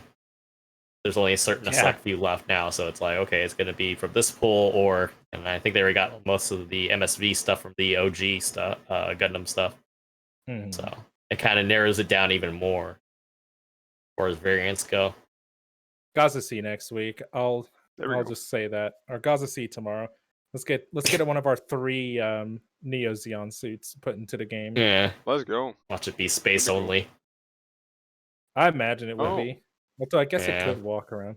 I mean, if we start doing Advance of Zeta stuff, then yeah, that's a good point. There we go. Let's get the if that's the case, here. then my wallet's gonna go that Hazel. Yeah, I mean, but like here's the thing is like the Hazel has like so many different variants in of itself. It's like, okay, well you gotta narrow it down for one, for development purposes, 2, balancing. I mean, if they do, then I mean we get a G-line situation essentially where we get one of every type with the Hazel. Yeah, I mean, that's kind of why I like the Hazel idea. Well, here's the thing. Let me gather my thoughts here for a second, because let's see. We're talking about the original Hazel. That's what I was saying, like the Hazel Custom and the Advanced Hazel, just because it's already specific ones already. Let's throw that chat real quick. Both of your guys' chat. But like just the regular TR1 variants, there's like mainly like 2 different ones, I think, but it like branches open to a bunch of other stuff, so it's like, yeah, I don't know. Because you got one with this strike package, you got this other one, this other package that are space packages, so it's like, I mean, that would be cool. I mean, again, I kind of think this kind of fits the same thing, though, that I'd like to see Thunderbolt Akai, because I think you could essentially make the Akai Thunderbolt every type, because you got the one with the cannon. You could do Thunderbolt Akai cannon. You could do Thunderbolt Akai flamethrower raid or something. You could do Thunderbolt. I'll put it this way: if you're talking about the Hazel 1 and Hazel 2, just kind of jumping back, you got 5 different suits to choose from. Yeah, so I mean, I think it would be cool. I mean, that's a lot of content that they can add though with that. That's why I think they should go in that direction. Like if they can turn that into more content, then let's go. Yeah. Because I've been looking at like the full armor one and stuff, and also that, and I'm just like, you look sexy. Let's go. I think the full armor is overrated. It's a little overrated. I'd rather just have the Hazel Custom with the leg, the sub arms. There we go.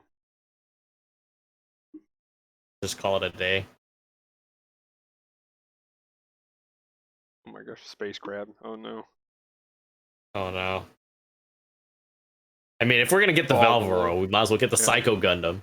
And God knows we're not getting the Psycho Gundam as a playable suit. So what is that? 700 costs right off the bat?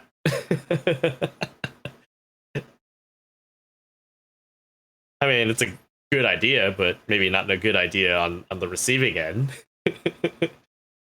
Oh God. Big Zam, no. Oh gosh. Please no. Yeah. Hey man, I'll take a Big Zam boss. Let's go. Actually, there's a good question that I'd like to, but I mean, real quick, let's go ahead. I mean, is that new suit stuff? And then I've got at least one last question for Aoshi. I mean, that's my take on it. Realistically, there's still a few Zeta suits that we have. I mean, we pretty much, I think, with the amount that we have as it stands game wise right now, all they have essentially, even for MSV or even the manga stuff, is in Zeta now. So it doesn't. There's not a whole lot to specifically choose from if we are excluding essentially MAs as well. But yeah, so in that case, Emblem, do you have any final questions for Aoshi while we got him on here?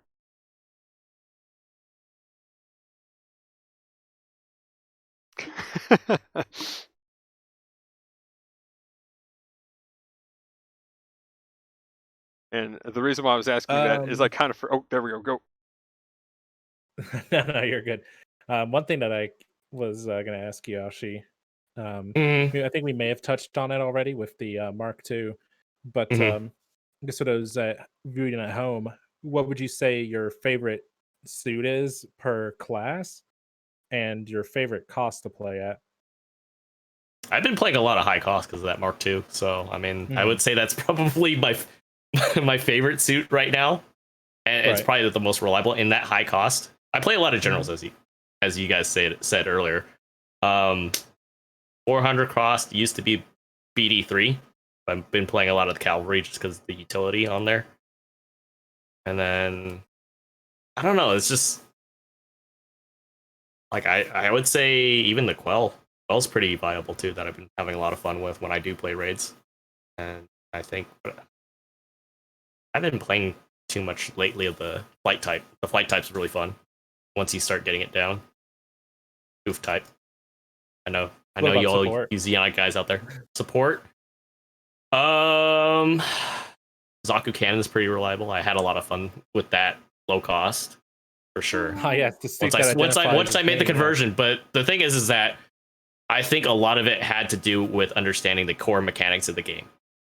Because once I started using that same, I want to say viability, and when I switched over to the GM cannon in a ground situation, I had similar results. So it's a matter of just kind of understanding it. But I would say both are pretty, I would say for support, those are my, low cost favorites right off the bat, because there's really not a whole lot to choose from. But I think it's because of the fact that they both have like frontline boosters as well, just like the GM trainer. That's why I run them, because I could run the Gigan. The Gigan's really nice too, but right. I think both of those are kind of my favorites primarily. But support wise, overall, I think right now it's still kind of the Jaeger. I've yet to try the Gilgu cannon, but the Jaeger's still one of my favorites as far as like reliability in terms of like just that long range touch and just kind of holding and just popping shots whenever I see the opportunity to do that. Definitely a solid mobile suit. I'd almost argue that it might have the highest DPS, just raw output, if you can just fire on something all the time. If you can manage the heat, the biggest problem that you have to deal with the Jaeger is that heat management. Because you can do the back-to-back bursts, but I feel like if you played like Halo and you've done the Spartan laser where you hold it down and you let it go when you're ready to shoot, that lends it well to kind of getting that beam rifle timing down, especially when you're so used to just holding the charge with your general suits and just firing it into like basically the enemy group. So it doesn't matter where you hit them, you just have to keep hitting them and just being annoying at that distance. Because I know City Ruins, if the lines are good enough for you, the Jaeger just it's annoying in terms of damage. For stagger, I think the something with splash like a Mad Rock would be more suitable. But I don't have one of those yet. I'd love to give that a go. Do you have the level 1? I don't know. DP I gotta store. check. I'm not really in game right now. Okay, if you don't have the level 1, it's in the DP store. Yeah, I think that was like maybe a month. It's not been too long, but yeah, it's in the DP store. So there you go.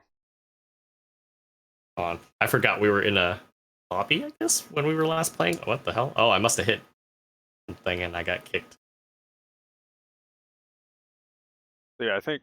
Oh yeah, is that pretty much your suits though? Primarily, I would say yes. Those are my suits. Okay, and then my question is, what do you think of the PvE? And what they've had, like the PvE stuff, the trial, the survival, and the boss thing. What do you think of that? And then what do you think could be improved, or maybe is it missing something? I think it's a nice touch for just players to kind of, instead of just being locked into, oh, there's practice mode, I can turn on the AI and that's it. You actually have motivation to kind of do something in the game. It's an extra activity. Anything you can do within the game is always a plus. However, at the same time, it's like, okay, you get the rewards. Say you meet the minimum requirements to get all the rewards out of those things. In terms of that, it kind of it has no purpose anymore. Like, when's the last time any of us have played it? Nobody has, which kind of sucks, as even though the game in of itself is focused on PvP. So I understand it, but it would be nice for them to kind of expand on it. But as far as the composition of the three modes that we had.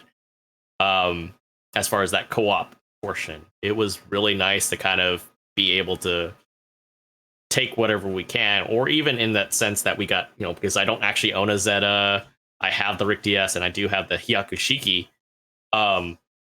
It was kind of a nice thing for anybody that doesn't have it to try different things and kind of deal with the different mobs that are there. It kind of also, in a sense, plays to being able to kind of tie into the PvP side as far as like cleaning up the enemies, because they're going to have instances where they don't miss, or they're going to play their iframes and so forth. So there's that. But I would say my favorite would be probably the Psycho Gundam thing, because it does really kind of almost put you in sort of that PvP situation where you're not necessarily just focusing one target down, the big giant ugly black Gundam there, which is not really ugly, it's pretty amazing, but you're also juggling other things that are trying to shoot you too, which is exactly what happens in a PvP match. So I would say between that and I think the Assault Waves one, I call it Assault Waves because I don't really remember the mode anymore, but it's the multiple Zaku's, the Doms, and the heavy armed Zaku. That one. I think it might be called Zeonic Front or something. Survival. Yeah, the survival one. Those are my two favorite ones because it does make you scramble. I think it actually has a. Yeah, I think the subtitle might be Zeonic Front. Maybe that's. I know it's Hot Scramble for the other one. Yeah, so I mean, to kind of end it on, throw that in there, it would be nice to kind of go into like recreations of some of the iconic battles, I guess. Boss fights of the 1 Year War. So like Big Zam, for example. I'm getting suggestions from chat, by the way. They're saying we need more tunes, not this menu music stuff. We need more tunes. So yes, I would love to see some thunderclap in there. Okay, real quick though, just with that said, a friend of mine, like he just started, he heard the yeah, and so like I'm not gonna sing it, but anyway, like he just started being like singing a song. He just started making annoying lyrics because it's just like just singing the entire thing the entire time, and I'm just like, oh my gosh, for real though, it's obnoxious, and now I've got lyrics to it. Oh no. Well, the thing is, we've had that same like in lobby music for the last a year and plus. For some of us that have been playing the JP account, JP client. They've changed it a couple of times, but then it goes back, and I'm like, no, do I go back? Just keep the new thing. Yeah. It was good for a while. The Halloween stuff. I never had the songs on. Like the Halloween stuff was like legit, I think. I'm pretty sure that's the one that kind of sounded cool. I'm just gonna mute it for Halloween. I'm just gonna play Nightmare Before Christmas. There we go. Because here comes it kind of Halloween. Yeah, a Halloween song. But yeah, I think my sense on there. To add to the thing, I mean, I agree. As long as they add new content for the boss stuff, I think that'd be awesome. And the different waves and recreation of like scenarios would be cool. I think their biggest missed opportunity that they're not doing right now is literally every week add the new suit to the trial system, because then you're like, oh, this looks cool. I will try it. Oh my gosh, I love this suit. Dropping my 50 bucks. Let's go. You actually kind of reminded me of something. So, if you remember playing, have you ever played Journey to Jabro for PS2? No. Okay, so there was I'll break it down. So there was basically I think it was like an extra mission thing or something. That you could take it out into some side missions once you finish the regular campaign. But basically, you had to beat these ace matches basically to unlock the suit. And so you potentially could get, play the Alex in there. They had the White Dingo in there, even though the campaign was, centered on the original Gundam. You'd still pick up a lot of these side story suits. they had even the Blue Destiny, which is probably the first iteration of I ever found out about it. So I mean, I would not be surprised if it would be nice for them to do something similar to that. Not necessarily just hey, we're gonna throw some slappy mission. It would be awesome for them to kind of roll in some scenario thing on there, depending on how much work it is, of course. Just so it doesn't seem so cheesy. But that's basically what they had. Like somewhat of a story, do you mean? Maybe not necessarily a story, because there is really not a big story focus on GBO. It's more of just having the mode in general. Gotcha. Or do you mean to kind of unlock it? Having unlockable suits mixed in there at some point? Yeah, I guess so. Yeah, I gotcha. Okay, that'd be kind of cool. Quick question: do we know when the leaderboards for this single player is going to go up? Like, I know it's supposed to be happening, but I don't think they're active yet. Has we heard any updates on it? I don't think there's been an actual time, but they're working on it, and they're also working on allowing you to restart after you finish with a group, rather than having to back out, ready up, and then get back into it. You can just hit a restart button and go. But by the way, because I know we can restart solo midway, but yeah, I don't remember on the. Well, this is at the end. I don't think you'll be able to restart midway as a group. You'll only be able to restart at the end. So I think that's one of the downsides. So if you mess up early, just back out. Still going to be the only option, I think, group, unless they do implement both. But what they've said is they are looking to implement at least the at the end. You can just hit a restart button and it'll reload the thing with exactly what you got. But I will say, when they put in the leaderboards, Aoshi, we need to break our record. 153. Yeah, we need to get that. We were right there at like a 120 run, and then we all died. Oh my gosh, that was so good. I mean, I think based on that, the 2 Gian tactic worked really well, and me running in with my melee as well. I did say I would make a video. Just because we can kind of. Oh, go ahead. Oh no, go ahead, man. I was just saying, yeah. I was gonna make a video if the patches that they put in on it was actually significant. Not really. It's still about the same fight, but they did make it so it reacts a lot better, sort of. A little bit quicker, and it has a bit better pathing now. Is kind of the awkward thing. But it does project, instead of just being like, turn this way, and then just suddenly being like, you're kicked. It'll actually kind of like telegraph, so you can dodge roll if you have to, kind of thing. Right. So yeah, they did fix a little bit of its AI to not do weird things at the very least. So it's easier in some instances and harder in others. Like, I found doing it solo now is a little bit harder because I can't cheese it the way I was doing it as much. So oops, but yeah, I'm trying to find that. I don't think notice. The only thing I remember on it, which here I can look too, but because I did have the thing here. Well, I don't think they had an actual date on the notice itself. I was just wondering if you heard anything about an update since then. Oh no, that's what I tried to look for, like when that was even posted. Yeah, I haven't heard anything since then, and even then they said it's coming. About it, because that was in ranking element was in March 24th. Oh, that's even further back. So here's the this is the other thing. I'll post it respectively.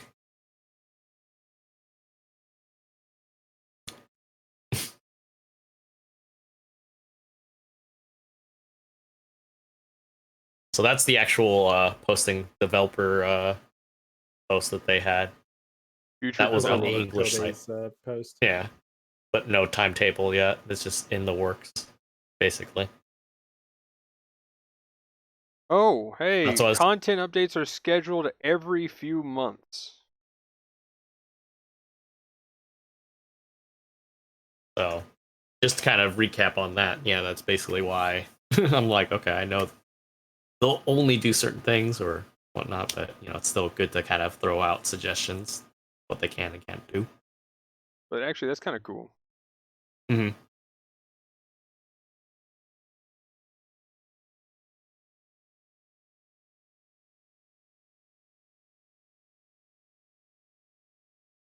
Yeah, they even said that the battle simulators just kind of bridge the gap from like learning, because the tutorial can help a little bit, but it's not necessarily exactly the best teacher, I guess. And then, jumping into rated's kind of a frustrating mess there too. I know I had that when I started learning how to play. So I will say they do have this line. It makes you want to fight against other mobile armors, don't you think? Yeah, that's what I was saying. I'm pretty sure we're gonna get like at least a big Zam in space. Well, here's the thing though. It's like, I don't know if it's gonna be space specifically, or that it's gonna be like, it's gonna be like on a moon surface or something. It's gonna be that type of format. I think development wise, I wouldn't be surprised if it's something like that. One of those two scenarios. Yeah, probably. I don't know. They better not make it a moon surface, because if they give me a map on the moon surface, I immediately will demand that they make some kind of lunar ground map.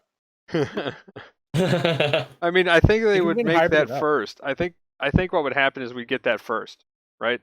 Like we got Arctic base first, and then we got Psycho Gundam, because that's just Arctic base without anything on it. Literally all that is. So cool. I think that's my 2 cents there. That's going to be our sign right there. Okay, cool. So I think anything else? Otherwise, we can go ahead and... I think that's it, man. We just gotta wait and see, really. Cool. We gotta set Gustav free. He needs to get his cam back. Yeah, we gotta. Let's see if he wants to come in and try to do a shout out if he can.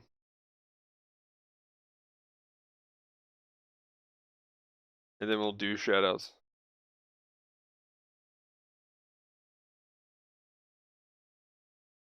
He doesn't need to hear us for it. He just needs to be like, hey, yo. I mean, if anything, I can just say that stuff will be in the description and yada yada. I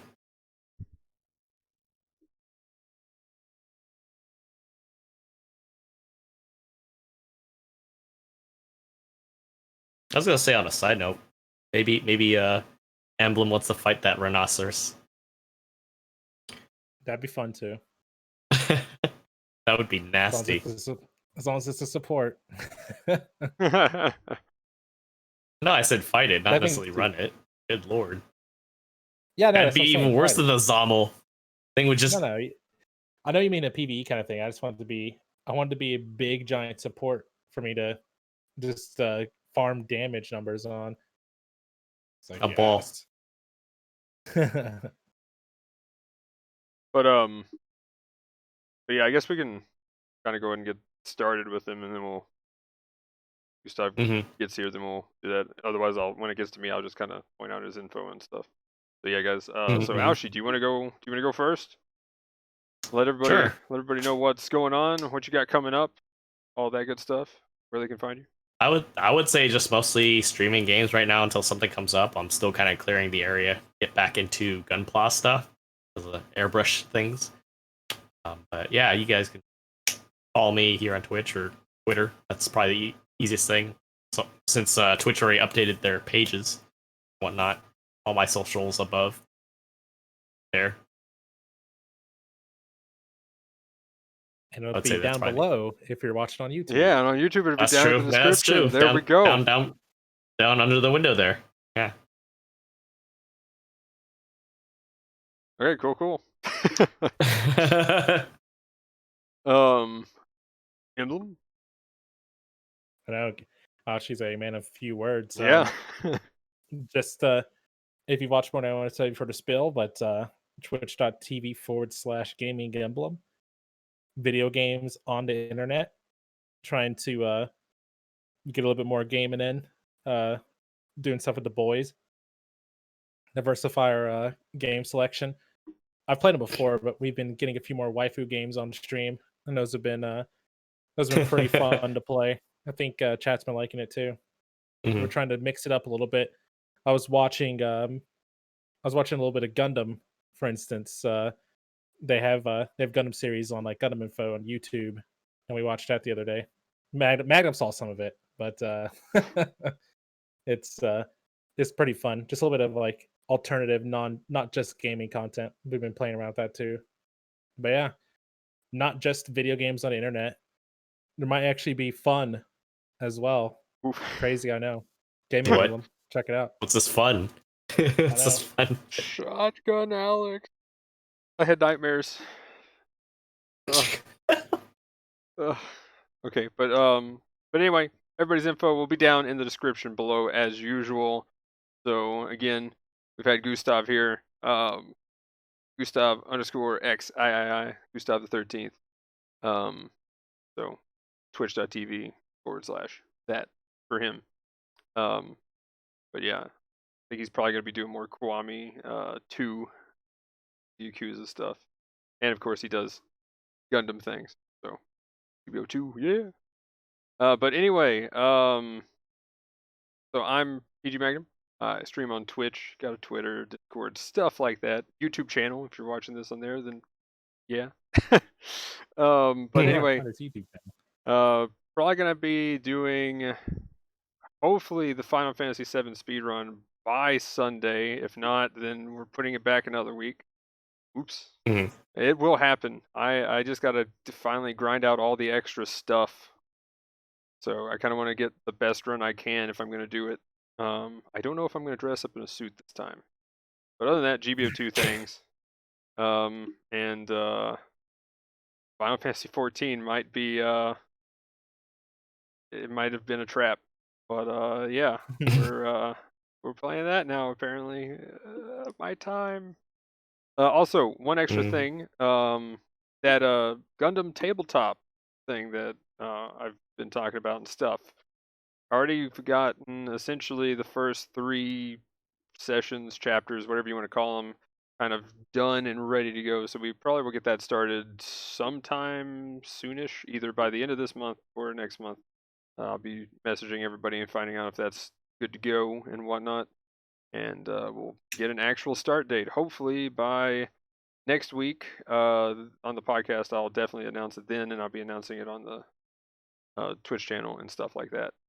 So, but anyway, that will be it for this one. If you guys want to hear us talk about something, leave a comment down below of what you'd like to hear us talk about. What suit would you like to see coming up? And anyway, guys, like, comment, subscribe, all of that. That'll be it for this one. Thanks for watching. Peace.